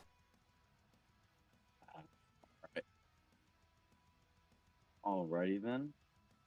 So for my turn then, I will go ahead and for my main action do the dash action and run through the ring I'm currently in to get into an angle where I can jump through this ring, which just double checking on measurements here. Which should leave me about at the edge of the next ring.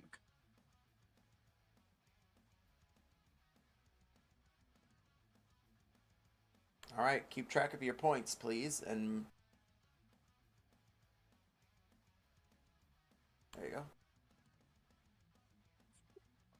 Drax, you see the Drow around you take a breath, but then they peer their eyes at you, and with their bit of movement, move forward. However, I have a question to ask. Did you take the attack of opportunity on the one on the top or the bottom?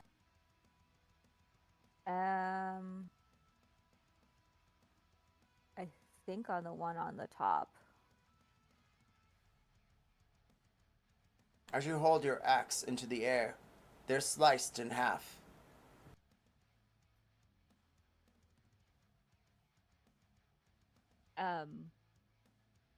As my free object interaction, if they have any like visible jewelry, can I grab it off of them?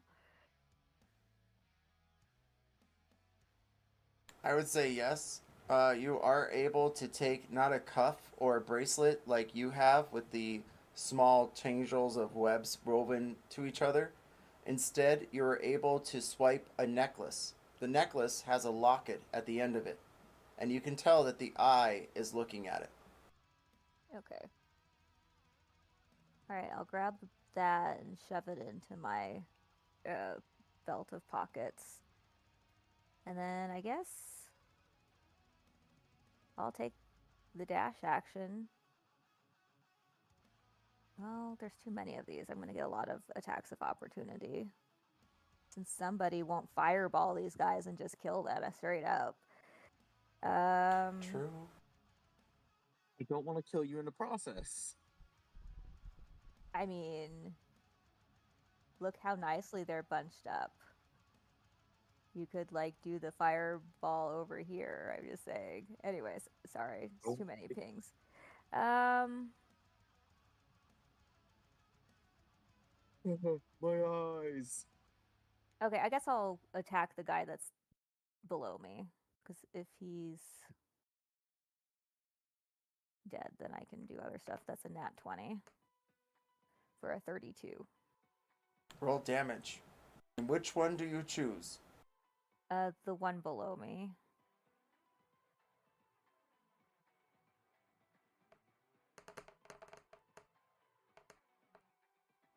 38 damage.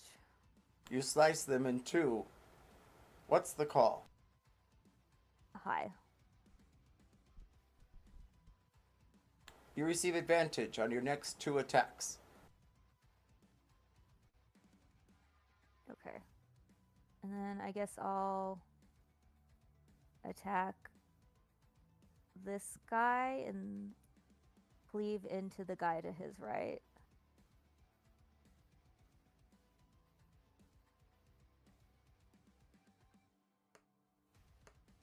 Oops, sorry, I meant to roll the attack, not the damage. But it's a dirty 20, so yeah, 19 damage to him, and then 14 damage to the guy to his right.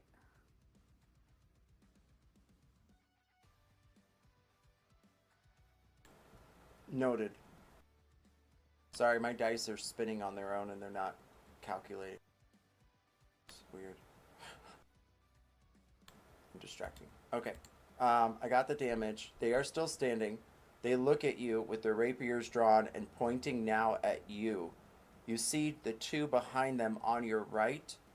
They look as though they have put their rapier away, however, and are going to jump into the fires.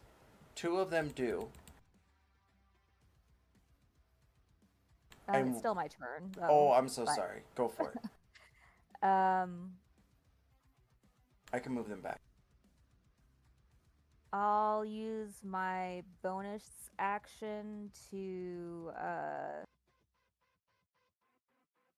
do an unarmed strike against, I guess, the main one that I attacked, and then I'll use a moxie point to do where to go.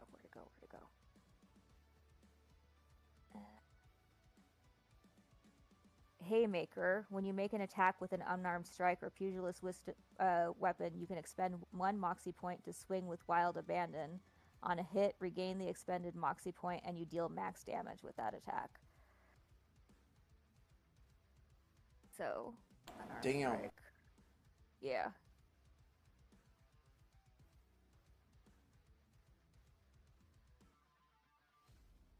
And this is on the same one you did the 19 on? That was a nat 1.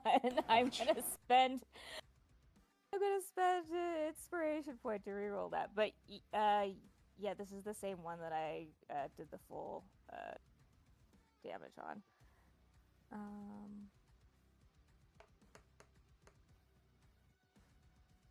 I'm guessing 11 does not hit. I'll spend another inspiration point. I'm gonna do it until I hit this guy.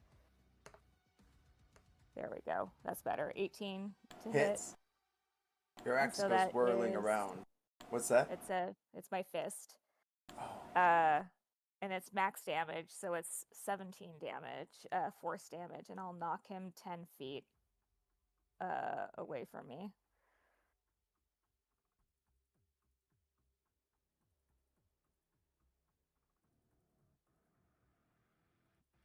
He collides back into Barkley's poison ring. Meanwhile, Drax, as you swing your axe around, you take your fist and bash him back. And how much damage was it on him? Or was it just the shove? 17 plus the shove. And as he falls back, he drops down dead. Okay. Now, I have 45 feet of movement. So I guess I'll jump into this one and then... Oh, I can't. There we go. And then jump through this one. On the first one, make a con save or a dex save. Okay. Oops. Let's see. Oof. Only a 7. Wait, do I have advantage on those? What is it? No, I don't. Oh, wait, I do have advantage on dex saves, unless I am incapacitated. So let's try that again. Not really better. 8. You are taking 19 points of damage as the fire corrodes your skin and markings. You jump, however, through the next hoop. What's that? That's fine. I was just saying, okay. Oh, okay. And then athletics.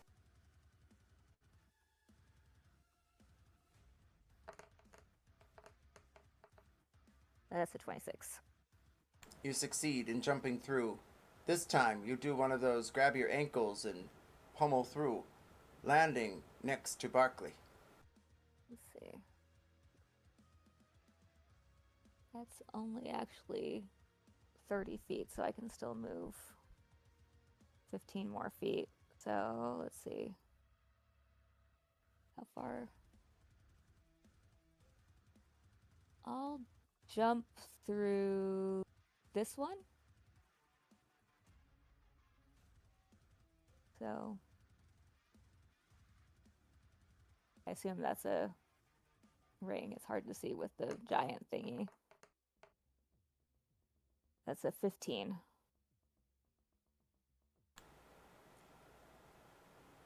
The ring is a bit higher, and it scuffs the back of your foot. You're taking 4 points of fire damage. Okay. All of them that either started their turn in the ring or entered the ring on their turn need to make that save again.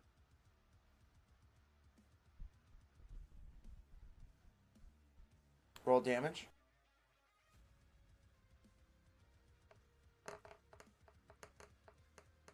Uh, 10 necrotic damage.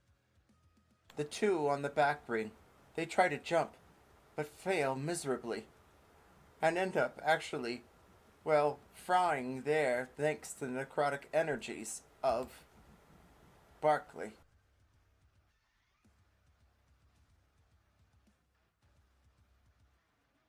They are dead. I have become Death, Destroyer of Worlds.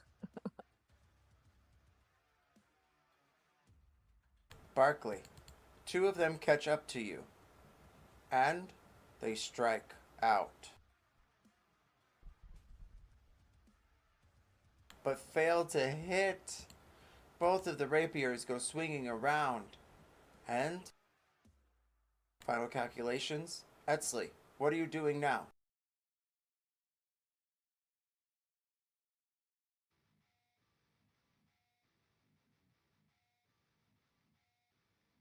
All right, Eztli, we'll come back to you. Sorry, I zoned out. Oh, no problem. We got 9 more minutes. What are you doing next, Eztli, as fireballs are aimed at you? I will try to finish the rest of the race, and take the fireballs.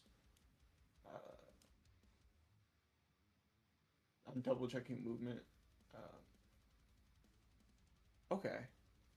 Um, it's I can get to here with 50 movement. Okay. I realize I can use the group tool. I can get to here with 50 movement. I would like my action to be dodge because of the fire bolts coming. Roll athletics. Yeah. Okay, gotcha. For 22.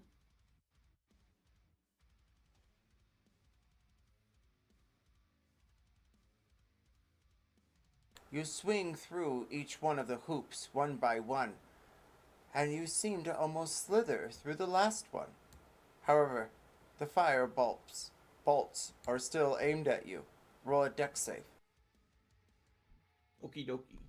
Rolling just at advantage for dodge. Ooh.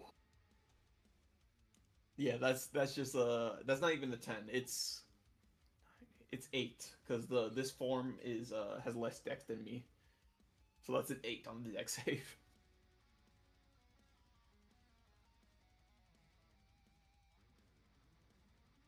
You are taking a walloping 7 points of fire damage. No.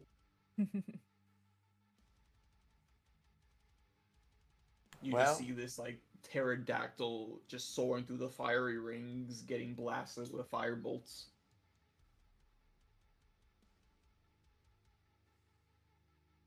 And that'll be the end of my turn, sorry. as the crowd wails and the fire soars above, Brandir finally approaches the cake shop. He notices, though, all the windows are shut, and the drapes are drawn. There is a sign out front, but it's written in Drowinian. It I mean, looks the bakery closed. is not open in the middle of the night. Who would have thunk? Middle of the night. Yeah, it's like it's evening. What? I thought it was like 5 in that, like 5 p.m., right? No. Or maybe they closed early for the festivities.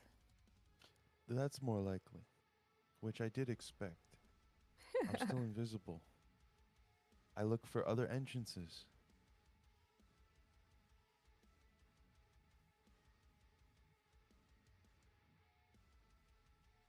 All right. Roll investigation or history.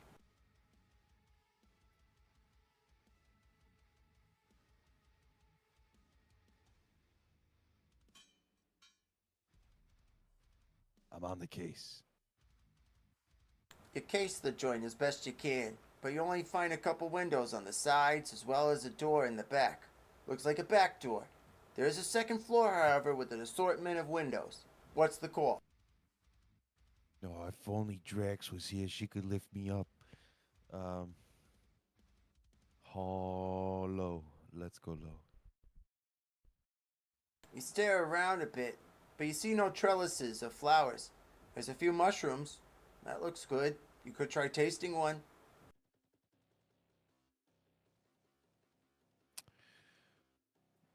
Okay. There is a back door.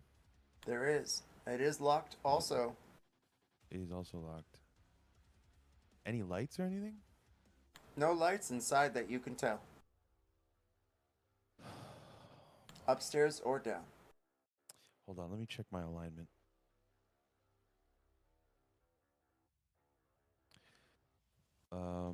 I don't have an alignment written down. We'll come back to you while you decide. I think I'm just gonna break in. All right.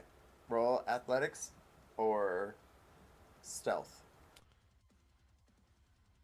And do you have a kit of any kind that would assist with Nope. this? No, I do not. I don't think I do. Let me just double check to be sure. I know I'm not proficient in it. I think we had this discussion at some point before. But stealth is pretty good. I'm happy to give you stealth. If you'll take it. 22. You go up to one of the windows and you look around. You find a small sack where there was something inside. It looks like small dried worms, like the gact served earlier. And then you take it against the glass. The back of your elbow goes smashing through.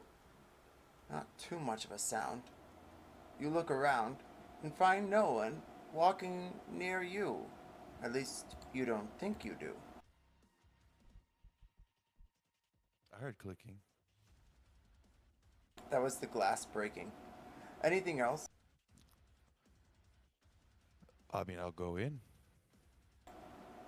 You unlatch the window and roll it up, and once inside, you look around and find a kitchen and a dinette.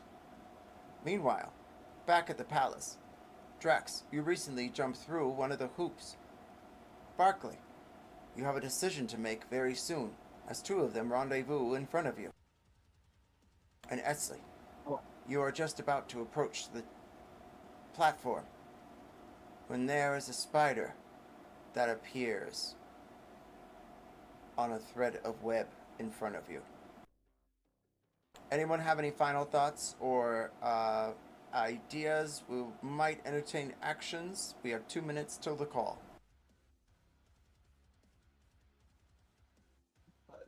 You said there's a spider on the platform? It looks like it's hanging on a piece of web, and it's right in front of you. Is it big? Is it small? Are they messing with us? It's about the size, we'll say, of a tarantula. And you can tell it has a bluish, silvery crystal back.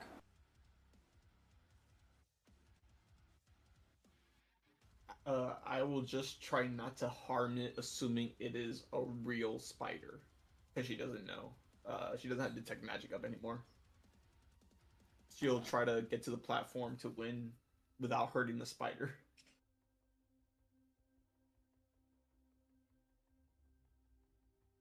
Okay. Uh, We're gonna discuss the actions, and then we'll probably RP it. Unless we want to roll out the actions, but it's a bit late for me. I'm gonna Yeah, I would have Yeah. to call it at midnight. But what's that, Yeah. Drax? I was just asking, you said that Miri and Mal have reappeared now?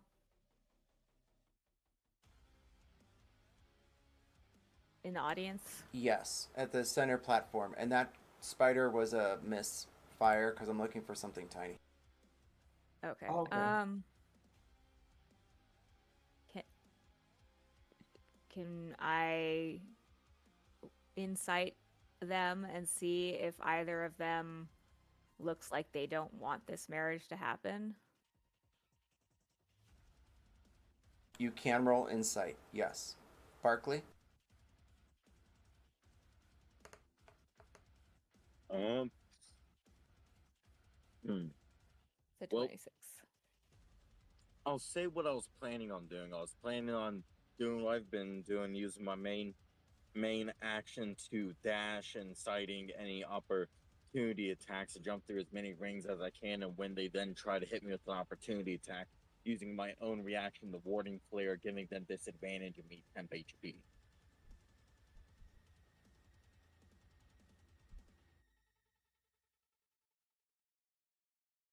Eztli, as you pass by the spider, you see that it tries to wiggle its web around you but fails. Queen Drax, you stare up at Mal and then over at Miri. You see them both holding hands, but you look at Miri. She looks awfully worried, more so than she had before. She peers back at Mal and then back at the tournament, holding back tears. Meanwhile, Mistletoe, you leap and roll in athletics or acrobatics.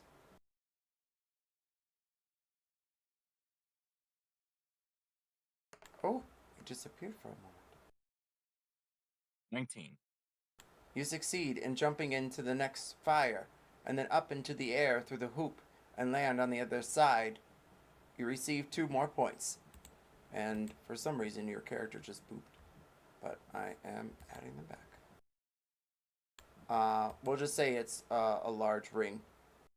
But yes, that being said, we will adjourn for the evening as Brandir is breaking into the cake shop.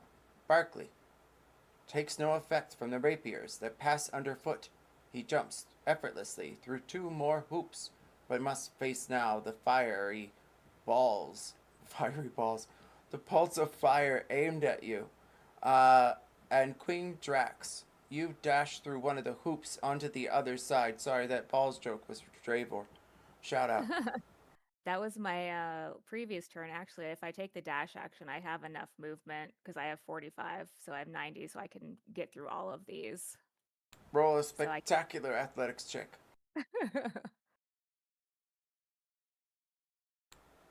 Just roll a 20. It's fine. That was not spectacular, but that was 25. Barkley, if you have more movement, take it now. And Queen Drax, with the momentum from the last 2 jumps and hoops, you're able to dash through all of the hoops, but make 2 dex saves.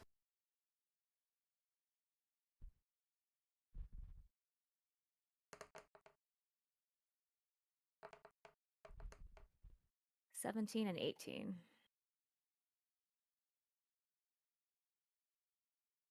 You're taking with the final math, 6 plus 5, 11 points of fire damage. You see Eztli waiting for you at the platform, and as you walk by the tiny spider, do you do anything? I raise the necklace into the air and I yell, I challenge Mal for the hand of Miri in marriage. Let's fucking go. I'm gonna screech just as she does that. I'm gonna pose right behind her, screeching. Somewhere Brandir's heart breaks. Again. We gotta save her. We're sorry. The spider tries to lunge at you and weave its web, Queen Drax. You step onto the platform and announce yourself. The crowd stares. There is no sound. Brandir, meanwhile, is in this small kitchen. And then suddenly, The basement door creaks open. There is a flicker of light from a candle, and you hear the sounds of flipping cards and chips being laid. And with that, we conclude as Usilla looks at you, her eyebrow raised. She nods at you, Queen Drax, and smiles. See you next 2 weeks from now. And thank you all for attending this evening. All my homies hate Mal. I am